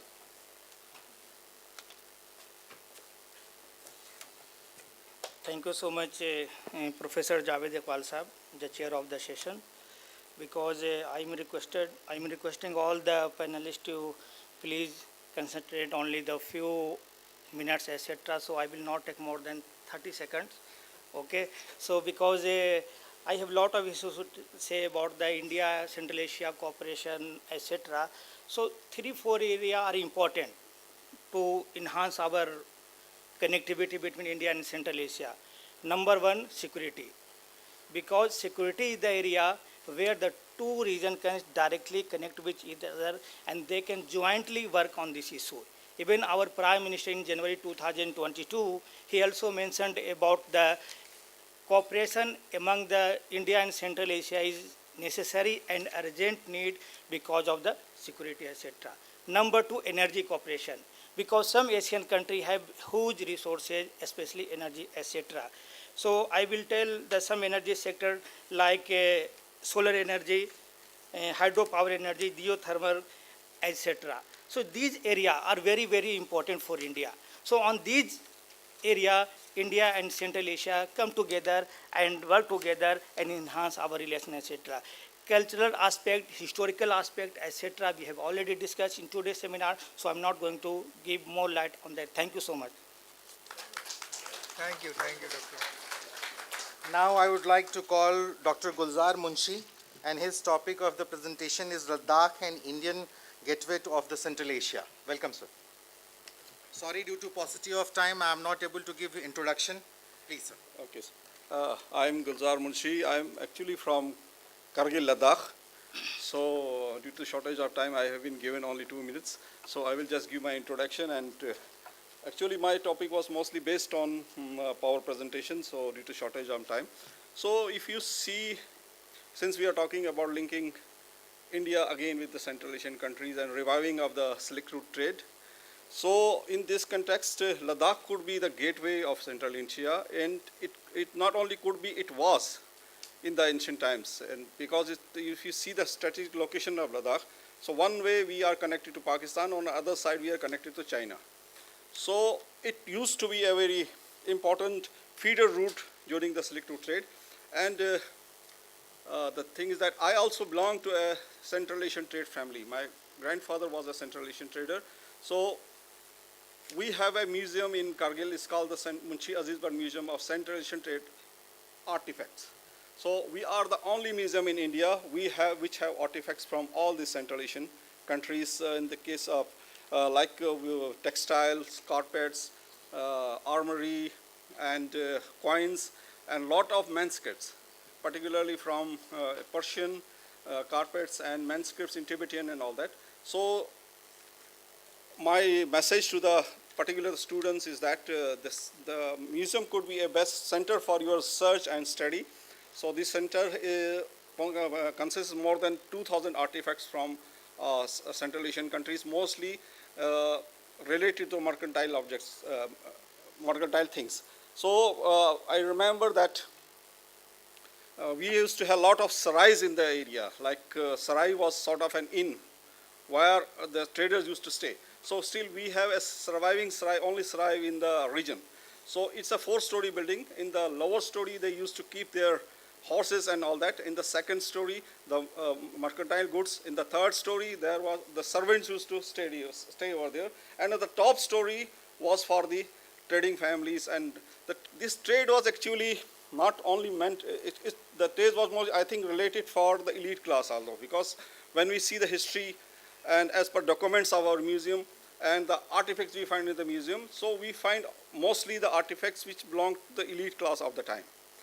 So after that, it was a connecting route between Kashmir, then one way from the Kashmir, other way to the Gilgit-Baltistan.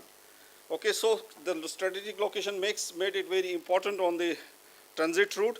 So actually my presentation was completely based on the power presentation. So I'm sure that you would highlight that we have more than 2,000 artifacts from the various trading countries of the time. So if anyone wants to have a study in the Central Asian trade and wants to look the live artifacts, so it's the only surviving Central Asian museum in India. So welcome to the area, and thank you very much, sir, giving me the time. Thank you, sir. Thank you very much. Now I would like to call Mr. Binay Kumar Malik. His topic is India and Central Asia, the role of G20 in changing world order. Binay Kumar Malik.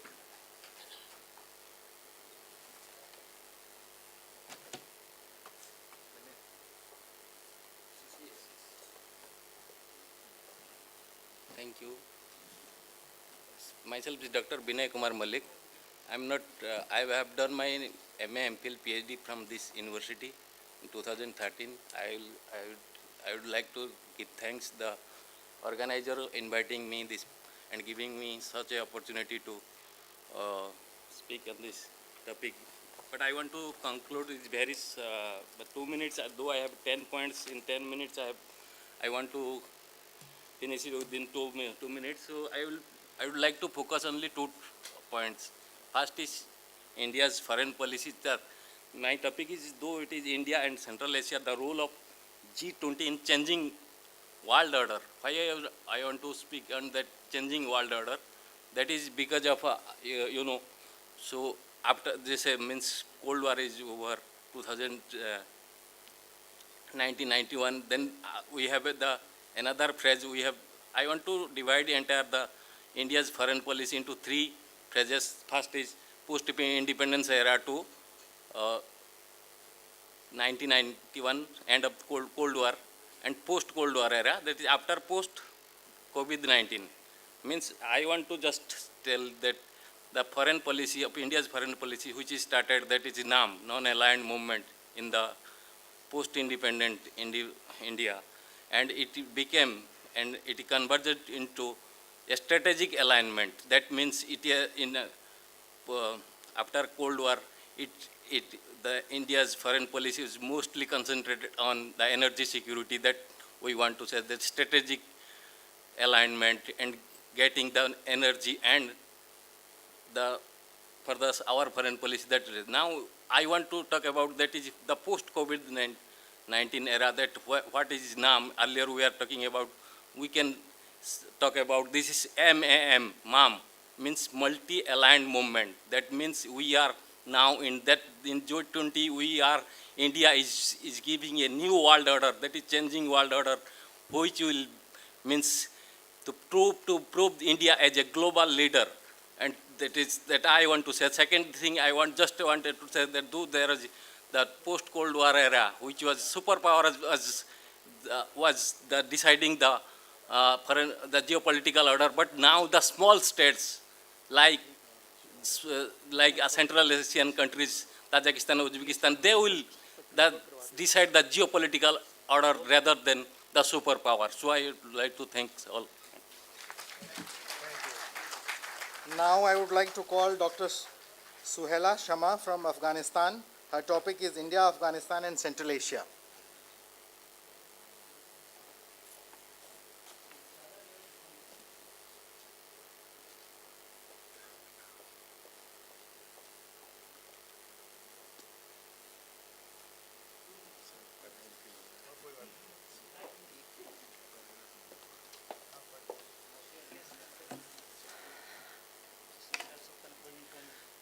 Good evening, ladies and gentlemen. For me, it is 2 minutes. Okay, 2 minutes.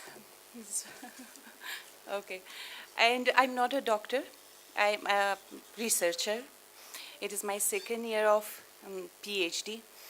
I heard a lot about and connectivity and relation and history of and when all the scholars and personalities talked about Afghanistan, about Central Asian countries, several times I heard the name of Afghanistan. It is importance of connectivity and strategically importance. And I just want to share my observation from that I lived in two societies, in India and also in Afghanistan, in my country. When I selected India to my education journey, when I came in India, I loved India to select because we have cultural attachments, we have common values, we have same way of thinking, for living, for values and respects for adults. And also we have common words in daily life.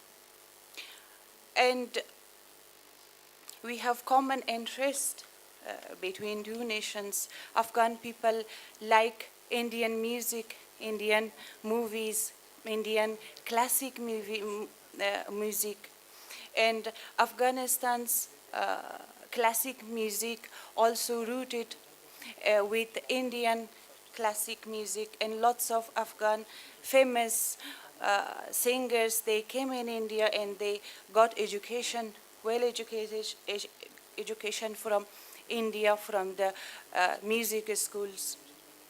And in the last, I want to, because of shortage of time, I want to say, we heard a lot about the all importance of relation between Asian nations and between Asian countries. Afghanistan is also the cheapest way and the easiest way in the corridor between India and Central Asian countries. And one simple example in the history in the past is Silk Road, which connected Central Asian China with India from the Balkh and from the Badakhshan province. And thank you so much. Have a good time, and thank you. With the permission of the chair, I was also supposed to present a paper. I will also take 2 minutes if the chair allowed me. My topic is Indo-Uzbek historical and cultural relation. Much has been said from last 2 days, but I will just read my conclusion or few points which have not been discussed over here. Relationship between Uzbekistan and India have their roots deep in history. there are frequent references to Kamboja in Sanskrit and Pali literature, which is stated to include parts of present day of Uzbekistan. Sakas participated in Mahabharata on the sides of Kauravas. Ancient trade route Uttar Path passed through Uzbekistan in later years of Farangana, Samarkand and Bukhara. And Uzbekistan emerged as a major town in the trade routes linking India with Europe and China. These all things has been already discussed, but recently one of our Professor Chandrasekhar, he was there in Lal Bahadur Shastri Academy, which was established in Tashkent in 1995. And this Lal Bahadur Shastri Center for Indian Culture, working under Indian Council for Cultural Relation, ICCR, has been a household name in Uzbekistan for its cultural activities. Besides organizing seminar events relating to Indian culture, and center also organizing regular classes for Kathak, Yoga, Tabla and Hindi language. The Uzbek educational institution nationwide promotes studies of Hindi language from primary to the postgraduate level. Uzbek radio has completed 60 years of Hindi broadcasting in 2022. Uzbek TV channels regularly shows Indian films and dramas. 25 scholarships are being offered to Uzbek students annually for various courses in Indian University under ICCR scholarship program, and one scholarship for a study of Hindi at the Kendriya Vidyalaya Sansthan, Agra. And that's all. Thank you. Thank you, thank you. Now, I'll take just 1 minute. We have had 8 papers, all of them very interesting, but unfortunately our Honorable Minister is waiting outside, so we have to conclude this session without giving any time for question and answer. Inshallah, after the session, we can ask whatever questions we have to the participants in this session. Okay, thank you. Now, after 5 minutes, we have concluding session. So, no need to go outside because there is no any arrangement of tea. So, we seated here and we are going to start the valedictory session after 5 minutes. Okay? Thank you so much.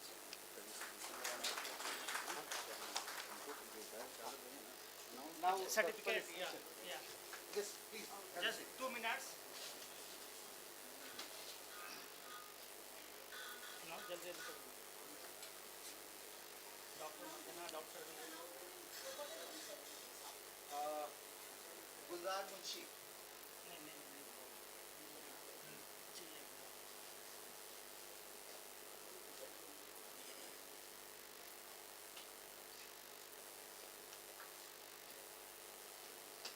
Dr. Mandana. Dr. Mandana, please come.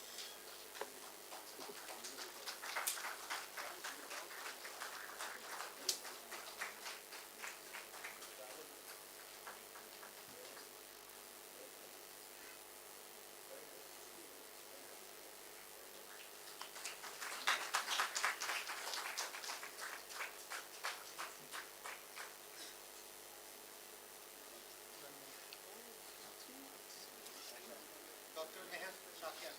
Please come.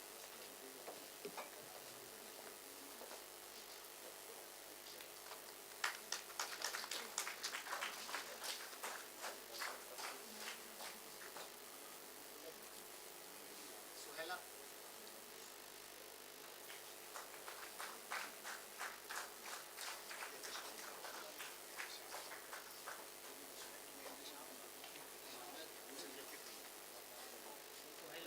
Suhaila.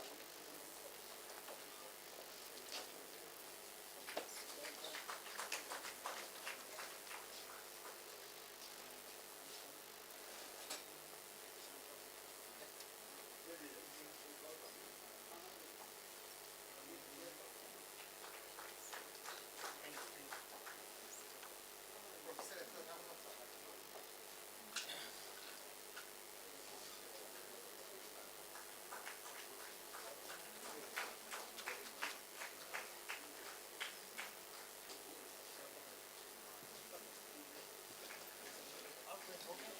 Dr. Vinay Malik. Come fast, fast, fast. That's all.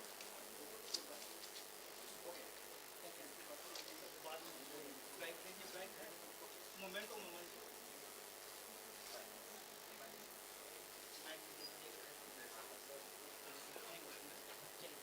Javed भाई का बच गया जावेद का पैर बच गया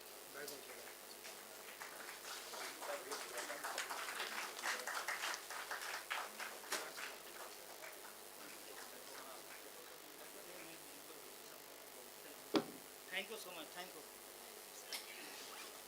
Thank you everyone.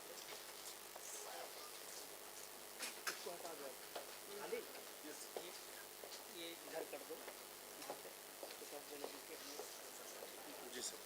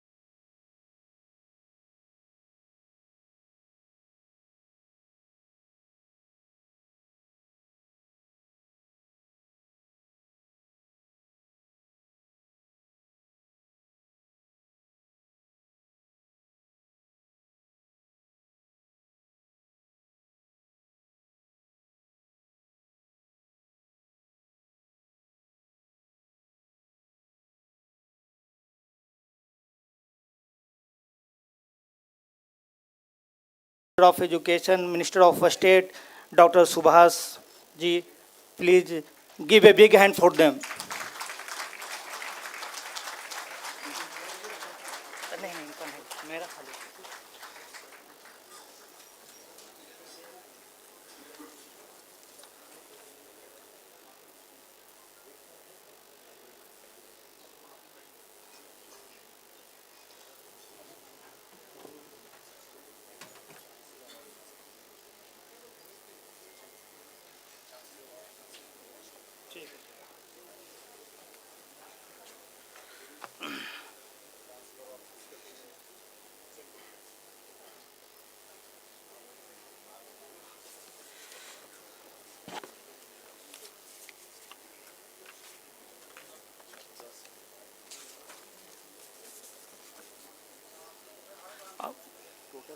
आप जल्दी आप जैसे बोलेंगे मैं देख लूँगा। कह रहे टोटल कितने लोगों को दे रहे हैं? सबको जितने बैठे हैं सबको। यहाँ पे तो 10 ये लगा हुआ है। हाँ तो 10 ही को देंगे। ठीक।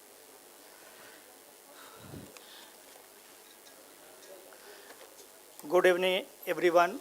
I am Professor Mahtab Alam Rizvi. Now we are coming to the final session of the 2-day international conference on India and Central Asia, historical, cultural, and economic connectivity. So, first I would like to welcome all the dignitaries, those who are here or those who are be delighted today. So first I would like to request Honorable Chancellor of Sanskriti University, Dr. Sachin Gupta ji, please take on the desk. Please come on the Dr. Sachin Gupta ji.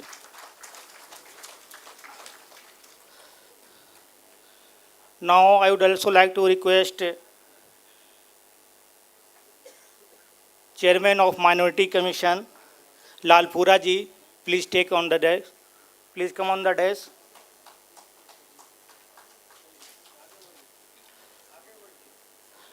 Now I would also like to request Honorable Minister of State Subhas Sarkar ji, please come on the desk.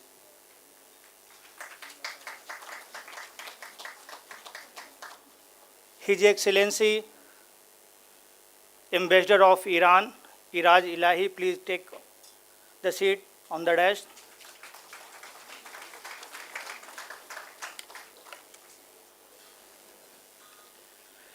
Now, I would like to request Habibullah Mirzoda, Deputy Chief of Mission of Tajikistan, please take the seat.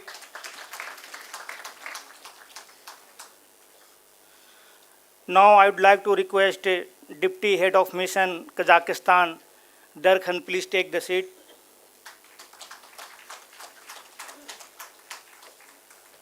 I would also like to request Lieutenant General KJ Singh, please take the seat. And finally, the Chief Patron of the Fans and Margdarshak, Mani Indiresh Kumar ji, I would like to request him, please take the seat.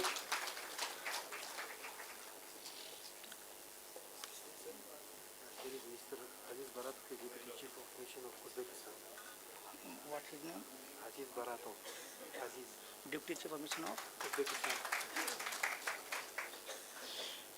Deputy Chief of Mission of Uzbekistan, Aziz Barato, he is also here. Please take the seat. Deputy Chief of Mission of Uzbekistan, he is here.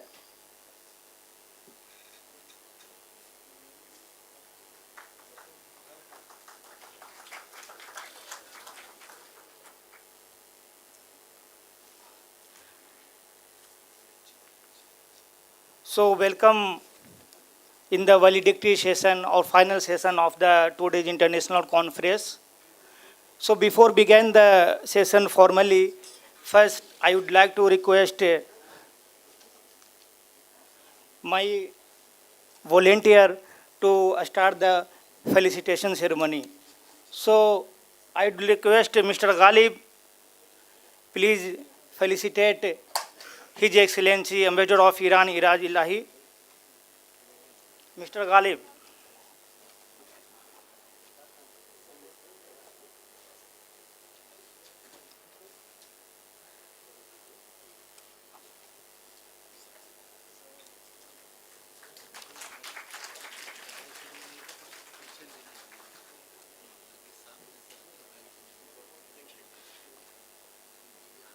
I would also like to take a, I would also like to request Azmat to please felicitate the Deputy Chief of Mission of Tajikistan. He is here, Tajikistan. Okay, Kyrgyzstan, please. Please facilitate him. Azmat. Azmat, you should facilitate, yeah.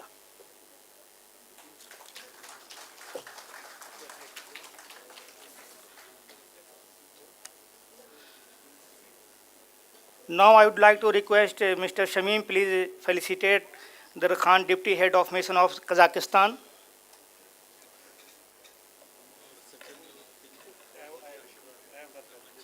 Okay.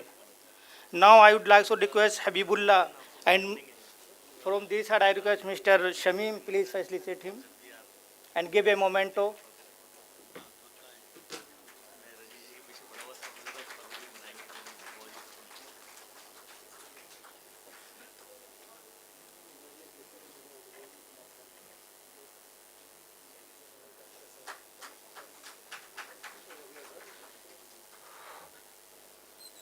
Now I would like to request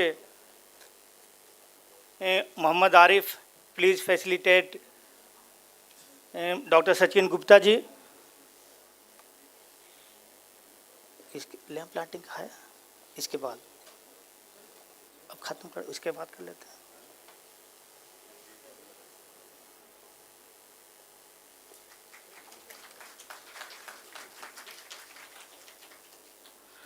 Now I would like to request Dr. Satya Prakash ji, please felicitate Dr. KJ Singh. Doctor is fine.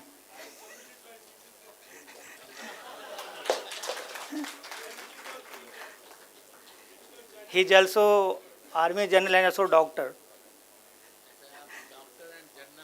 Yeah, doctor and general both.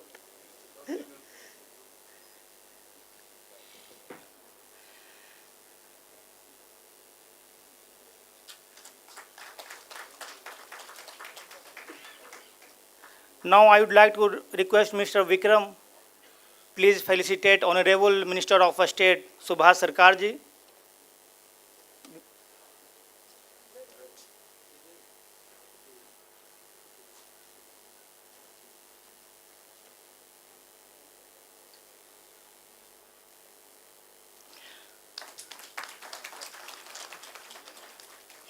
Now I would like to request Dr. Sat Prakash ji, please again facilitate Mani Indresh Kumar ji. Dr. Sat Prakash ji.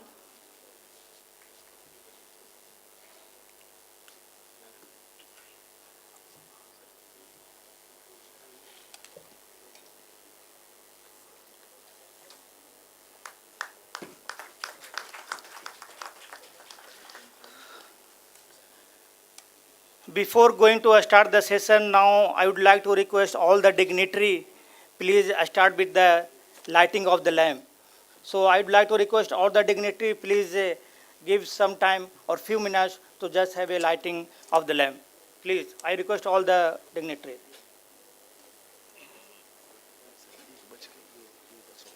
क्या phone बच गया? तो नाम क्या था इनका?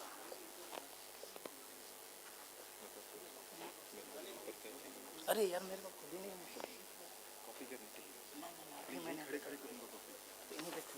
ऐसा ही पूरा सिस्टम मैं अपने माइंड से कर रहा हूँ. बोल दिया. आरिफ एक कुर्सी ला के इधर लगा दो मेरे लिए. आपका कुर्सी को लगा दो.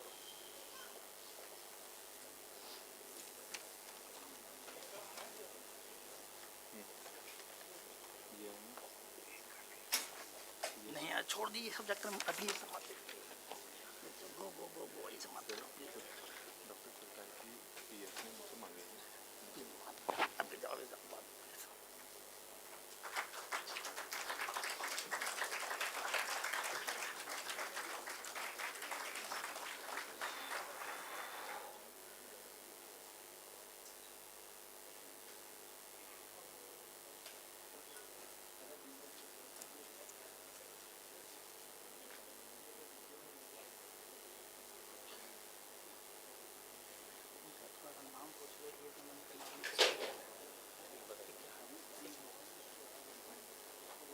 नाम लिख के ले लो।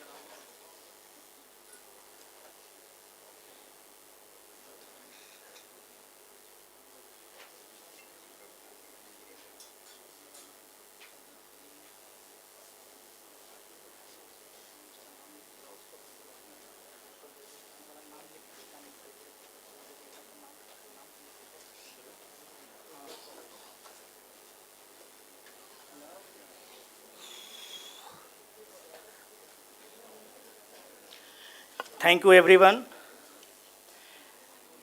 Now, before going to begin the session, I would like to request Mr. Jasveer ji, National General Secretary of Forum for Awareness of National Security, to just speech or give a view or the summary of the today's conference. So, without taking much more time, now I would like to request Mr. Jasveer ji, please come on the dais.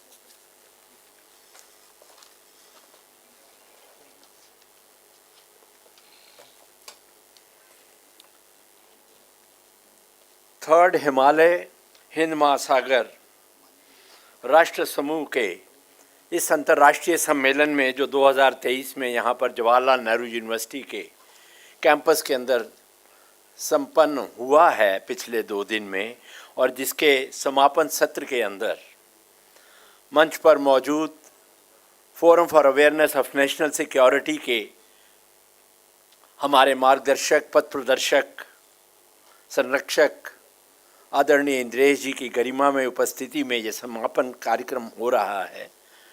इसमें हमारे संगठन के vice president lieutenant general के सिंह साहब, केंद्र सरकार के अंदर मंत्री आदरणीय सरकार साहब, विभिन्न देशों के दूतावासों के राजदूत और वरिष्ठ अधिकारी जो यहाँ पर मंच पर मौजूद हैं, पूरे देश से अलग अलग स्थानों से आए हुए हमारे विभिन्न प्रतिनिधि, बाहर विदेशों से आए हुए eminent speakers from various Central Asian countries and students of Jawaharlal Nehru University और भी अन्य विद्यार्थी जो विभिन्न विश्वविद्यालयों के कॉलेजेस से यहाँ पर आज मौजूद हैं।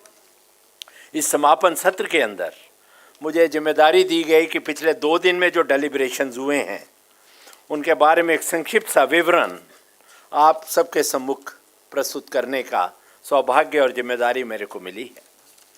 हमारा कल जो है इसका इनॉग्रेशन हुआ था इस कॉन्फ्रेंस का, जिसके अंदर प्रोफेसर मज़हर आसिफ साहब ने स्वागत भाषण दिया था। वसुदेव कुटुंबकम की जो थ्योरी है हमारे यहाँ की, जो जीवन दर्शन है हमारे यहाँ का, और सर्वे भवन्तु सुखिना का उद्घोष जो हमारे प्रत्येक परिवार के अंदर सदियों से, शताब्दियों से, दशाब्दियों से गाया जा रहा है, उसका उल्लेख किया था। और उसके साथ ही प्रोफेसर महताब आलम रिजवी जी जो कन्वीनर है हमारी इस कॉन्फ्रेंस के, उन्होंने road map of cooperation between India and central Asia उसके बारे में बताया था हमारे को। गोलक बिहारी राय जी हमारे ऑर्गेनाइजेशन के जनरल सेक्रेटरी, उन्होंने भी भारतीय संस्कृति का प्रभाव जो पूरी दुनिया में सेंट्रल एशिया सहित पहुंचा है उसके बारे में विवरण दिया था। डॉक्टर महेश चंद जी शर्मा जो RDFIH के अध्यक्ष हैं, उन्होंने भारत की शांति प्रिय स्वभाव की, संस्कृति की, सभ्यता की, जीवन दर्शन की बात करी थी और ये कहा हमारे को कि पॉलिटिको टेरिटोरियल नेशनलिज्म की जगह अब हमारे को जियो कल्चरल नेशनलिज्म की तरफ बढ़ना चाहिए, और ये जो कॉन्फ्रेंस है इस संबंध में कुछ काम करेगी।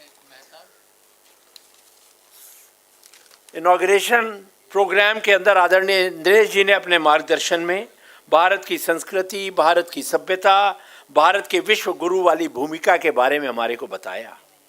उन्होंने इस्लाम को मानने वाले एक शायर को उद्धृत भी किया था कि यूनान, मिस्र, रोमा सब मिट गए जहाँ से, कुछ बात है कि हस्ती मिटती नहीं हमारी, सदियों रहा है दुश्मन दौरे ज़मां हमारा, सारे जहाँ से अच्छा हिंदुस्तान हमारा। उसी क्रम में मेरे को भी याद आई, उसी इस्लाम को मानने वाले शायर ने अपने कौमी तराने में कहा था, और जो आज के इस विषय के लिए बहुत प्रासंगिक है, कि यूनानियों को जिसने हैरान कर दिया था, सारे जहां को जिसने इल्म हुनर दिया था। याद करें आप तक्षशिला, नालंदा और विक्रमशिला को।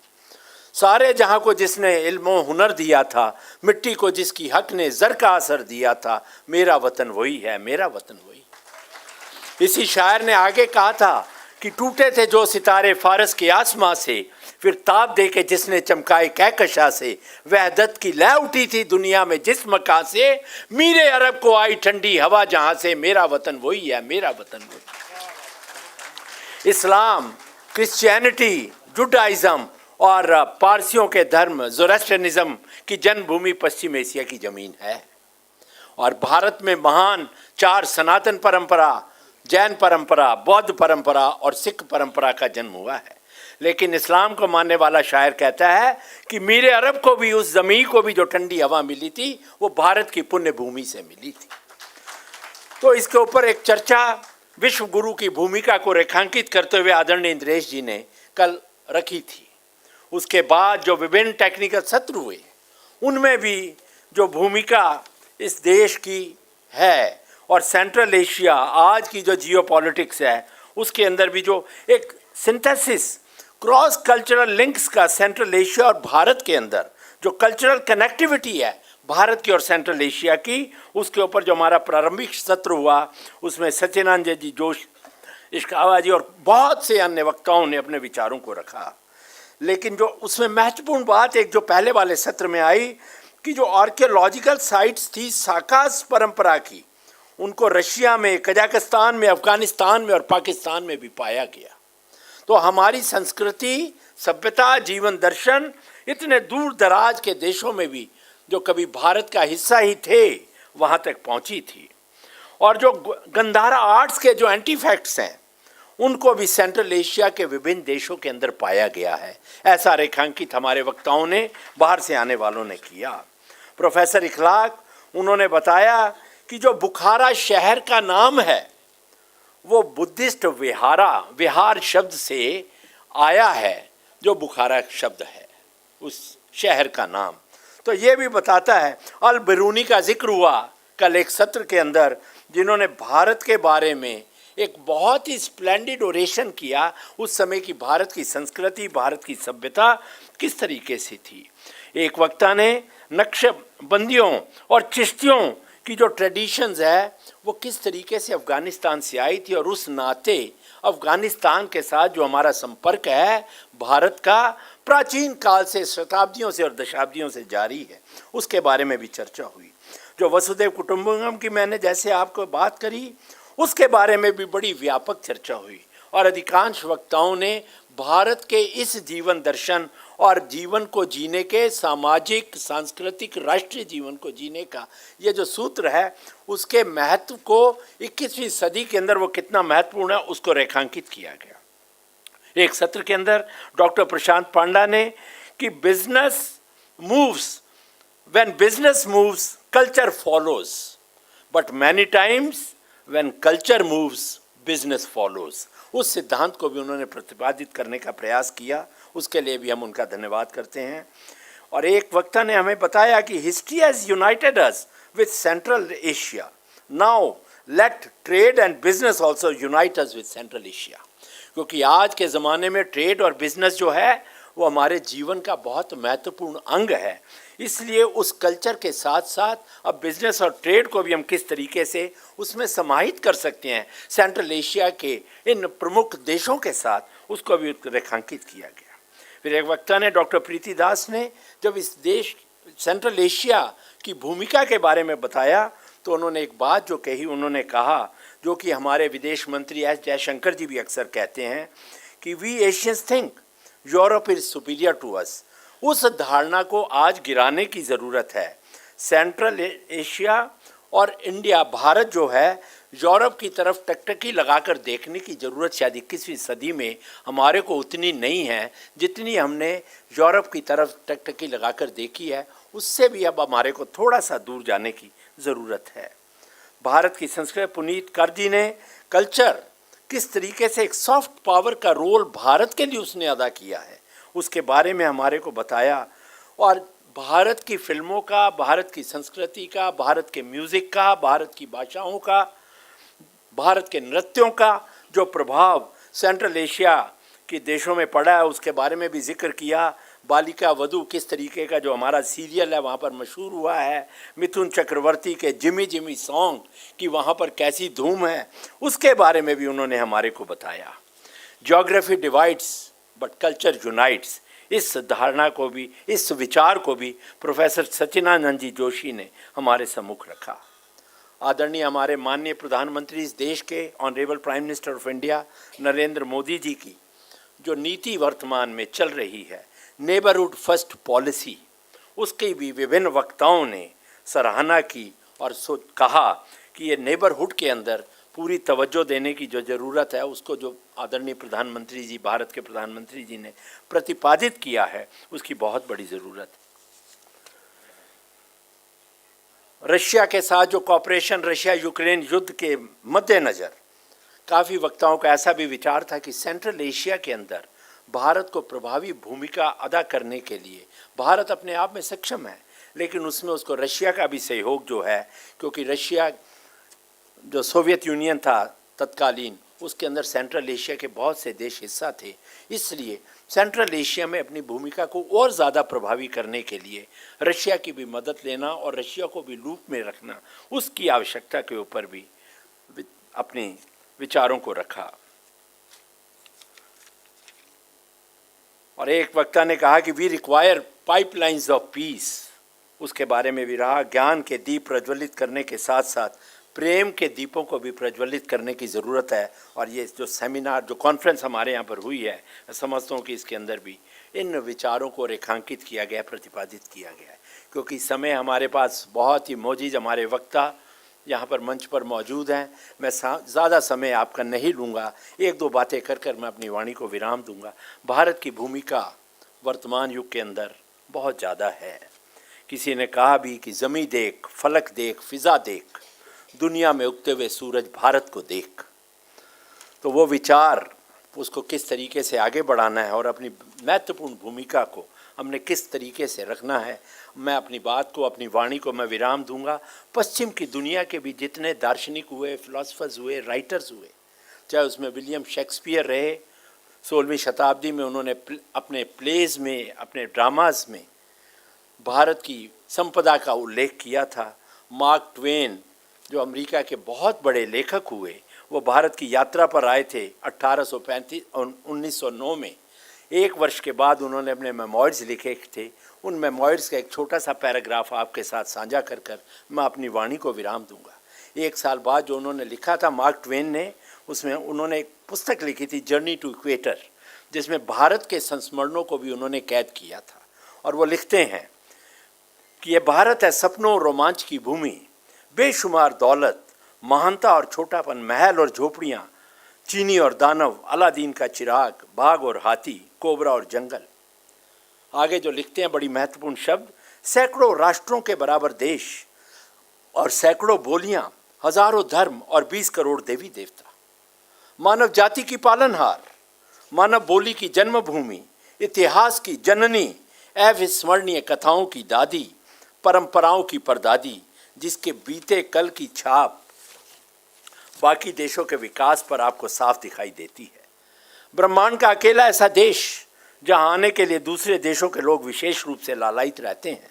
विद्वान और अज्ञानी, बुद्धिमान और कम समझ, अमीर और गरीब, बंधक और आज़ाद, एक ऐसी धरती जिसे सब देखना चाहते हैं, चाहे एक ही झलक दिखाई दे। एक बार देखने के बाद उसे भारत जैसी झलक कहीं दिखाई नहीं देगी, फिर चाहे वो पूरा विश्व घूम आए। वो एक साल बाद लिखते हैं अंतिम वाक्य अपना, आज एक साल बीत जाने के बाद भी मुंबई में बिताए दिनों का खुमार नहीं उतरा है और उम्मीद है कि कभी उतरेगा भी नहीं। तो भारत एक ऐसी भूमि रही ब्रह्मांड की जो रोमांच की भूमि रही है। इस 21वीं सदी के अंदर भारत की बहुत बड़ी भूमिका है, जिस भूमिका का निर्वहन इन सेंट्रल एशिया के इन मौजूद देशों के साथ मिलकर हमने भारत को और इस सेंट्रल एशिया को दुनिया के नक्शे पर उभरते हुए इस हिस्से को आगे लेकर जाना है। उसके लिए ये सम्मेलन किया गया। Forum for awareness of national security इस किस्म के प्रयास विभिन्न क्षेत्रों के अंदर कर रहा है। 2019 में आगरा के अंदर हमारे माननीय मार्गदर्शक इंद्रेश जी के मार्गदर्शन के अंदर हमने ये मुहिम, ये मिशन प्रारंभ किया था। इस तरीके के और भी मिशन इस देश में चल रहे हैं, जिससे भारत अपने आसपास के पड़ोसी देशों के साथ, जिनके साथ हमारी संस्कृति, हमारी सभ्यता, हमारा जीवन दर्शन साझा है, उनके साथ मिलकर हम दुनिया को एक विश्व गुरु के रूप में भारत को भी स्थापित करेंगे और दुनिया में एक बिनाइन फोर्स के रूप में, एक इन्फ्लुएंशियल फोर्स के रूप में ये सारे देश ही अपनी भूमिका का निर्वहन करेंगे। ऐसी भावना के साथ, ऐसी कामना के साथ बहुत बहुत धन्यवाद।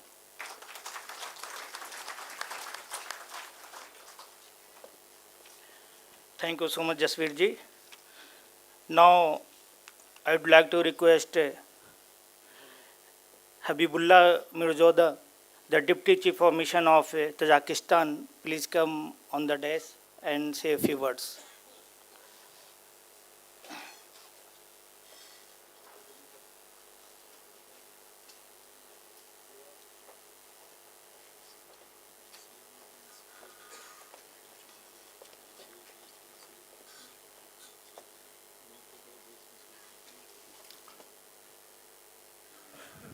Hello, everybody. First of all, I would like to thank the distinguished panel, all those who were involved in preparation of this event, and I think this is a good opportunity for all the nations of the region to discuss and to share their views about the perspectives.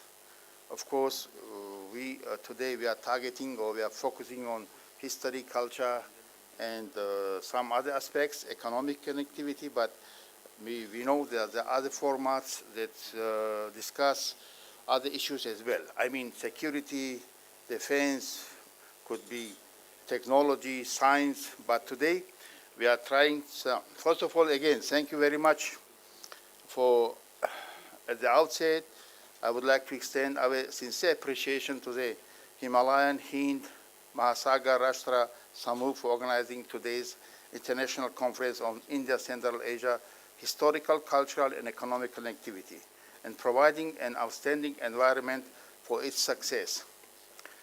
Especially, I would like to thank the host for supporting participation of distinguished experts from other countries. We believe that such an event and format for conversation would help us not only to share views and knowledges, but also support us in our joint quest for defining new ways and opportunities to strengthen mutually beneficial cooperation in delivering tasks set by the first Central Asia and India Summit held at the beginning of the year 2022. In Tajikistan, in the second half of the 20th century, several Tajik scholars began to study Indian Persian literature, and we got acquainted with the literary heritage of the greatest Indian Persian poets, such as Abdul Maoni, Mirza Abdul Qadir Bedil, Amir Khusravi Dehlavi, Hassan Dehlavi, Zebuniso, Muhammad Iqbal, Mirza Asadullah Ghalib, Ghani Kashmiri, Neemat Khan Oli, Fani Kashmiri, Ghani Mati Kunjohi, and others. As it is known, in the past centuries, works of Persian Tajik literature were published in Calcutta, Lucknow, Bombay, Kanpur, Kashmir, and Lahore. Among them are such well-known tazkirat as Tazkirat Ush-Shu'aroi Kashmir, Miratul Khayol, Safian Khushgu, Majma'a Un-Nafais, Malik Khona, Farhangi Rashidi, and others. They provided detailed information about the poets and writers of Persian literature in India. it is necessary to mention that this valuable knowledge comes to the attention of readers, researchers, scientists, and all lovers of science and literature. These treasuries are kept in such famous libraries of India as the Calcutta National Library, the Connemara Public Library in Chennai, the Asiatic Society Library in Mumbai, the Public Library Delhi, Raza Library at Rampur, Khudabakhsh Oriental Library at Patna, New Delhi Secretariat Library. Academic Ahror Mukhtarov, after a 3-month scientific trip to India in 1984, published a book entitled The History of Tajik Culture in the Treasuries of India, and provided useful information regarding the resources of Persian language literature in India. Today, their rich heritages, along with their other prominent Indian poets and writers, are well taught in the secondary schools of Tajikistan. The Tajik reader is also aware of the works of modern Indian literature. In Tajikistan, the works of Rabindranath Tagore, Premchand, Mohan Singh, Khoja Ahmed Abbas, Vishnu Prabhakar, Krishant Chandar, Daniram Chatrik, Mulk Raj Anand, Yashpal, Varma Ramkumar, Gujaram Rampuri, Premchand Amrita Pritam, Mohan Singh, Rabindranath Tagore, and others are well known and were translated and published in Tajik. To develop scientific exchange at the fourth stage, we consider this useful to regularly scientists could get together in this field, and this seminar could be considered as the first step in this direction. We are glad that this process has begun, and the scientific and literary figures of the Jawaharlal Nehru University took part in the scientific seminar of the National University of Tajikistan in October 2022. Today, we are witnessing in the presence of Tajik scientists at this event. I hope that these visits and exchanges between the students and young scientists will become a regular event or regular tradition. At the next stage, the identification and study of the works of writers representatives of the Persian language literature of India, so that these precious works reach the hands of all the Persian-speaking peoples of the world. In this regard, the contribution of India as a custodian of this priceless treasure is considered very important. Since India has advanced technologies in digitalization, the protection of the common tangible and intangible heritage in a digital format, creating digital archives and websites of these and other prominent poets is highly appreciated. We hope that the relevant authorities of India will not spare their support and assistance for scientists to access this treasure. Thank you for your attention.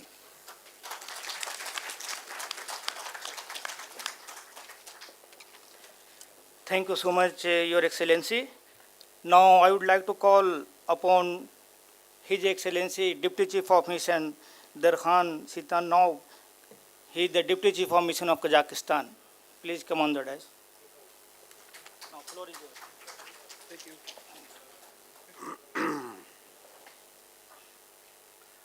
Thank you very much, Professor Mohammad Mahtab Alam Razvi.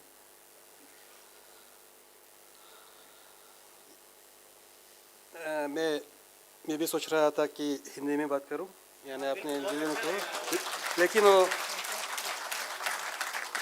Jasir जी को सुन के तो नहीं वे जैसे बोल नहीं पाऊंगा तो let me continue in English. Thank you very much. So, Your Excellency Jasir ji, Professor Alam Rizvi, Your Excellency Ambassador of Iran, and my colleagues from the Embassy of Tajikistan and Uzbekistan, other distinguished guests, ladies and gentlemen. So it's a privilege for me to speak to such distinguished audience here at the Jawaharlal Nehru University. I would like to thank the School of Language, Literature and Culture Studies for holding this conference. As you may be aware, India has historic relations with Central Asia, as was mentioned by my colleague from Tajikistan Embassy. So Kazakhstan holds special place in the region. The relations between our peoples are deeply rooted from the ancient past. The Greek Silk Road and Spice Road united Kazakhstan and India in the Middle Ages. So I'd like to underline some about political relations between the two countries, between India and Kazakhstan. Sorry. Currently, relations between Kazakhstan and India are developing in the spirit of friendship and partnership, and it is based on the cultural and historical closeness of the peoples of our countries. The main result of the cooperation is the absence of bilateral political issues and the similarity of the positions of Astana and New Delhi on the international scene on regional and global security and issues raised in international organizations. Establishment of strategic partnership between the two countries in January 2009, when our first president, Mr. Nazarbayev, was visiting India in January as a guest of honor in the Republic Day celebrations. So gave a great impetus to bilateral relations and raised them to a new level. This high level of political cooperation was found to be an effective basis for the development of mutually beneficial trade, economic and investment relations. We constructively and fruitfully interact at the frames of the most important international and regional forums, such as UN, SCO, SICA, and others. While taking this opportunity, I would like to wish the Indian side successful presidency in SCO and prosperous hosting summit of this organization in June this year. Another platform where we cooperate is Central Asia-India Dialogue, launched in January 2019, when foreign ministers of Central Asian states and India held the first meeting in Samarkand, Uzbekistan.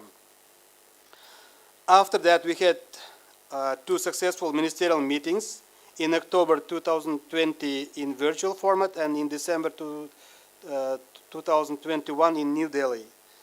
The most important event at the frames of this dialogue was the first Central Asia-India Summit on 27 January 2022 with participation of all leaders of Central Asian countries and India. As the outcome document of this summit, our leaders adopted Delhi Declaration, where they determined the most prospective spheres of collaboration as trade and connectivity, energy, healthcare, culture, and others. The rapid economic growth of the two countries opens wide prospects of constructive and mutually beneficial cooperation. For example, in recent years, bilateral cooperation in various fields has been developing by leaps and bounds. Currently, Kazakhstan is India's largest trade partner in Central Asia. According to our statistics, the trade turnover between Kazakhstan and India in 2022 amounted to $2.4 billion US, which is 16.67% higher than in the previous year. And exports from Kazakhstan during this period amounted to 1.9 billion USD. FDI inflows from India into the economy of our country over the past 25 years exceeded 390 million USD. Today, more than 360 companies with Indian capital successfully operate in Kazakhstan. The portfolio of bilateral projects consists on 12 initiatives, including 3 projects implemented for the amount of 45 million USD, and 9 projects are under development. Thus, cultural relations between Kazakhstan and India, which began in ancient times, continued after Kazakhstan gained independence on December 16, 1991. During the last 31 years, we have seen the new elements being added to our bilateral relationship through the popularity of Indian films, culture, dance, and music in Kazakhstan. India and Kazakhstan have felt a natural affinity and bond with each other for the past several millennia. In addition to the numerous cultural events that took place in both countries during this period, let me focus on the most significant of them. As a mark of respect to the Indian political leader Mahatma Gandhi ji, a memorial was installed in a park in Almaty in 2003. In January 2009, one of the central streets of Delhi was named in the honor of the great Kazakh poet Abay. In October of the same year, a memorial to the Indian poet, Nobel laureate Rabindranath Tagore was installed in the ethnic park Rashtra in Uskhemen city in Kazakhstan. On June 2, 2020, just recently last year, the official opening ceremony of the bust to the great Kazakh poet and thinker Abay took place in New Delhi, timed to coincide with the anniversary of diplomatic relations between our countries. On October 13 this year, Minister of State for External Affairs and Culture, Madam Meenakshi Lekhi, unveiled a life-size statue of Mahatma Gandhi in Astana. She was leading in, at that time she was leading in a delegation to the Sikha summit, which was held in Astana. Bilateral cultural relations are playing an important role in the development of friendship and partnership between the peoples of Kazakhstan and India. We believe that cultural ties, thanks to historical relations and the warm feelings that the two peoples share for each other, create a huge potential for greater collaboration. We are also convinced that future holds even better prospects as regards cultural relations between Kazakhstan and India. I am confident that the participants of the conference would contribute to the further deepening of the India-Central Asia relationship with their assessments and inputs.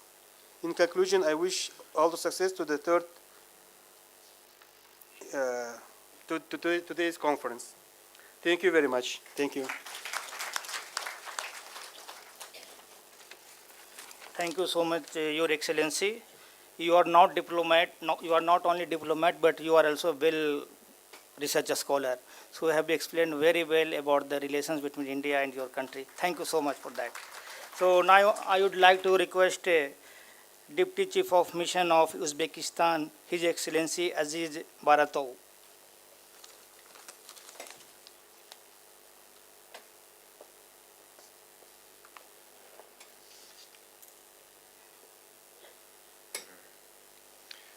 Good evening all.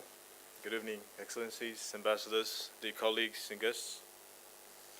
Well, it's a great honor for me today to address and warmly welcome the participants of this conference on historical, cultural, and economical ties of Central Asian countries and India. Taking this opportunity, I extend my gratitude to the administration of Jawaharlal Nehru University and the headquarters of awareness of national security for their efforts hosting this important interaction. So I would start with this. For the last 31 years of Uzbekistan-India relations has been steadily developing in many directions, especially in political, economical, cultural, and other areas, as well as reaching the strategic level of partnership in 2011. In fact, all of you know that friendly ties between Uzbek and Indian people have a very long history and date back to many centuries or many thousand years. Peoples of our countries have common and very close culture, language, cuisine, common crafts, heritage, traditions, and more. Most of you are familiar with the very important historical figure of Abu Rayhan Biruni from 11th century, who has traveled from Kharizm region of modern Uzbekistan to Indian Peninsula and wrote the first in history of Central Asia book about India that is called Kitabul Hind, that played a vital role in introducing Indian history to the wide range of people of this region and introducing also the culture of these Indian people to Central Asian nations. Showing commitment to centuries-old traditions of friendly relations, today Uzbekistan and India demonstrate very mutual interest to bring interstate partnership on the level of qualitatively new areas. Dear friends, today the new Uzbekistan is becoming a country of democratic transformations, big opportunities, and political needs. The reforms, openness, transparency, renewal, and changes observed in the domestic policy of Uzbekistan in recent years are also evident in the country's foreign policy. Uzbekistan pursues an active foreign policy at the regional and global levels. One of Uzbekistan's main foreign policy objectives is to create an atmosphere of peace, stability, and security. In this regard, we have identified the development and strengthening of friendly and globally good, neighborly, and mutually beneficial relations with Central Asian states as a key priority of our policy. We are also committed to consistent, open, and pragmatic foreign policy with other countries in the world. Dear friends, the strengthening of long-term strategic partnership with India is one of the priorities of Uzbekistan's foreign policy. The first India Central Asia Summit, as one of these small, big episodes that I have to mention, is that which was held in January last year, opened a new page in relations between India and Central Asian countries. The development of human capital through active interaction in the field of education, healthcare, deepening of economic partnership, cooperation in cultural and humanitarian sphere are noted as a priority areas of cooperation between these two regions. On a meeting on the sidelines of SCO Summit in Samarkand, our leaders emphasized bilateral cooperation in trade, economy, and connectivity. They have recognized the need to diversify the trade basket and promote investment and enhance connectivity, including greater usage of Chabahar port. Cooperation in information technology, healthcare, higher education, etc. was also discussed. Another fact of growing bilateral and multilateral engagement between Uzbekistan and India was the participation of President of our country on the Voice of Global South Summit, which has demonstrated in this commitment to form an agenda of coming G20 summit from the needs and interests of the developing world. Regular dialogue between the leaders of our countries is added by an active contacts at the level of governments, parliaments, and ministries. Well, all of you are witnessing how fast cooperation between our regions are developing in many directions. It's a pleasure for me also to note that a 4-year cultural exchange program between Uzbekistan and India was signed during the visit of Honorable Minister of State for External Affairs, Ms. Minakashiliki, to Uzbekistan. Cooperation in the field of tourism between Uzbekistan and India is going to reach new heights in the post-pandemic era. We should work on increasing the number of direct flights between our cities and other cities with the participation of Indian Airlines as well. Taking this opportunity, the event dedicated to the historical, cultural, and economic ties of Central Asia and India, I would like to also note the significant contribution of JNU to the further strengthening of people-to-people contacts. In this regard, I extend my gratitude to the team of JNU and FANS also. I would like to wish you all a great success and look forward to a valuable recommendation emerging from your deliberations. Thank you all.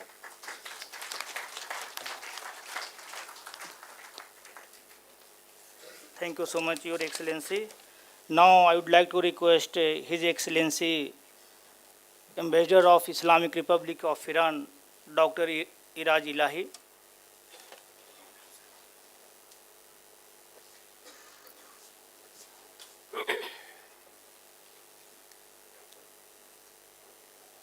Thank you. Bismillah ar-Rahman ar-Rahim.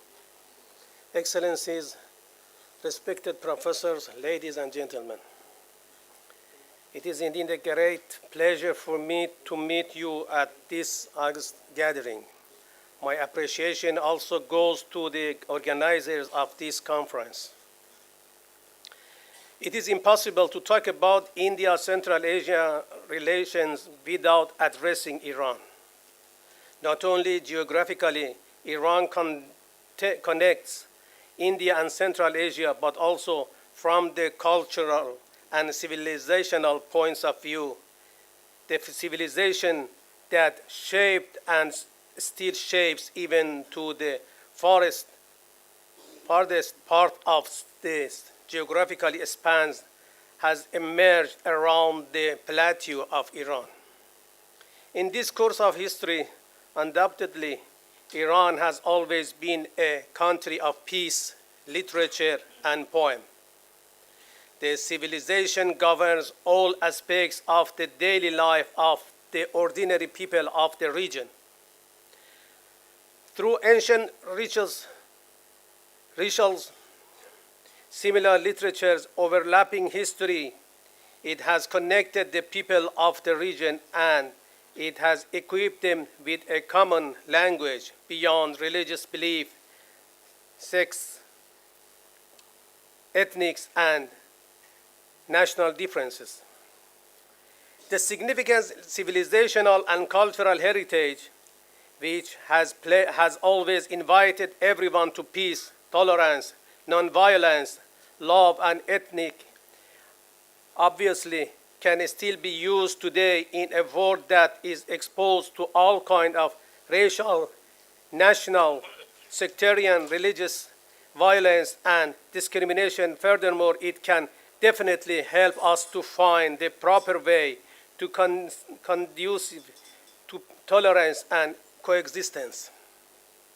The civilization, no matter what name you may want to give it, it is the common heritage of all of us, from Amu Darya to Sindh, from Khinging to Baghdad, and from Darban to Chabahar. And the teachings of the main proponents of this unique game belong to anyone who understands their message of peace and love and uses it to create a better world. Wherever they entered, the promoters of this civilization brought tolerance and coexistence. Also in India, in Indian subcontinent, Persian poems, historical monuments, gardens, paintings, handicrafts, written history, etc., have been and will be everlasting signs of precious heritage. Revival and strengthening of various aspects of this cultural heritage, which played a very crucial role in reducing the violence in the history, can also help to solve many contemporary social and cultural problems of our societies. In addition to the culture, termination of some geopolitical obstacles and impediments which had become a barrier to our long-standing relation at some period in the history now provide new opportunities to restore historical relations between Iran, India, Central Asia. Taking advantage of this unique historical opportunity depends on the full-fledged development of cultural and economic cooperation. Certainly, this development can not only help to improve the relations between the countries of the region, but beyond that, it can for sure create a model of friendship, love, kindness, the people across the world. The development of transportation routes through Chabahar ports to Central Asia can play a significant role in this cultural and civilizational synergy. While the port of Chabahar and the North-South corridor are mainly viewed from the narrow perspective of their economic and commercial interests, we should not neglect that in the contemporary era, culture plays an important role in the approximation of countries, and we may view Chabahar primarily as a cultural and civilizational corridor to shape our policies and set our targets accordingly. In a nutshell, I would like to emphasize that along with the happiness and well-being of these three vast regions, India, Central Asia, and Iran, the realization of ambitious goals of India to be a power in the world, Iran and Central Asia, prosperity of the region, of the people, are highly dependent on the structural links of these nations. Without connectivity of these three vast regions, there is no power, no powerful country such as India. India needs connectivity to Central Asia. Central Asia needs the power and wealth of India, Iran can play an important role to connect these two important regions. All these three regions, as independently emerging powers, certainly need a reliable link with each other. Iran, India, Central Asia, and Afghanistan have always existed with peace and brotherhood and shall continue to exist together. With this, I come to the end of my remarks. Thank you for your attention.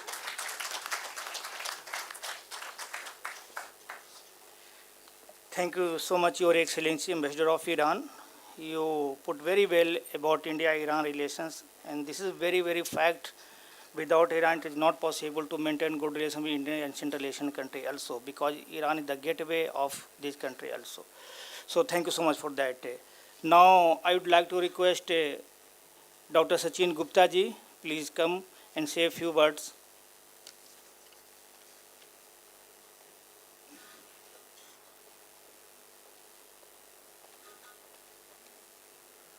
Namaskar.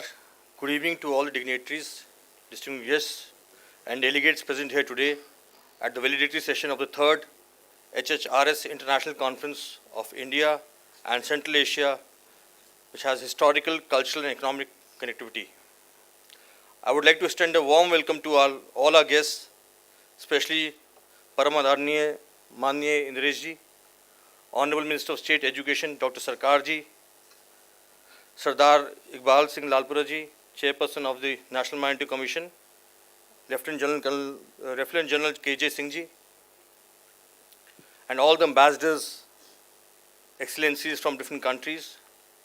It is an honor to be in the presence of such esteemed leaders and thinkers, and I'm grateful for your presence today.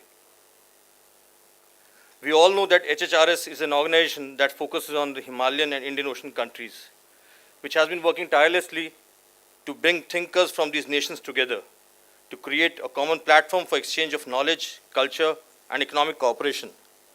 This is a commendable effort, and Sanskrit University would like to be associated with such a noble cause. Universities have a crucial role to play in promoting people-to-people dialogue and assisting the efforts of organizations like HHRS. Universities are the epitome of knowledge, where students from different cultures, countries, and backgrounds come together to learn and grow. This provides a perfect opportunity for cross-cultural interaction, exchange of ideas, and understanding of different perspectives. At Sanskrit University, we believe that education is not just about imparting knowledge, but also about inculcating values and developing a global outlook.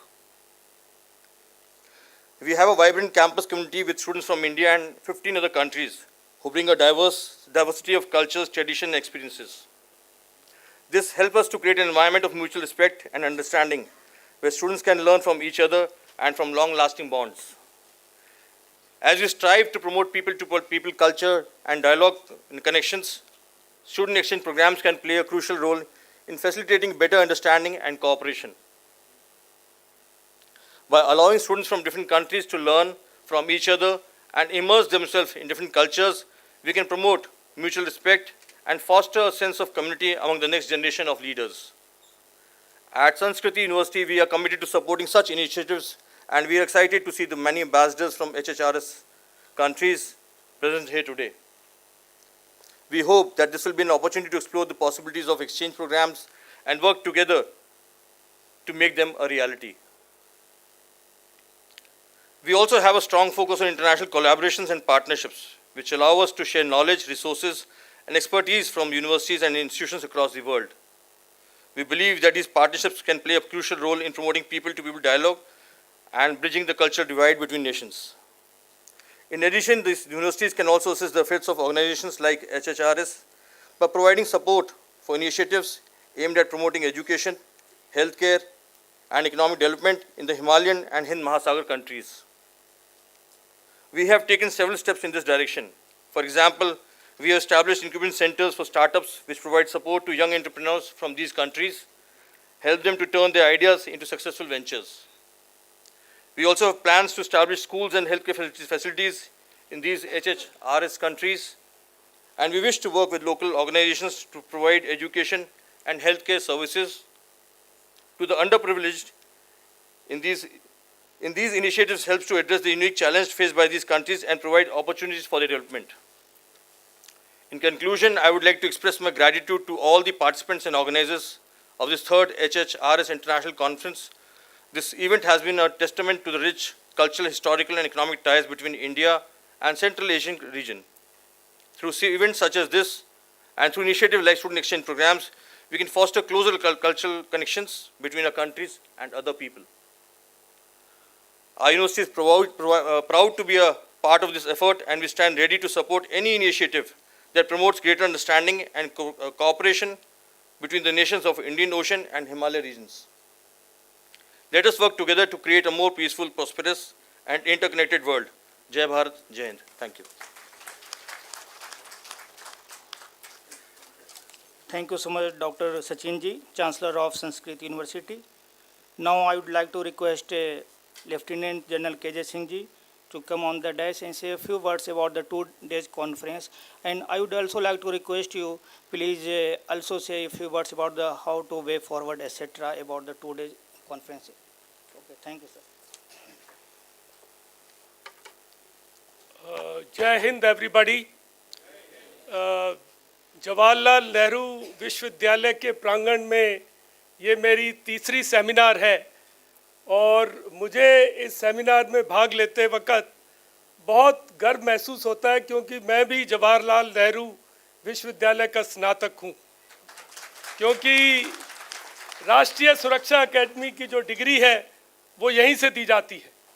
लेकिन मैं आपको, क्योंकि अभी शाम का वक्त हो रहा है, कुछ लोग खुमारी से में भी आ रहे हैं, तो हमें भी शरारत करनी सिखाई जाती है राष्ट्रीय सुरक्षा अकेडमी में।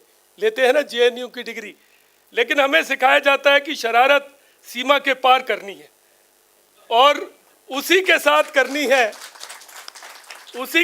करनी है जो आपकी भाषा ठीक तरीके से समझता नहीं है, जो समझता है उसके साथ नहीं करनी है।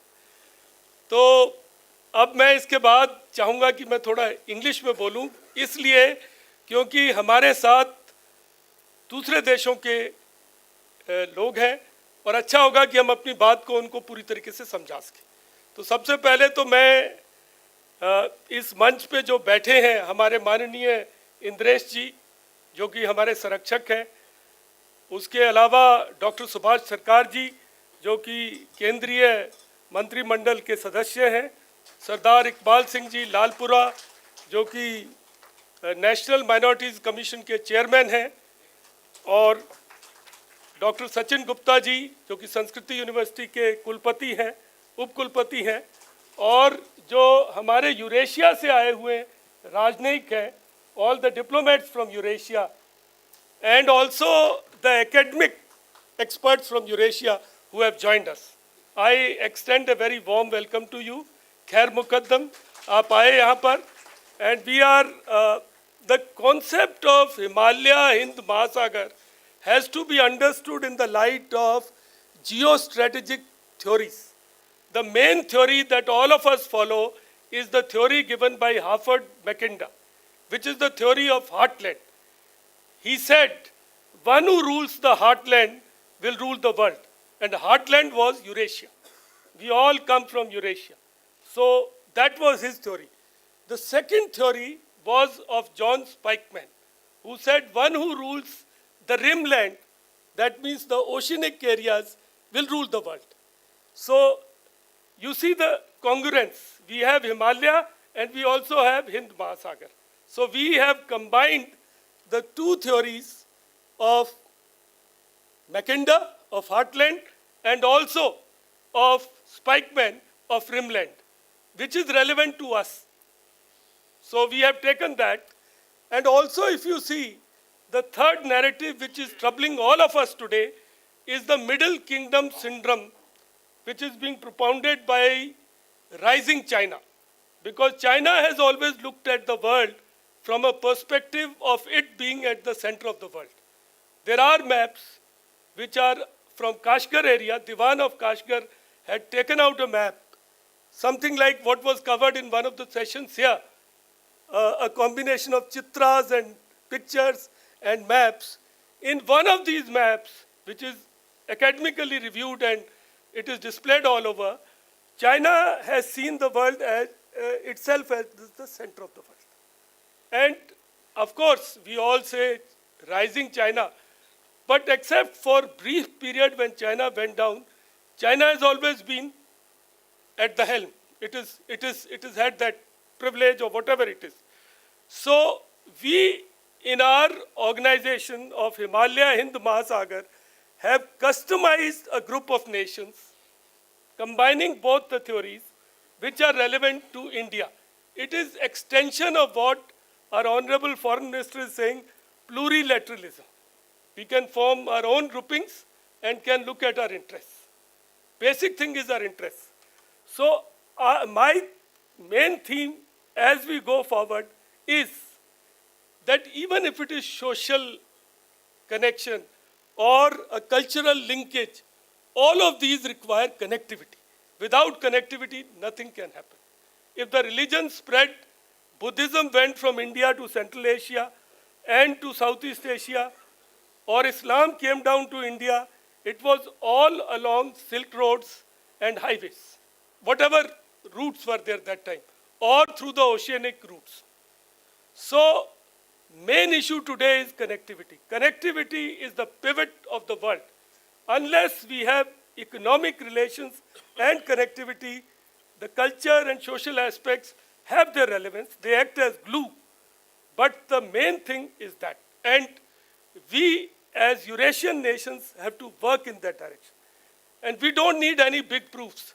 China has lifted 770 million people out of poverty, above the poverty line. And academically reviewed, peer-reviewed report has established the main factor is enhanced connectivity, linking production centers and manufacturing bases to the markets. Even India is also doing it. Our Honorable Prime Minister has taken initiative. We have Bundelkhand corridor, we have Sagarmala corridor, we have Parbatmala. So all these corridors are taking place within India to increase productivity, to enhance the benefits and link various areas. This is also being taken outside. You have seen Belt and Road Initiative. You have yourself seen, and the belt runs through the countries from where you all come. It runs through Eurasia and Central Asia. Now, because of the Ukrainian war, there is a rethink. Some parts of that belt have become untenable. It is not possible to progress them. In this is the opportunity for all of us. We should push for Chabahar and we should push for INST. North-South corridor and Chabahar can help us because it has been established in a proper study that it is about 40 to 50% cheaper to take a container from St. Petersburg to bring it to Kandla or Mumbai. And the time taken is also about 50% less. So, in Indian thinking now, Iranian ambassador, Excellency happens to be here. It should be Chabahar, Bandar Abbas, Bandar Anzali, Astrakhan, and Petersburg. So we have to think like that. That is how we have to work on this concept. I would also like to say that our Honorable Prime Minister has taken a great initiative of Connect Central Asia. He gave neighborhood first, then he went to extended neighborhood, and he has chosen Central Asia as a special area where we are doing Connect Central Asia project. I know there is a problem. India doesn't have too much of money like China, but then there is Asian Infrastructure Development Bank. There are other mechanisms which are coming up. Japan is a liberal financer. If we can get them interested, we can work on these projects. And INST is a very cheaper alternative. Not much has to be done. Most of it is already in place, except for some place where in Iran where railway line has to be laid, but currently roads are there. So it is possible to run this corridor, and it's not a great. We are also concerned, I am a security man, at the possibility of bases coming up in these areas. There is increasing talk of interest shown by China to acquire a base in Tajikistan. So we have our worries. So we like to voice that because see what happens is when these corridors develop, there is a need for security. You are seeing it in CPEC. Pakistan has raised 2 divisions to protect, and yet they can't protect Chinese. So it is important for us to look at what all is involved in this. So where do we, and also we are concerned that where do we see ourselves, India, in this game? We see ourselves as a balancer, a very benign balancer. You have been under colonial rule like us. We don't have any such tendencies. We have never colonized anybody. So we will like to be a handholder, enabler, and wherever we, besides the physical connectivity, we could think of digital Silk Roads, where our 5G technology, which India is developing, could be used by Central Asian nations. We could also have space corridor. Kazakhstan has got Baikonur Cosmodrome. Can that be put into equation? We could have agricultural corridor, cultural corridors, and sky is the limit. There can be multiple corridors, yoga, Ayurveda, Bollywood. I was so happy to hear somebody from Kyrgyzstan, Nazgul, Professor Nazgul, to say that I love parotha and ichak dana, bichak dana. So we in all, I would conclude by saying that we are a nation which is ready to work with Central Asia, and academia is an enabler. When you go back, do take these things forward so that we can build a movement in its favor. And all in all, we should have a win-win situation. We are referred to as heartland, and heartland should, in a benign manner, rule the world. And this year, we are president, so India is president of SCO, Shanghai Cooperation Organization, as well as G20. Now, none of the nations of Central Asia is part of G20. But India could act as a window for these nations into G20. Our Prime Minister is already talking of becoming the voice of Global South. So the voice of Central Asia can be added to that. So with that, I wish you bon voyage. When you go back to your country, take happy memories, and please remain connected and bonded with us. Thank you. Jai Hind. Thank you so much, sir. You have really given very excellent speech about the 2 days conference and also way forward. Thank you so much, sir. Now, I would like to request Sardar Iqbal Singh Lalpura ji. But before going to request you to come upon the dais, I would like to request Professor Saroj Mahananda ji. Please facilitate him. Saroj Mahananda ji, felicitate him.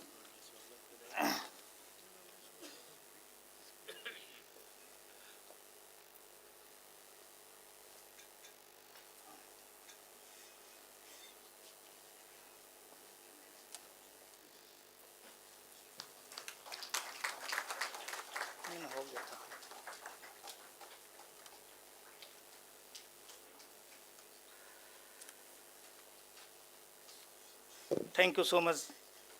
Now I would like to request Sardar Iqbal Singh Lalpura ji. He is chairman of the Minority Commission of India.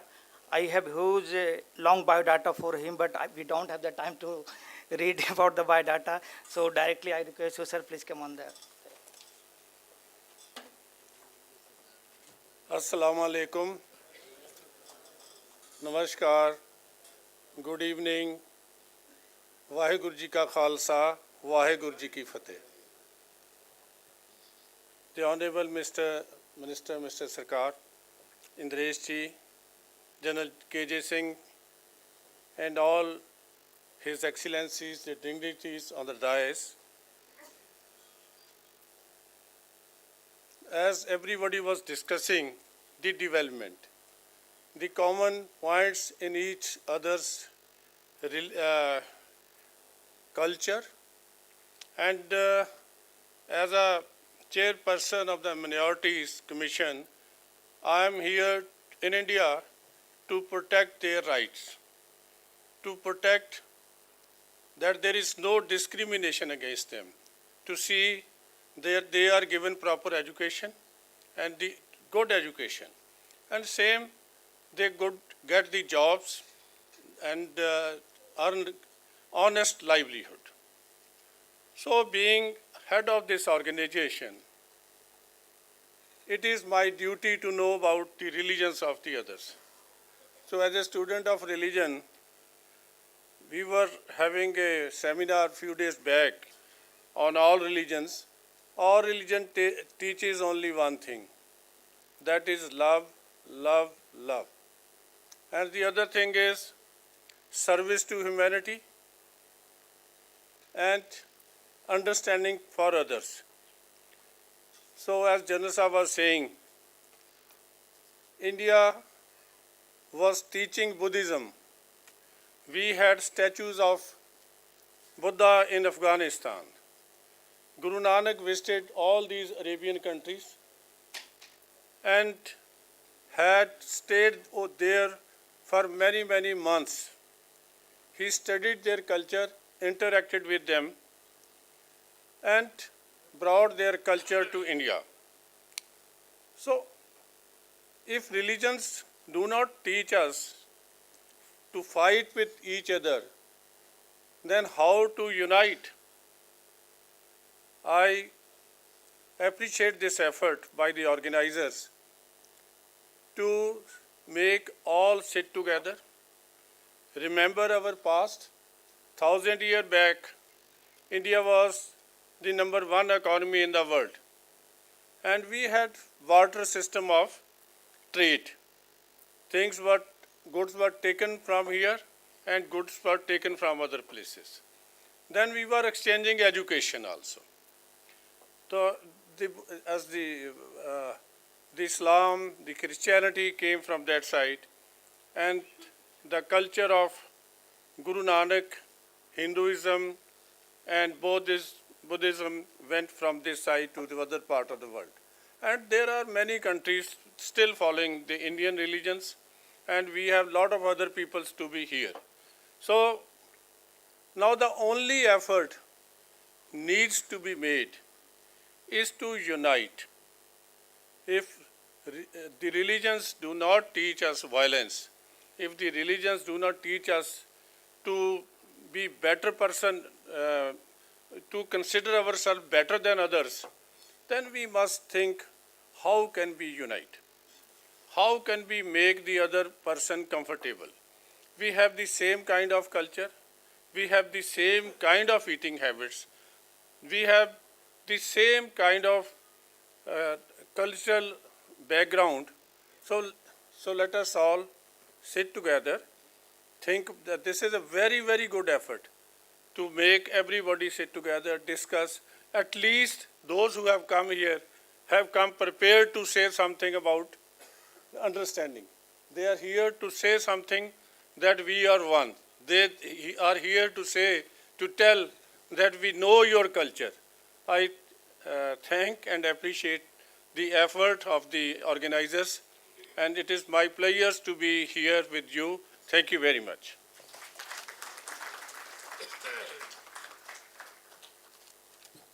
Sorry for that, because I have forget the name of Aziz Baratov, the Deputy Chief of Mission, because he was not felicitated. So I would like to request Dr. Satprakash ji, please come on the dais and felicitate him.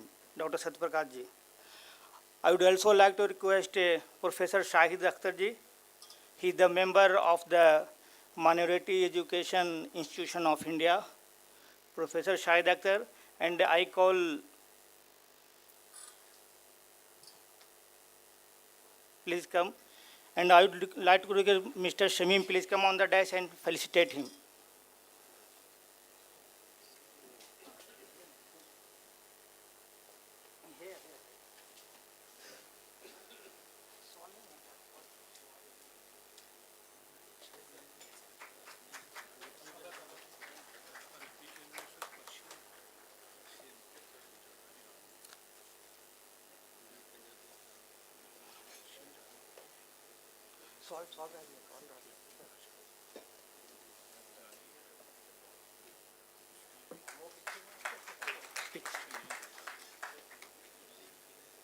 Now I'd like to request Mr. Shamim, please felicitate Professor Shahid Akhtar ji. Shamim.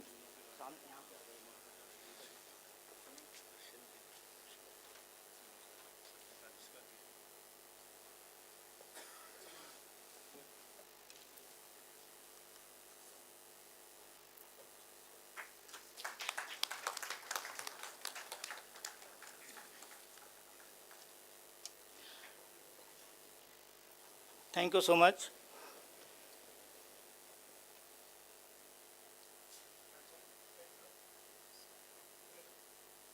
Thank you so much. Now I would like to request Honorable Minister of State for Education, Dr. Sarkarji, please come on the dais and say a few words about the 2 days conference and India Central Asia relation, etc. Dr. Sarkarji.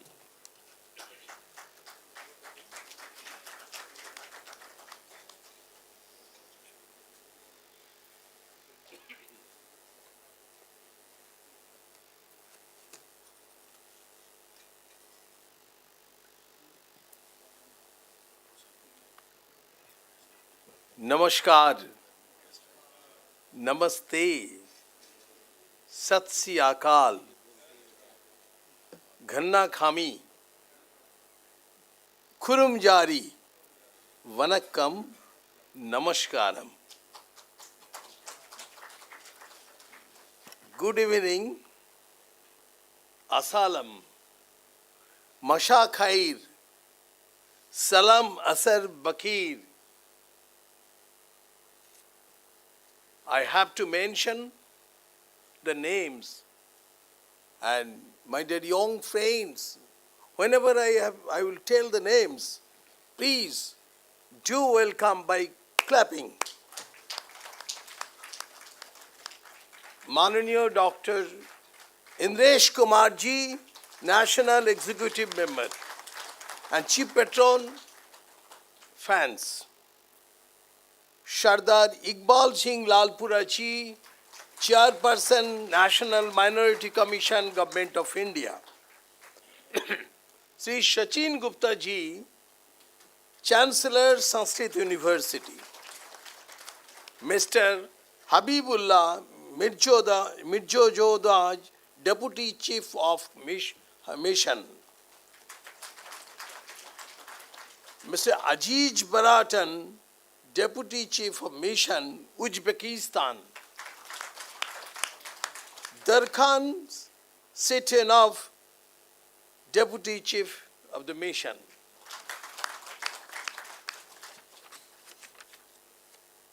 Mr. Asraf Sekhariev,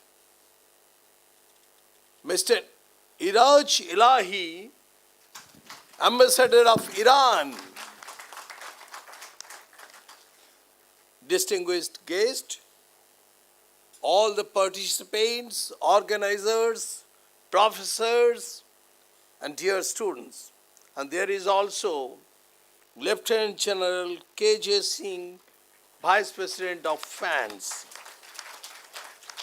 Dean Mazhar Ashif, Pro-VC Professor Gorkali ji, Senior Professor Mehtab Alam Rizvi ji, and General Sri Golok Bihari Rai ji of FANS.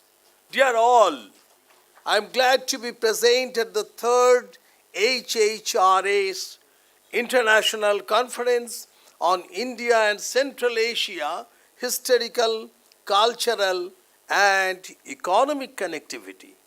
I would like to start my speech by sharing a sloka from Vishnu Purana with you all.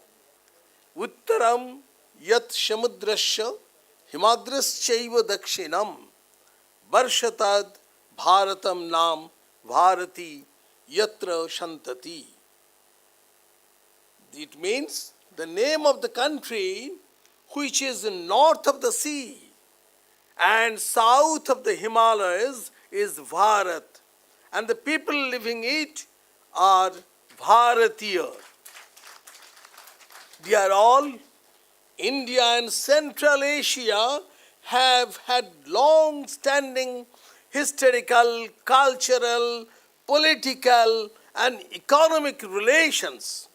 The two regions have shared deep cultural linkage with each other over 2 millennia in terms of people-to-people contact, trade, and commerce. I would like to say that the history of India and Central Asia are indebted as well as accredited to each other. Various sites in both the regions are found which indicate clear transactions even in prehistoric periods.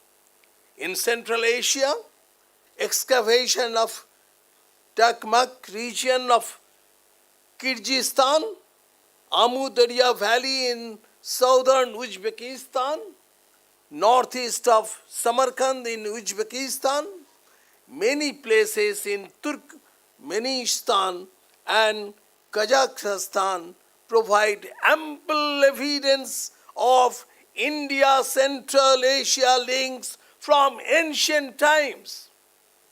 I would like to say that it should be clapped. I would like to add that the Mahabharata also gives the list of the warriors who were invited for the great war of the Kurukshetra by the king Yudhishthira. It says, Kshatriya of good birth, Shaka, Darada, Palva, and Kirata. These Central Asian warriors fought from both sides of the Kauravas as well as Pandavas. This is very important evidences. It is mentioned in Mahabharata that Nakula defeated Hunas, Shakas, Yavanas, and Pallavas of the Kauravas side. Further, Tushara or Yuchi clan, of which Kanishka belonged, was present in Rajshyo Yagya of Yudhishthira. Due to long connections of interactions between Central Asia and India, the languages has also got influenced mutually, which is confirmed by the phonetic similarities. Indian language adopted several Central Asian words like Ratna, Guru, and Mani, which are prevalent in Mongolia and Tibet as well. My dear friends, Bukhara comes from Bihara or Bihara, and Sartha is derived from Sart in western Turkmenistan. Pre-Aryans in Inner Asia were the people who gave the words like Ganga, Anga, Vanga, and Kalinga. The word Linga comes from Tibetan word Gling, which later by Indianization became Ganga. Urdu and Persian language flourished due to the interconnection between Central Asian and Indian people during the medieval period. I want to share that the literal meaning of the word Urdu is the camp of Turkish army. Initially, this language was known as Hindustani or Hindavi. By traveling through different Sufi and Hindu mystics, it absorbed many regional influences and later came to be known as Dakhani or Delavi. The Hindi language also inherited many Turki words like chaku, this is knife, kaichi, this is scissors, biwi, this is wife, bahadur, kwabu, in control, chamach, that is spoon, topachi, that is gunner, barut, chechak, that is smallpox, sarai, in Bawarchi, there is a cook. In ancient Sanskrit literature, we found many descriptions about Central Asian lifestyle, culture, civilization, philosophy, literature, scholar, etc. Apart from Mahabharata and Ramayana, various Sanskrit texts like Kabba Mimamsa by Rajshekhara, Kalhan's Raj Tarangini, Gunadhwa's Brihat Katha, Sarit Sagara of Somdeva's Katha, Khem Dash Brihat Katha Manjari, Kalidasha's Meghaduta, and Vikrama Varshyam are the major source of our knowledge about mutual influence and interaction of both the regions. My dear friends, and religious transactions have been visible from Paleolithic age. It was during the Kushan dynasty when Mahayana Buddhism and Indian art and culture reached to China, Japan and Korea via Central Asia. Many Buddhist mottos of Kushana age are found in territories of Central Asia. Even today, in many places in Central Asia, Buddhist traditions are kept alive. Many scholars related to Central Asia made India their workspace. Ancestors of Ghalib and Abdul Rahim Khan-e-Khana were from Turkmenistan, and thus both regions got an opportunity of an extensive impact on each other. One of the focus areas of Indian foreign policy in the last few years has been the revitalization of our historical ties with the Central Asian countries, including Iran, Afghanistan, and Mongolia, which are a part of our extended neighborhood. As developing countries, India, Iran, Afghanistan, Mongolia, and Central Asian countries share common perspectives and similar approaches in various fields.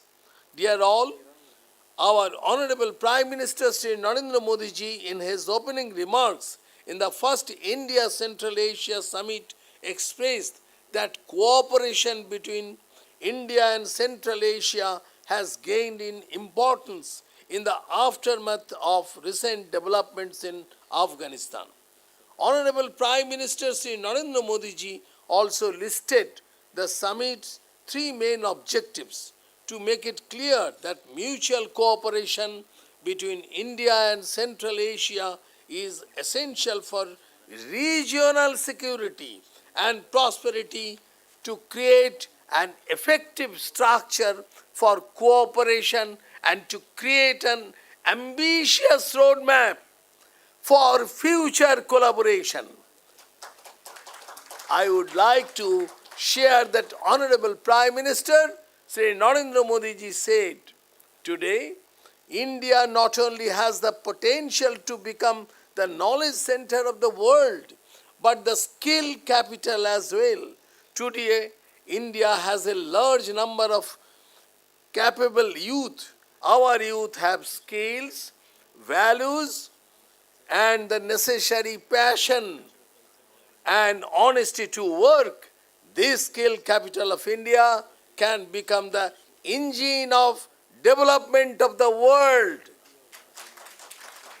Dear all, the National Education Policy 2020 envisions an education system rooted in Indian ethos that contributes directly to transforming India sustainably into an equitable and vibrant, keeping the Indian philosophy of Vasudhaiva Kutumbakam as the core and providing high quality education to all, thereby making India a global knowledge superpower, knowledge society.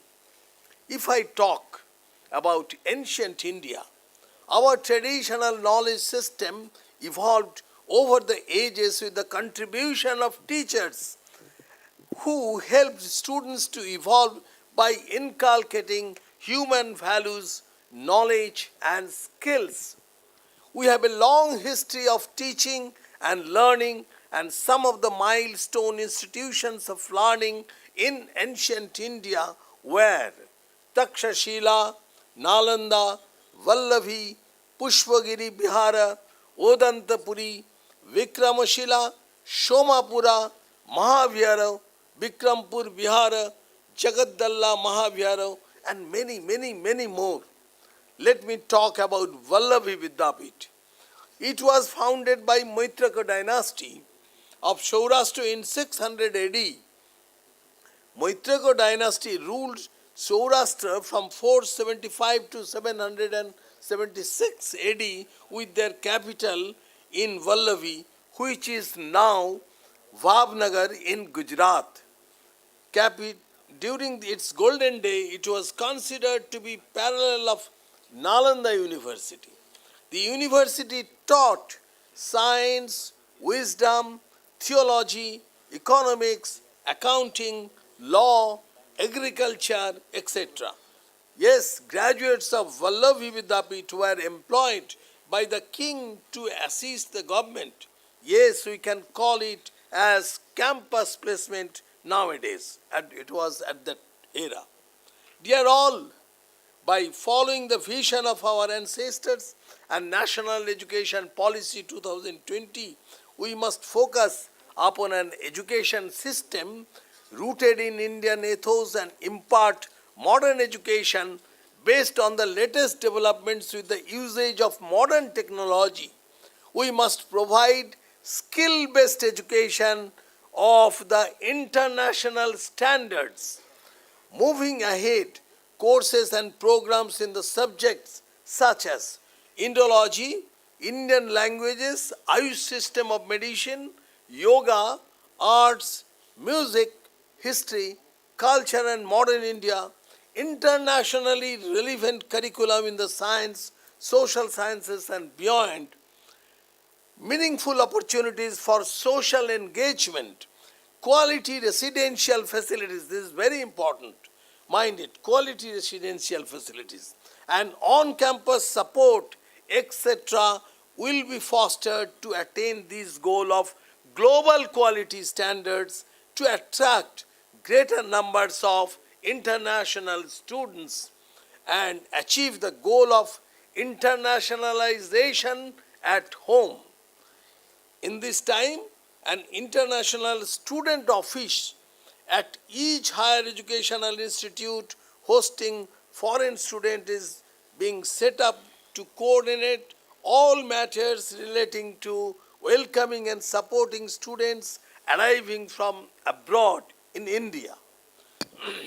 Also, high-performing Indian universities will be encouraged to set up campuses in other countries, and similarly, selected universities, those from among the top 100 universities in the world, will be facilitated to operate in India also.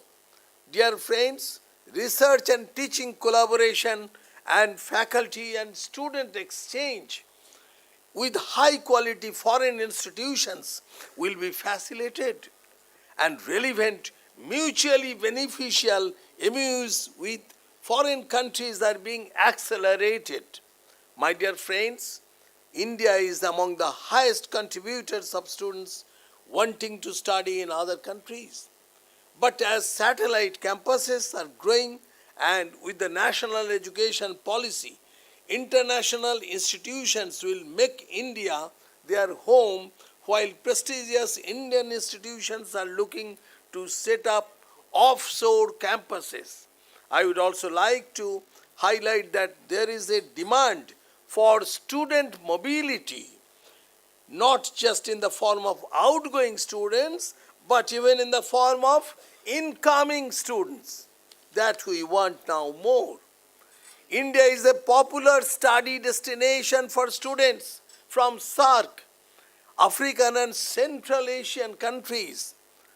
And I would like to emphasize today that we would like to promote ties between India and Central Asian countries so that more and more students can come and study in India and receive high quality education.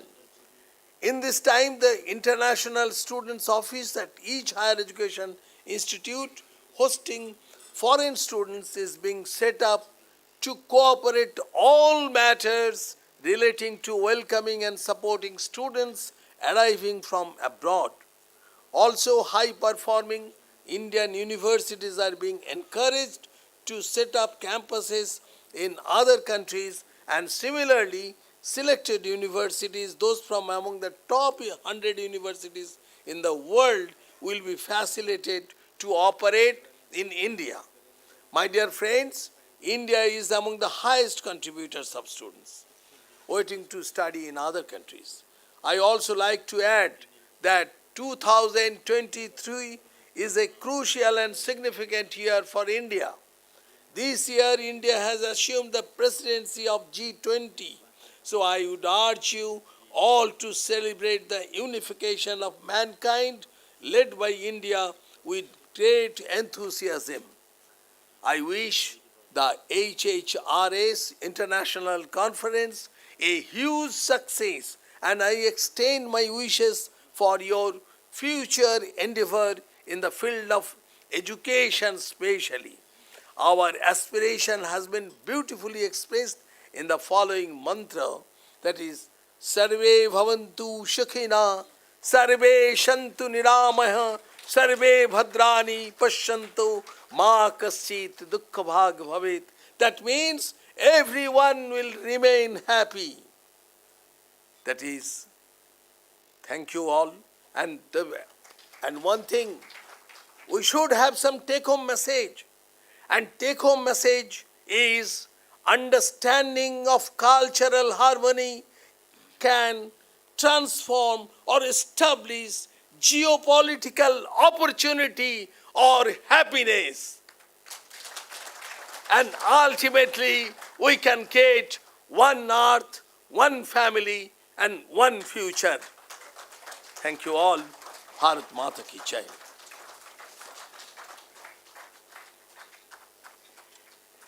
Thank you so much, sir. Very, very exciting speech, and also thought-provoking, and also path-breaking.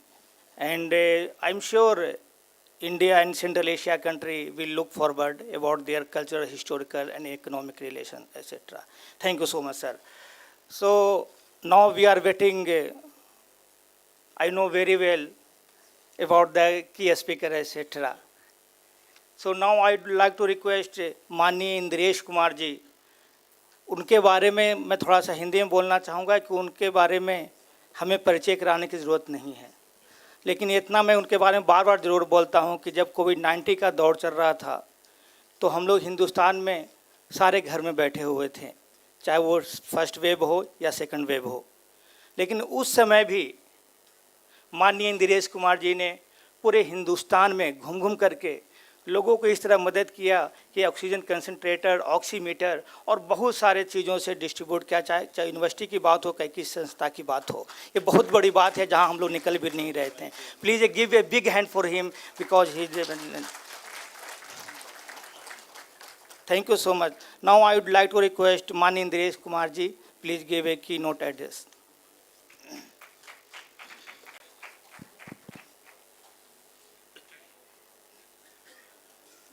For the 2 days, we are in the seminar present, my dear brothers and sisters. I have to conclude the seminar. Message of the seminar, memorandum of the seminar, either a charter of the seminar. So I have conclude it in a minimum time. Because after that there is a cultural program, and after that I hope so dinner will be also there. So I have left to have a name from each country on the 10 countries. There are 10 names. Some diplomats are sitting their names. I included all names in brothers and sisters.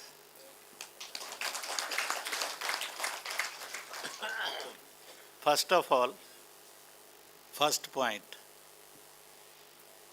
here which country, which civilization, which language, which religion we are. I hope so, all are believers. Nobody is non-believer.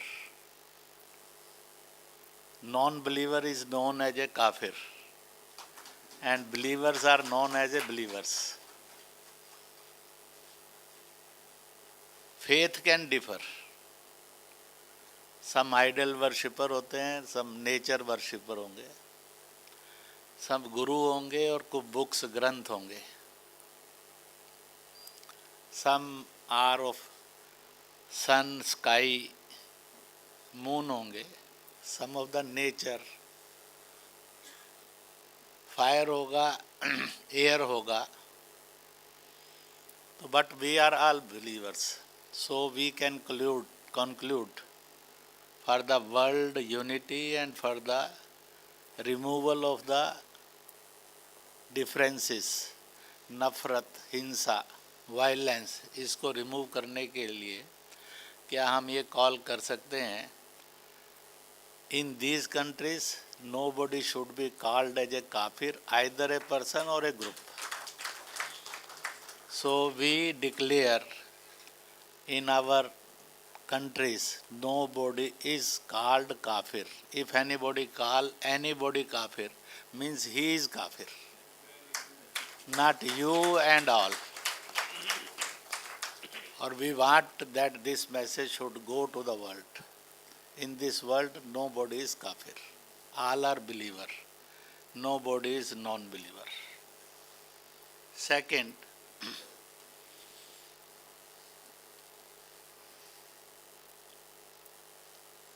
enemy of humanity and human beings. Progress, peace, development. The one enemy visibly, which has a gun in his hand, either from state terrorism, either from the public terrorism. They have a gola in their hand. They are called either a Maoist, Naxalists. Maximum countries, they are called terrorists. So we all together condemn the activity of terrorists and terrorism. The countries and the world should be free of terrorism.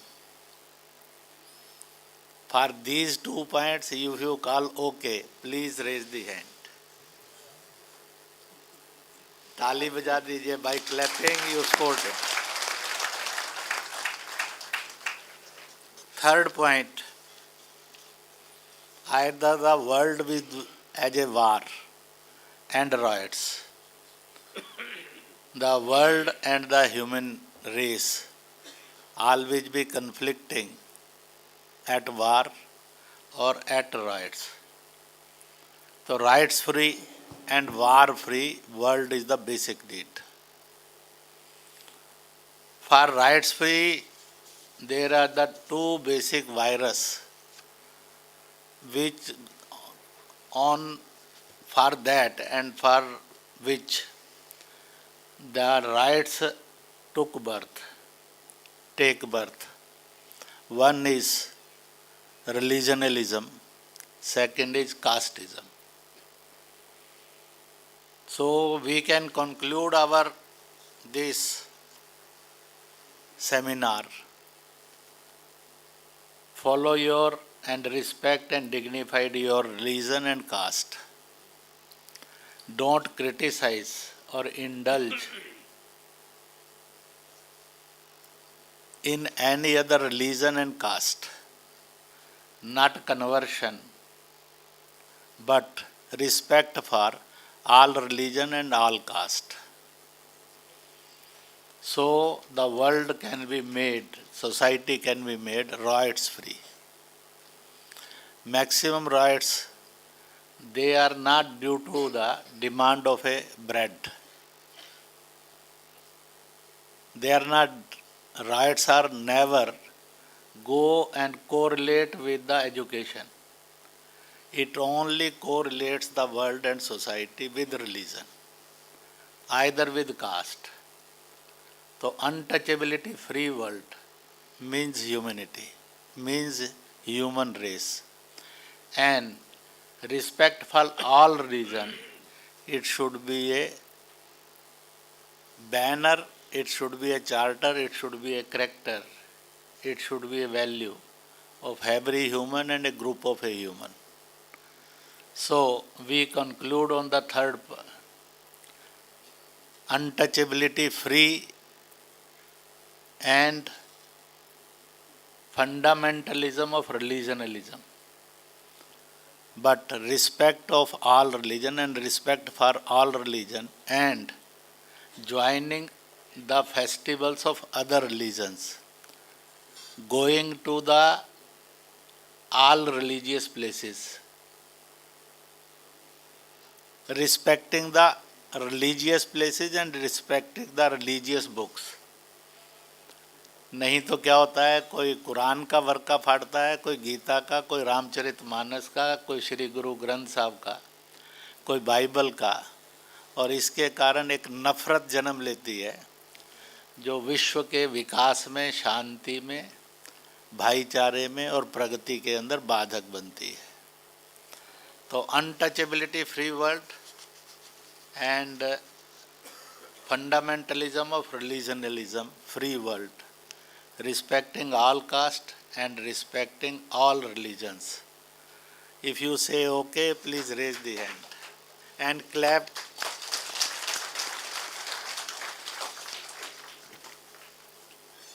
Fourth point is, क्योंकि people will ask from everybody, you have gone to the seminar of a high quality, from that conference where that concluded. Minimum is there, we have to proceed for the maximum. Connectivity between these Central Asian countries. Central Asia is now with the 5 countries. I don't know, the circle will increase, decrease नहीं करेगा. India and 5 countries, it can be increased.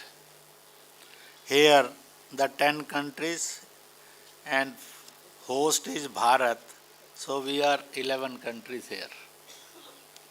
So connectivity between these countries,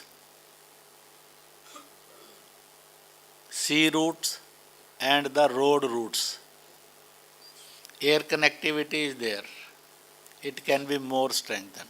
But under the universal law, international laws, the connectivity between these countries by the sea route and by the road route, it should be strengthened, it should be more vast. तो आवागमन तेज गति से हो सके. When the connectivity will increase, it will increase the trade. It will increase the social harmony. It will increase the social cultural relationship. It is so automatic. इसलिए roads are known as a veins and nerves of the world. अगर body में veins and nerves proper नहीं है तो लकवा मार जाएगा और बीमार हो जाएगी. तो for the trade and for the harmonious world, connectivity is the basic need. जब कनेक्टिविटी होती है, ज़्यादा होती है, तो फिर लड़ता कम है आदमी, प्यार अधिक करता है। जब कनेक्टिविटी कम होती है तो कन्फ्यूज़न बढ़ाए जा सकते हैं, मिसअंडरस्टैंडिंग्स बढ़ाई जा सकती है। जब कनेक्टिविटी ज़्यादा अच्छी हो जाती है तो कन्फ्यूज़न्स के चांसेस ख़त्म होते चले जाते हैं। एंड इन दैट मैनर हम सब मिलकर भारत को अपील कर सकते हैं कि वो इसमें इनिशिएटिव ले to increase the connectivity. If you are agree you clap. हर बार हाथ नहीं खड़ा करेंगे, क्लैप करेंगे। up to 1850, then in the north of Bharat, the ruler is Maharaja Ranjit Singh. Up to that, in this Central Asia, our trade in two forms were there. One, exchange of the things. एक लीजिए एक दीजिए, चीज़ों का आदान प्रदान था। दूसरा था all trade was conducted in A currency of rupees. Rupees currency में था। At that time Bharat GDP in growth of the world is more than 32%. When we talk of this Bharat, in which these Central Asian countries are included, ये surplus थी यानी plus थी। Vice versa pound, dollar and rouble, हम सब की currency बड़ा lower है, पर अगर भारतीय करेंसी का व्यापार बढ़ेगा तो इन सब देशों की करेंसी की ताकत भी बढ़ जाएगी दुनिया के अंदर। इसलिए हमने वस्तुओं के आदान प्रदान में और अपनी करेंसी और भारतीय करेंसी में व्यापार के बारे में विचार करना चाहिए, ताकि हम दुनिया का डॉलर, पाउंड और रूबल की करेंसी के, हम ये तो नहीं कहेंगे हम उसके कारण गुलाम हैं या दबे हुए हैं, परंतु समथिंग अनहेल्दी तो है। तो हमें कोई पाउंड से, डॉलर से और रूबल से दुश्मनी नहीं है। वी लव, जितना हम रुपए को और अपने अपने करेंसी को प्यार करते हैं उससे भी उतना ही प्यार करते हैं। परंतु एक भाई बहन का रिश्ता होता है, एक जरा रिश्तेदारी होती है। तो हम व्यापार अपने रिश्ते में करेंगे, रिश्तेदारी को भी पक्का दुनिया से निभाएंगे। इसलिए we should think on this lines also. Our relationship, one depends upon the government level, second is non governmental level, सरकारी और गैर सरकारी। तो कहीं ना कहीं सरकार के रास्ते से सोचेगी what to do to increase the friendship between these countries, good relationship in these countries. But we are free to do and think on the गैर गवर्नमेंटल, नॉन गवर्नमेंटल, गैर सरकारी क्या करना। इसलिए गैर सरकारी स्तर पर भी सांस्कृतिक होंगे, कल्चरल होंगे, ट्रेड होंगे, सोशल होंगे, एजुकेशनल होंगे, योग होगा, हेल्थ होगा, इंफ्रास्ट्रक्चर इम्प्रूवमेंट होगा, फिल्म होगा, इकोनॉमिकल ग्रोथ्स होंगे, स्किल्स होगा, खेल कूद होगा, एनवायरमेंटल होगा, भाषा ही होगा।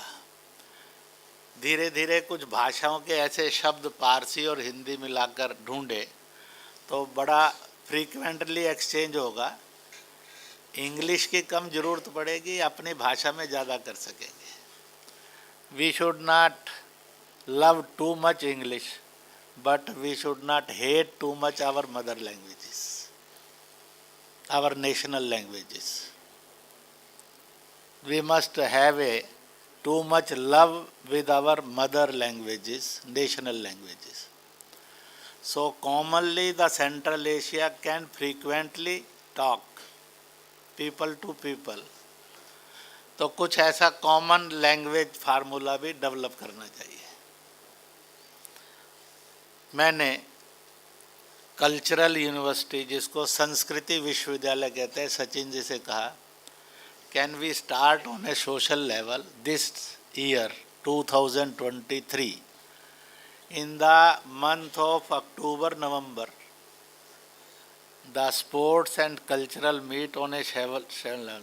So he given me a yes that I can host. I will host.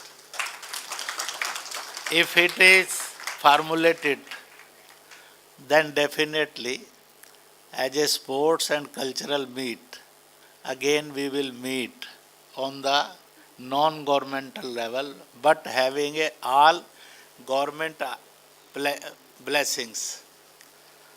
We will meet again, and the conference should not end as a conference. It should act as a way to go ahead, to proceed fastly, because time never waits. We have to wait for the time.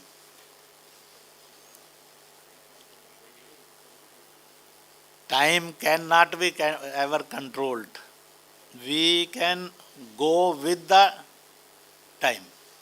हम time के साथ जा सकते हैं, चल सकते हैं, दौड़ सकते हैं, पर समय कभी प्रतीक्षा नहीं करेगा और वो बहुत निर्मोही है. अगर हम अच्छे नहीं हैं तो डस्टबिन में डालकर चला जाएगा. उसको ये प्यार नहीं जागता है कि ये आदमी है, जरा इसकी थोड़ा माफ़ कर दो. तो इसलिए इस बात को समझना ये जरूरी है. At the time of Mahabharata Kal, 5,100 years before, I have read as the books and as I listened from my family members to the ancestors. Approximately this total geography was involved in that war. Two great Pandavas from 5 to 2, Nakul and Sahadev, he toured these all kingships, either the leaders of the communities, and either you will stand with dharma or adharma, with human values or with the cruel values. As I read and came to know, in Kurukshetra, from the last 10 years, International Gita Mahotsav is there. In that there is a exhibitions. In that exhibition they have showed these are the geography nearest by that also came in the Mahabharata Yuddha, and also they participated the ceremony of Lord Yudhishthira, King Yudhishthira, and acceptance of कि धर्म के अनुसार जो राज्य चलेगा उसका जो कानून युधिष्ठिर बनाएंगे, हम भी उसके साथ सहमति व्यक्त करते हैं, हम उसको लागू करेंगे. In the interest of our geography and in the interest of the peace and progress of the world. ये वहाँ जो एक एग्रीमेंट था उस पर इन राजाओं के भी कहीं कहीं हस्ताक्षर मिलते हैं और इसकी जानकारी मिलती है. It means हम from thousand years independent wisdom थे, independent rulers थे, independent rules थे, परंतु हमारी connectivity of a human values ये बहुत स्ट्रॉन्ग थी. तो मुझे ये लगता है कि इन सब बातों के साथ बाकी सब लोगों ने बहुत बातें कही हैं, एक सार्थक रूप में we will go ahead with this conference, concluding the conference, the great mission can be defined and we can march towards that mission. So when the trade comes, culture also comes with the trade. And when the culture comes, trade is automatically there. Those who think culture and trade differs to each other, never. They never differs. When you meet to each other, automatically culture inspired you and attract you, and trade involve you. इसलिए जब मिलते भी हैं तो जब विदा होते हैं तो मिलते हुए भी कुछ लेन देन करते हैं और विदा होते हुए भी कुछ लेन देन करते हैं. It is a human quality. तो इसलिए लेन देन व्यापार है, मिलना कल्चर है. तो यू कांट सेपरेट इट. यहाँ पर सब वीआईपी आए, आपने इनका स्वागत किया, ये ट्रेड है. पर इनका स्वागत आपने भावनाओं से किया, ये कल्चर है. तो इसलिए never think culture and trade differs. When Bharat gone to the world, it gone with a trade, for a trade, but automatically culture reached there.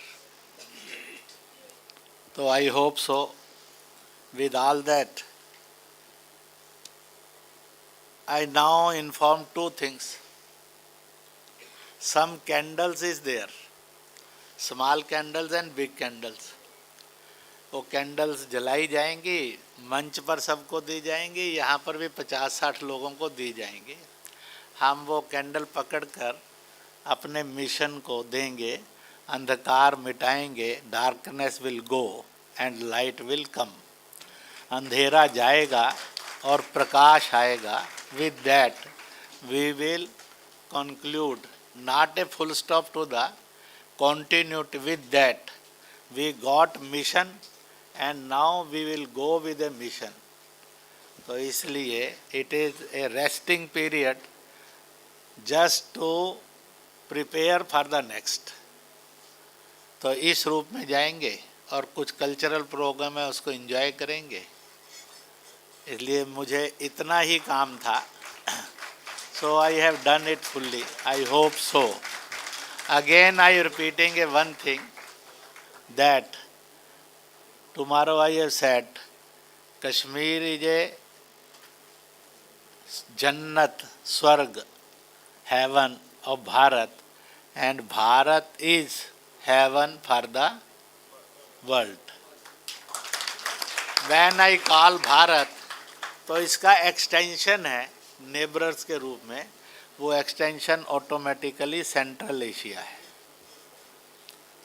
तो इस प्रकार से हम यहाँ पर आए और हम सब ने हंसते मुस्कुराते हुए और इस कॉन्फ्रेंस को कंक्लूड कर रहे हैं. और इसलिए चिराग रोशन करेंगे, अंधकार मिटाएंगे, प्रकाश लाएंगे. हम शुरुआत जेएनयू से कर रहे हैं क्योंकि यहाँ ही अंधकार का झंझट ज़्यादा होता है. और इसलिए यहाँ से अंधकार गया तो भारत से और दुनिया से जल्दी चला जाएगा, और जा भी रहा है और आगे जाएगा भी. तो आप सबको बी हेल्दी, बी हैप्पी, इसकी कामना करते हुए और सबको बहुत बहुत बहुत बहुत बधाई देता हूँ, मुबारक करता हूँ. एक शानदार मिशन से ओतप्रोत यह कॉन्फ्रेंस हम मिले और मिशन लेकर जा रहे हैं. इन्हीं शब्दों के साथ बहुत बहुत बधाई है. बधाई हो, बधाई. थैंक यू सो मच माननीय इंद्रेश भाई साहब. जैसा कि हम लोग ने सोचा था कि thought provoking path breaking speech होगा, वैसा ही रहा. बहुत बहुत धन्यवाद भाई साहब इसके लिए. इसके बाद हम लोग के 2 अनाउंसमेंट और है. हम लोग वोट ऑफ थैंक्स करेंगे, उसके बाद नेशनल एंथम है, फिर उसके बाद आप लोग से अनुरोध करेंगे कि आप लोग बैठे रहें, फिर 10 मिनट का कल्चरल प्रोग्राम है नेशनल एंथम के बाद. एक बार खड़े हो जाएं सारे। एक और बार पहले lights- कैंडल का आप ये कर लें। एक दूसरे की स्कैंडल के साथ हाथ मिला सकते हो, no problem.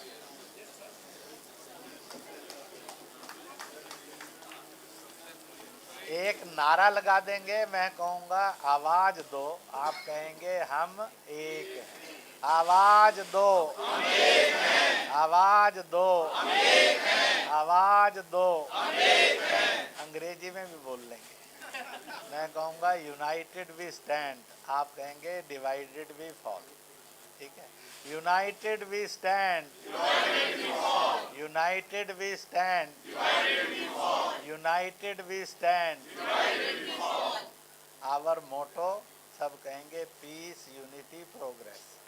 Our motto, peace unity progress. Our motto, peace unity progress. Our motto, peace unity progress. बहुत बहुत बधाई, बहुत बहुत धन्यवाद।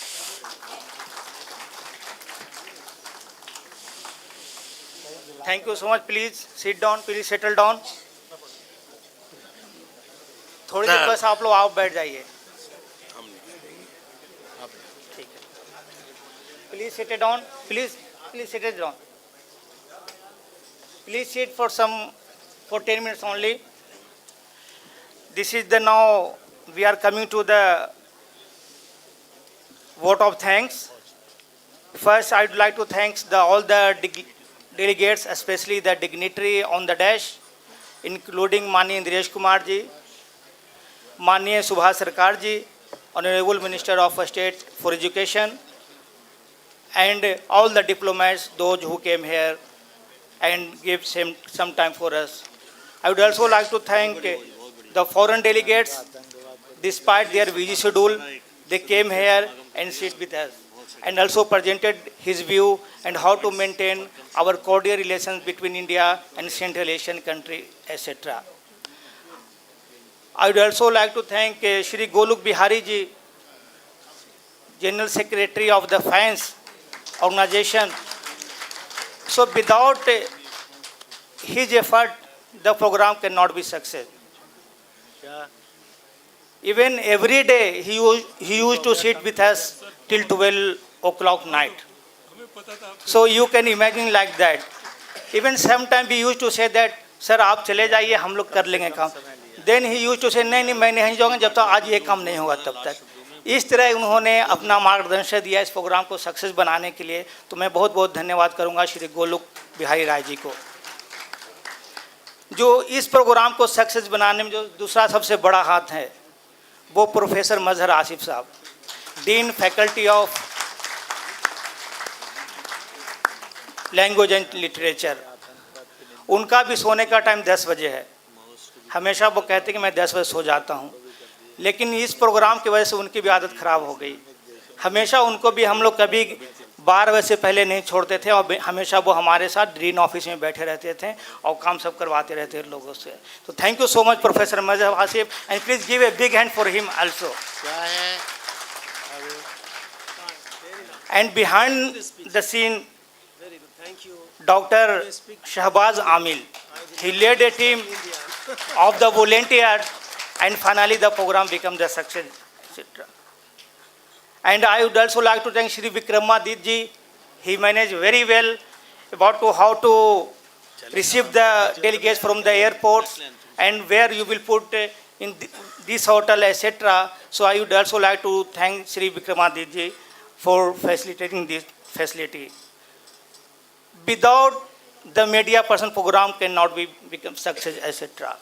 So I would like to thank media person, those who came here and covered the 2 days program. So please give a big hand for media person because they covered very well of the 2 day program, etc. Without the fund, the program cannot be succeeded. So I would also like to thank a sponsor. So without the sponsor, it's very difficult to run such a big conference or international conference, etc. Then I would also like to Indian delegates who came across the country, not only from Jamia, Delhi University, Jawaharlal Nehru University, but also from other universities like Banaras Hindu University, Hyderabad University, as well as Jammu University, Kashmir University, and so many universities, etc., etc. So I would also like to thank to them, those who came and participated. And I would also like to thank the chairs, like Sachitanand Joshi ji, Member Secretary of IGNCA. I would also like to thank A.B. Shukla ji, who also came today and chaired the session. And I would also like to thank Mahesh Chandra Sharma ji. Despite his busy schedule, he agreed to come in the conference and enlightened us. The 2 days conference cannot be become success in the future. If we talk about the future, etc., so it must become in the some pamphlet or some booklet, etc. So team led by Saroj Mahananda ji and Dr. Satprakash ji, he prepared the very good volunteer and supporting a staff to prepare today's report here for today's conference, etc. Please big hand for them also. One more interesting thing in this conference, because this has happened, I think, in first time. Mr. Shamim, he is working in the Airport Authority of India. So he have assigned the 5 or 6 person at the airport. And inside the airport, he received all the delegates. So sometimes delegates think, who is this person receiving inside the airport? So he was curious sometimes. And sometimes 3 o'clock, 2 o'clock, he used to call me, who is this person to take me inside the airport? And he's saying, I know where you are going, please come and take the car, etc. So thank you, Mr. Shamim, also for getting this type of facility, etc. Of course, our volunteer, most of them from Jawaharlal Nehru University, but also from Jamia Millia and other university. And without volunteer, night and day, even they are not taking care of 3 o'clock, 4 o'clock, they receive the delegates from the airport or from the outside the airport, etc. And they put all the delegates in the guest house or in the hotel, etc. So I would also like to thank all the volunteers, those who have participated. Please give a big hand for them also. In the last, I would also like to thank fence adhikari or fence officers, because so many adhikari of the Forum for Awareness of National Security also participated, and so many professors within the JNU also participated, and Jamia Millia, Delhi University and other university, and including Golgothia University, because large number of students also comes from the Golgothia University. So I would also like to thank them for this, etc. Thank you so much.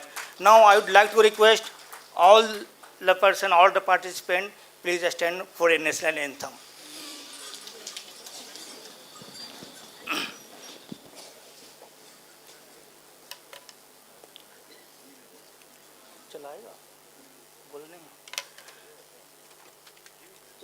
Vishweshwar जनगण मंगलदायक जय हे भारत भाग्य विधाता विनायक जय हे भारत भाग्य विधाता पंजाब सिंध गुजरात मराठा द्राविड़ उत्कल गंगा तमिल हिमाचल यमुना गंगा उच्चल जलधि तरंगा तब शुभ नामे जागे तब शुभ आशीष मांगे गाहे तब जय गाथा जनगण मंगलदायक जय हे भारत भाग्य विधाता जय हे जय हे जय हे जय जय जय जय।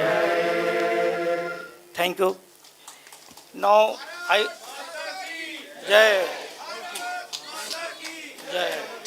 Now I'd like to request a team member of the culture program, please come on the dash. Please be seated for 5 minutes. There is culture program.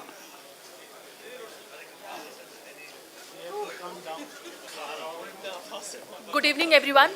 I, Varsha Gaur, PhD scholar from Jamia Millia Islamia, is hosting this session, culture program basically. So I request all the audience to please settle down as JNU students going to present a culture program in front of you.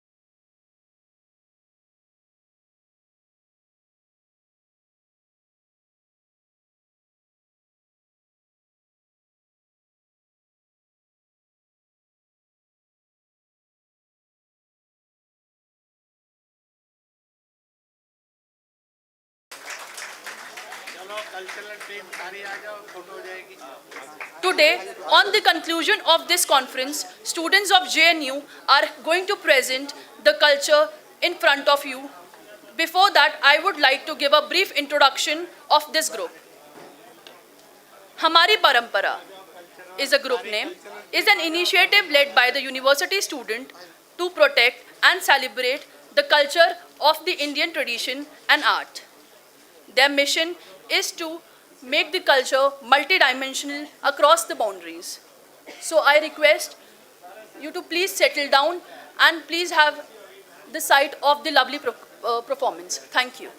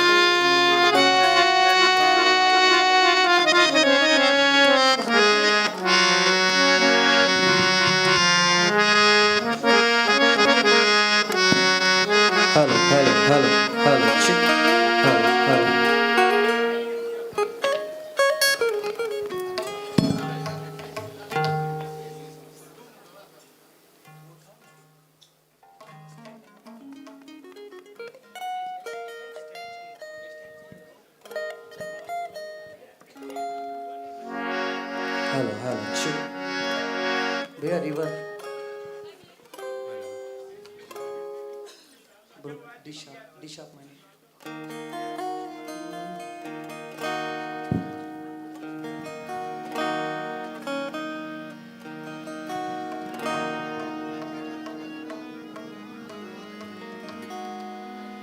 Hello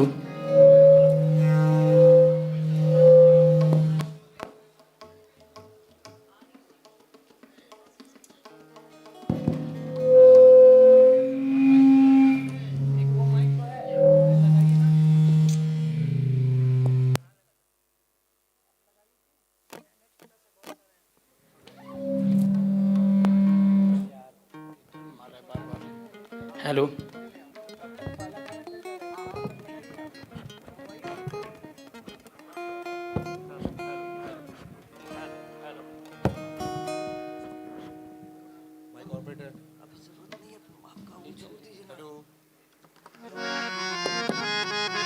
hello hello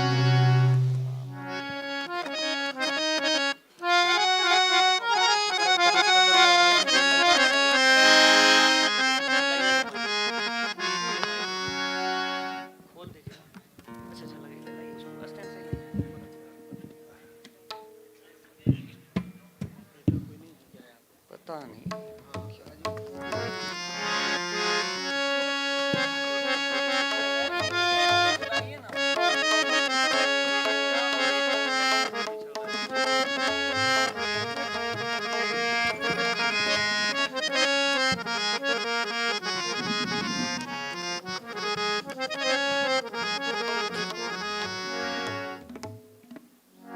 भैया कोई हैं तो आ जाइए stage पे दिक्कत हो रही है माइक सेट करने में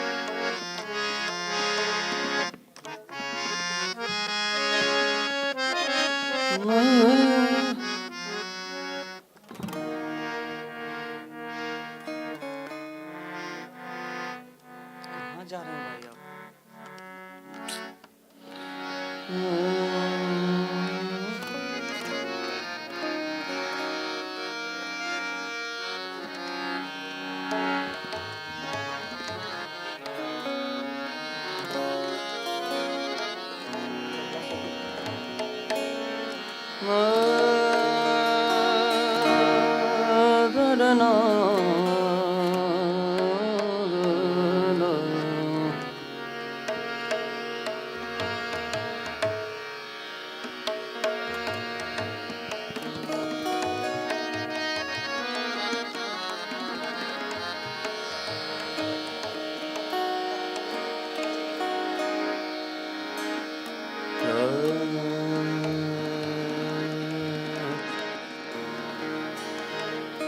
आप सबको नमस्कार।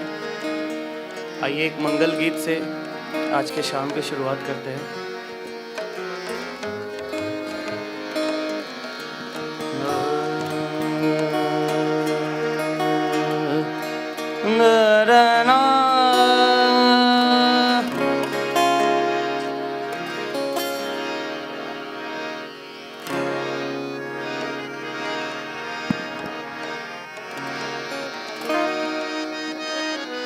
सरे मा पद द प म पद नि प म प ग म रे स नि स रे स द द नि रे ग रे स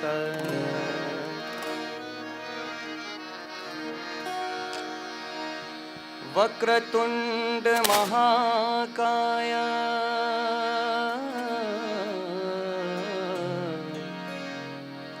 सूर्यकोटि समप्रभा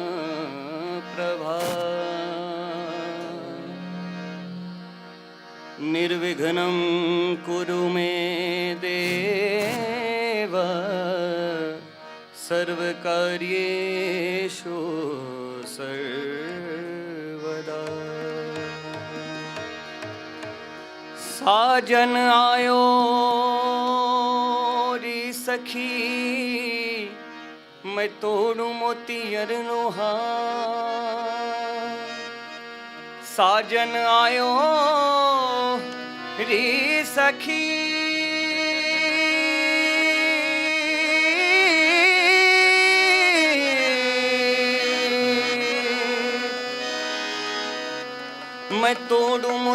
कर लूं हार, लोग जाने मैं मोती चुनूं, मैं तो झुक झुक करूं जोहार, लोग जाने, लोग जाने, लोग जाने मैं मोती चुनूं, मैं तो झुक झुक करूं जोहार। तेरी सखी मंगल गाओनी,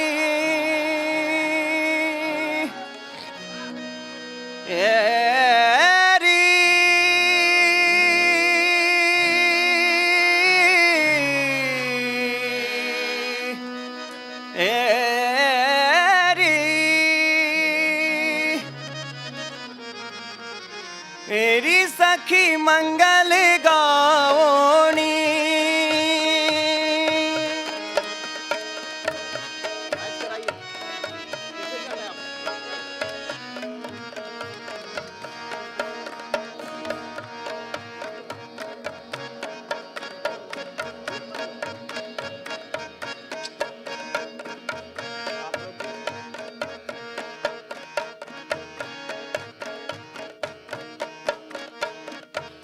मेरी सखी मंगल गाओनी, धरती अंबर सजाओनी, उतरेगी आज मेरे पी की सवार लाओनी, मोहे काला टीका लगाओनी, उनकी छब से दिखूं मैं तो प्यारी, चौक पुराओ माटी लगाओ, चौक पुराओ माटी लगाओ, आज मेरे पिया घर आएंगे, आज मेरे पिया घर आएंगे। तेरी सखीरी पिया घर आए, तेरी सखीरी पिया घर आए,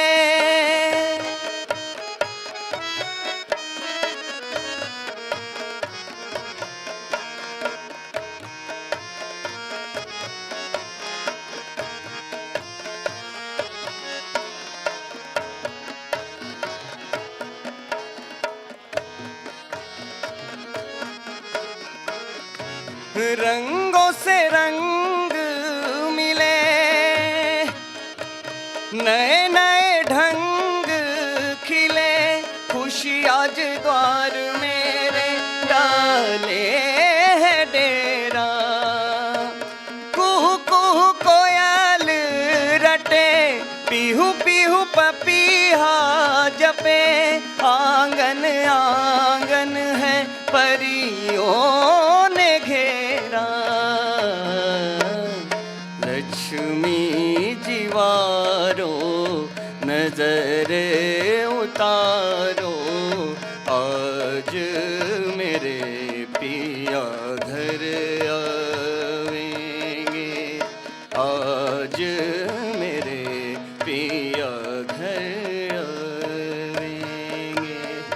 अनहद नाद बजावो रे सब मिल, अनहद नाद बजावो रे सब मिल, अनहद नाद बजाओ, अनहद नाद बजाओ रे सब मिल, अनहद नाद बजाओ रे सब मिल, अनहद नाद बजाओ रे सब मिले, अनहद नाद बजाओ रे सब मिले, अनहद नाद बजावो है अनहद नाद बजावो रे सब मिल अनहद नाद रानी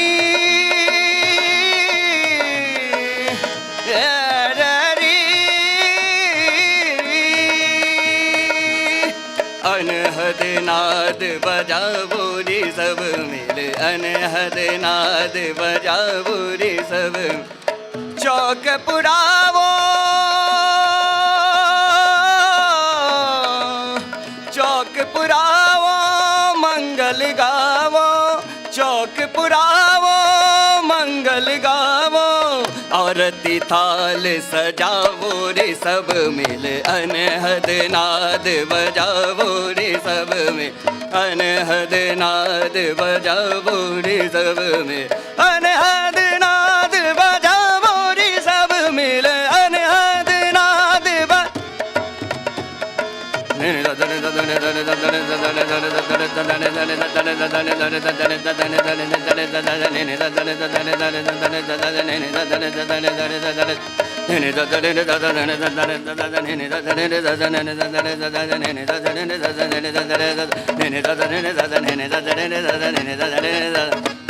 सरे मा पा दा दा दा दा दा दा दा दा दा दा प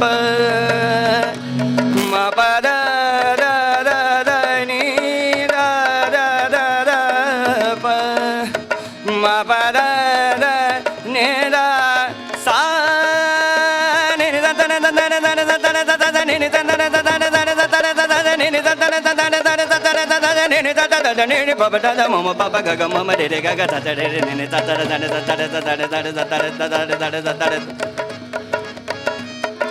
ne ne da da da ne ne papa da da mama papa ga ga mama de ga ga da da ne da da da da da da da da da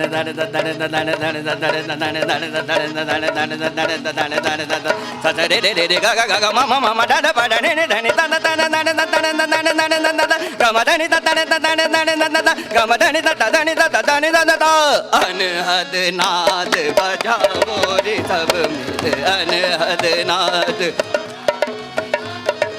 अनहद नाद बजावो रे सब मिल अनहद नाद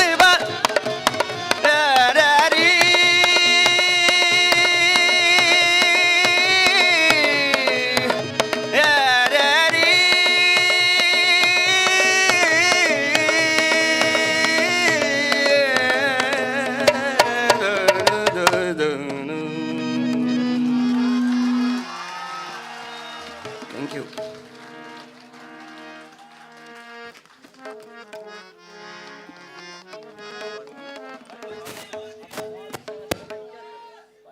भैया हारमोनियम हारमोनियम की आवाज़ बढ़ाइए harmonium की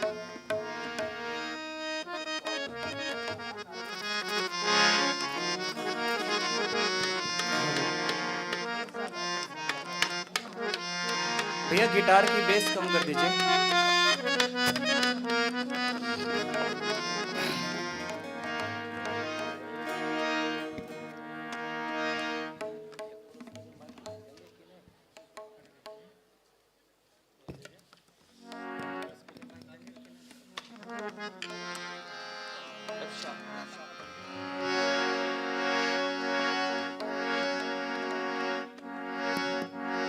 ये कव्वाली पेश करता हूँ और ये कव्वाली बहुत ही प्रसिद्ध हुआ मेरी जान जाए वतन के लिए आपने सुना होगा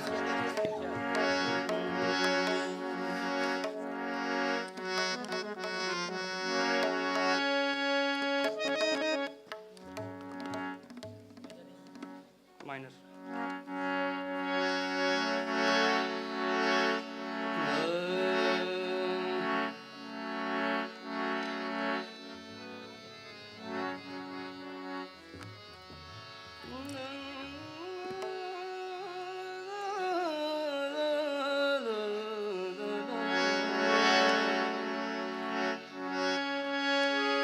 ये धरती माँ है मेरी के अलग एहसान लिख दे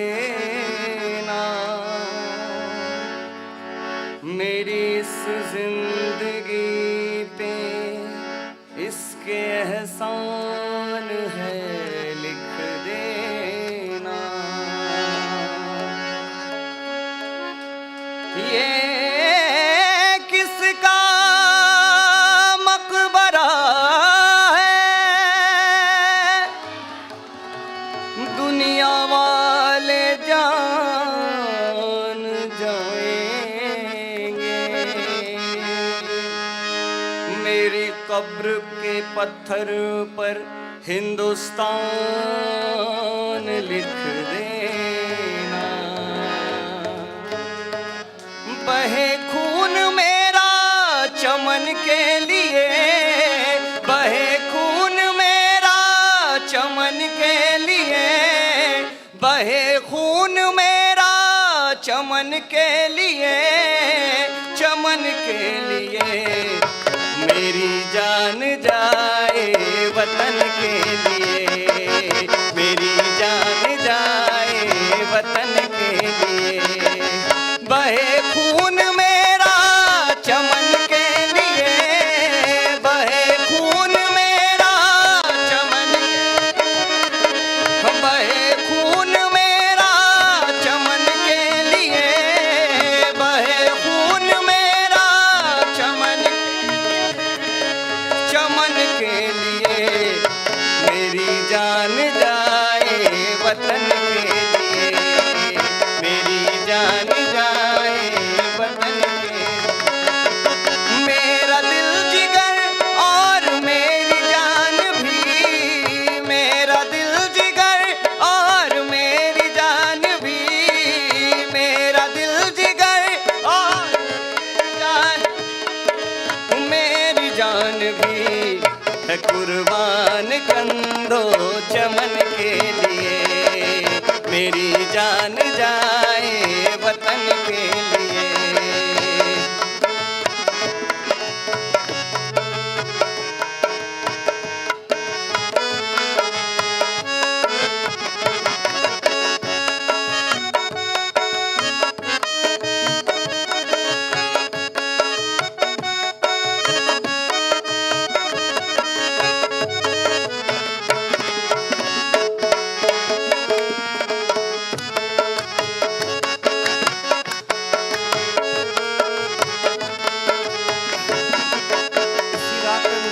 गजल की कुछ पंक्तियां याद आ रही हैं।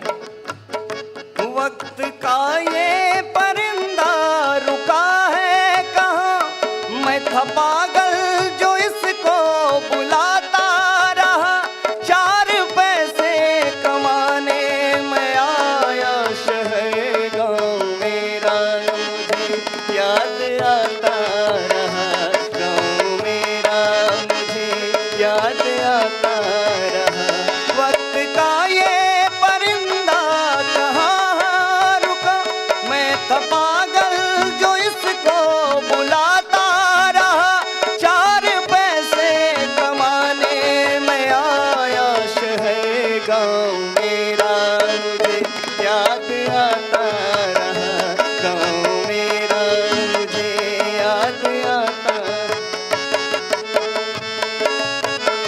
लौटता था मैं जब पाठशाला से घर, अपने हाथों से खाना खिलाती थी माँ।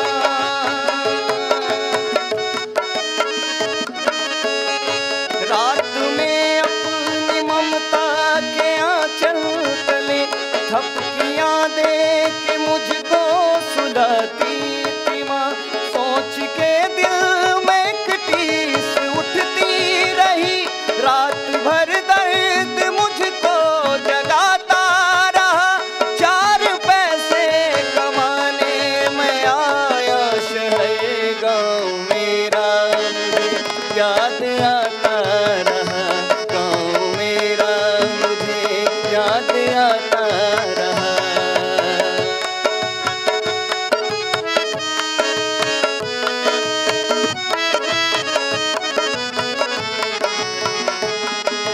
भरत राम की तरह कर लो मिलाप, भरत राम की तरह कर लो, हाँ भरत राम की तरह कर लो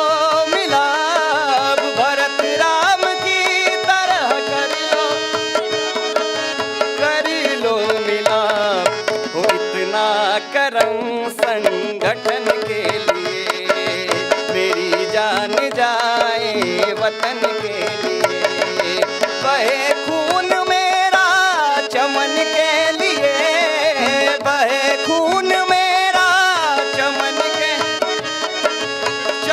के लिए, मेरी जान जाए वतन के लिए, मेरी जान।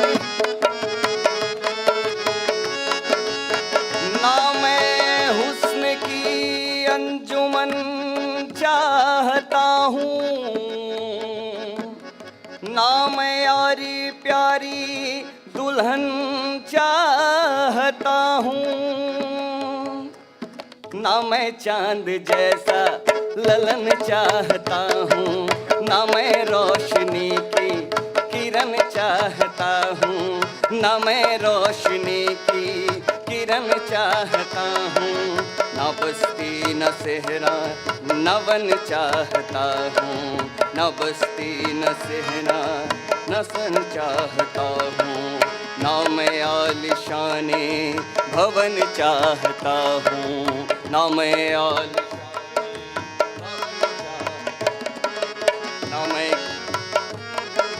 ना मैं कीमती पैरहन चाहता हूँ, ना मैं पैसा गाड़ी न धन चाहता हूँ, खुदा मैं तो यही चमन चाहता हूँ, खुदा मैं तो यही चमन,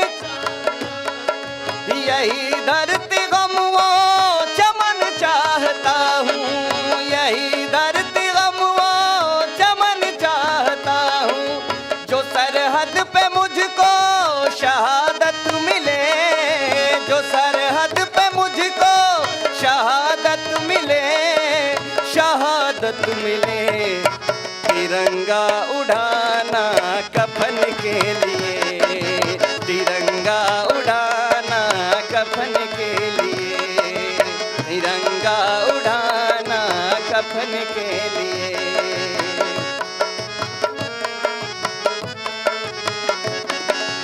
बहे खून मेरा चमन के लिए, बहे खून मेरा चमन के लिए, चमन के लिए, मेरी जान जाए वतन के लिए, मेरी जान जाए वतन के लिए, मेरी जान जाए वतन के लिए, मेरी जान जाए वतन के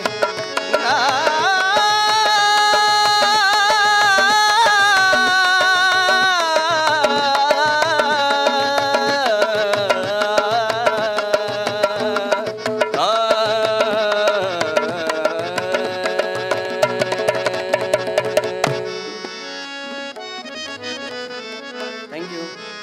तालियों की आवाज़ बहुत धीरे आ रही है। Thank you so much.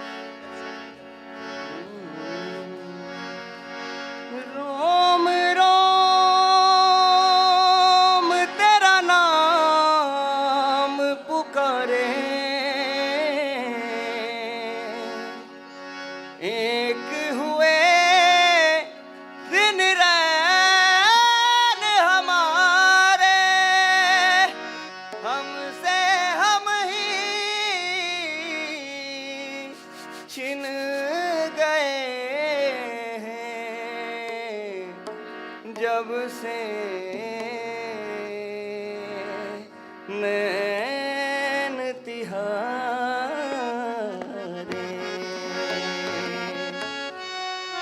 सजदा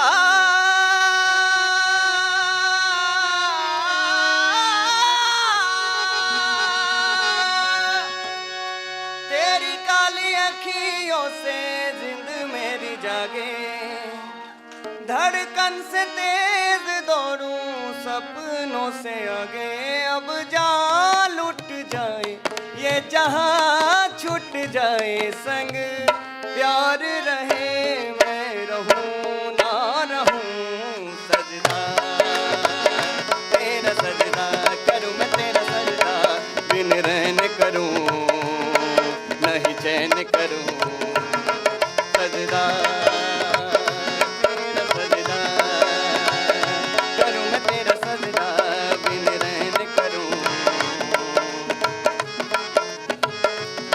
रांझना नैनों के तीर चल गए साजना सांसों से दिल छिल गए पलकों में छुपा लूं तेरा सजदा करूं सीने से लगा लूं तेरा सजदा करूं पलकों में छुपा लूं सीने में संभालूं तेरे अंग अंग रंग मेरा डोले अब जान लुट जाए ये जहां छूट जाए संग प्यार रहे मैं रहूं ना रहूं सजदा तेरा सजदा करूं मैं तेरा सजदा बिन रहन करूं नहीं चैन करूं ताकते रहते तुझको साँझ सवेरे नैनों में बसिया जैसे नैन ये तेरे नैनों में बसिया जैसे नैन ये तेरे तेरे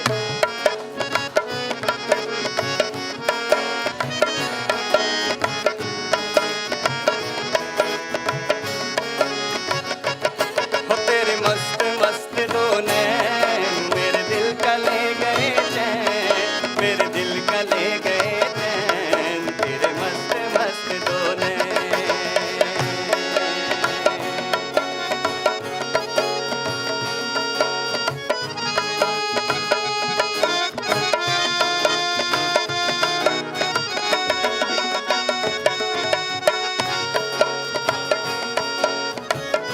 इश्क की साजिशें इश्क की बाजियां हारा मैं खेल के दो दिलों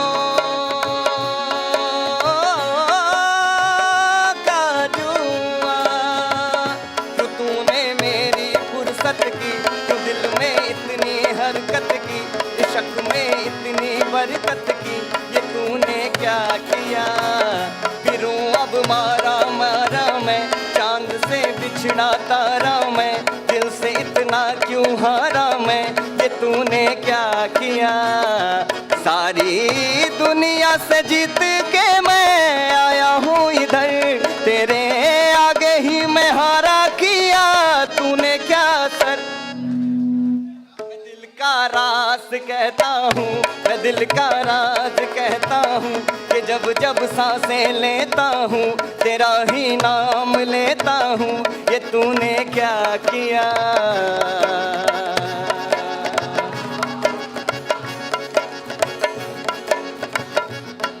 रब की कवाली है इश्क कोई दिल की दिवाली है इश्क कोई महकी सी प्याली है इश्क कोई सुबह की लाली है इश्क गिरता सा झरना है इश्क कोई उठता सा कलमा है इश्क कोई सांसों में लिपटा है इश्क कोई आँखों में दिखता है इश्क वो मेरे दिल को तुझा से जुदा कर दे यूं बस तू मुझको पना कर दे मेरा हाल तू मेरी तू बस कर दे आशिकाना, तेरे वास्ते मेरा इश्क सूफियाना, मेरा इश्क सूफियाना, मेरा इश्क सूफियाना, तेरे वास्ते मेरा इश्क सूफियाना, मेरा इश्क सूफियाना, मेरा इश्क सूफियाना।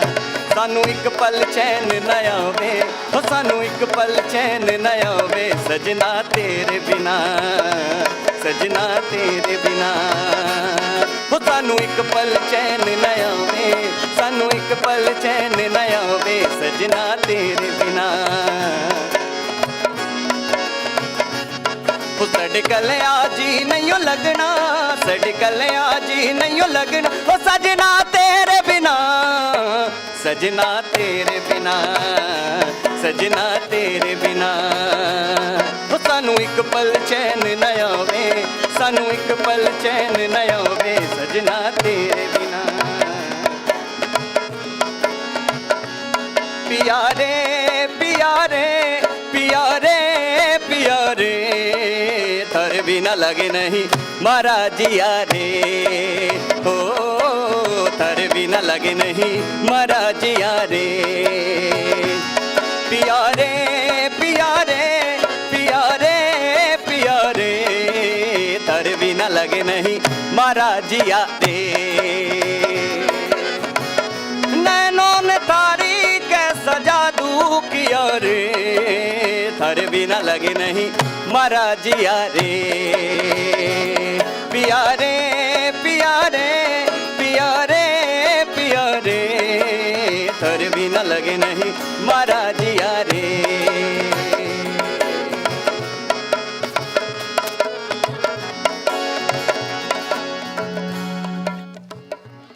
जानिया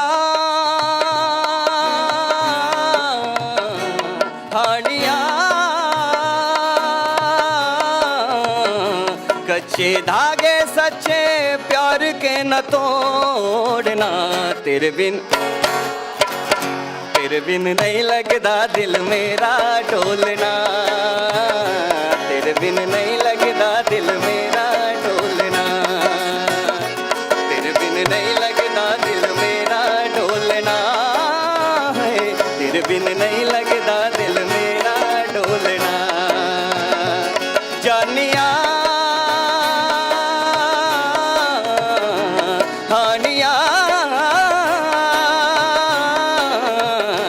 कच्चे धागे सच्चे प्यार के न तोड़ना, तेरे बिन नहीं लगदा दिल मेरा डोलना, तेरे बिन नहीं लगदा दिल मेरा डोलना, तेरे बिन नहीं लगदा दिल मेरा डोलना, तेरे बिन नहीं लगदा दिल मेरा डोलना। ऊपर खुदा मेरे माँ तेरे बिना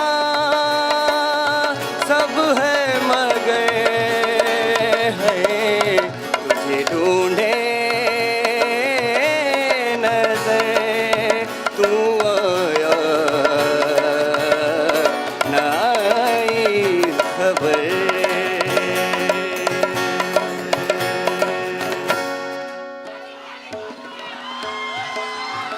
thank you so much, thank you so much.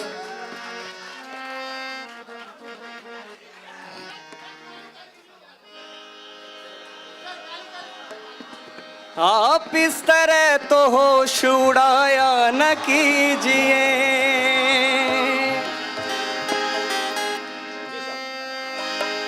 आप इस तरह तो होश उड़ाया न कीजिए, यूं बन सवर के सामने आया न कीजिए, काली काली जुल्फों के फंदे न डालो, काली काली, मेरे साथ गाएं आप लोग, काली काली जुल्फों के फंदे न डालो, हमें जिंदा रहने दो,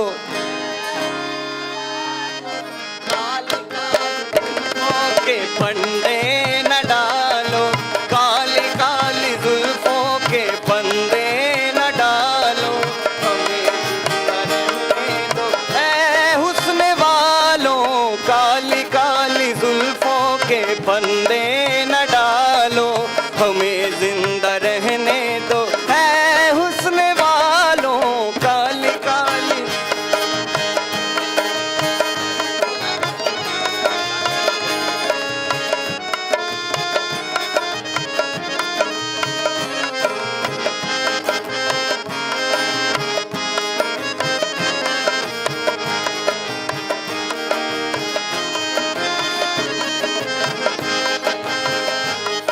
न छेड़ो हमें, हम सताए हुए हैं। आप लोग आगे आ जाओ, आप लोग आगे आ जाओ, पीछे वाले आगे आ जाओ आप लोग। न छेड़ो हमें, हम सताए हुए हैं, बहुत जख्म सीने पे खाए हुए हैं। सितमगर हो तुम खूब पहचानते हैं, तुम्हारी अदाओं को हम जानते हैं। दगाबाज हो तुम सितम दाने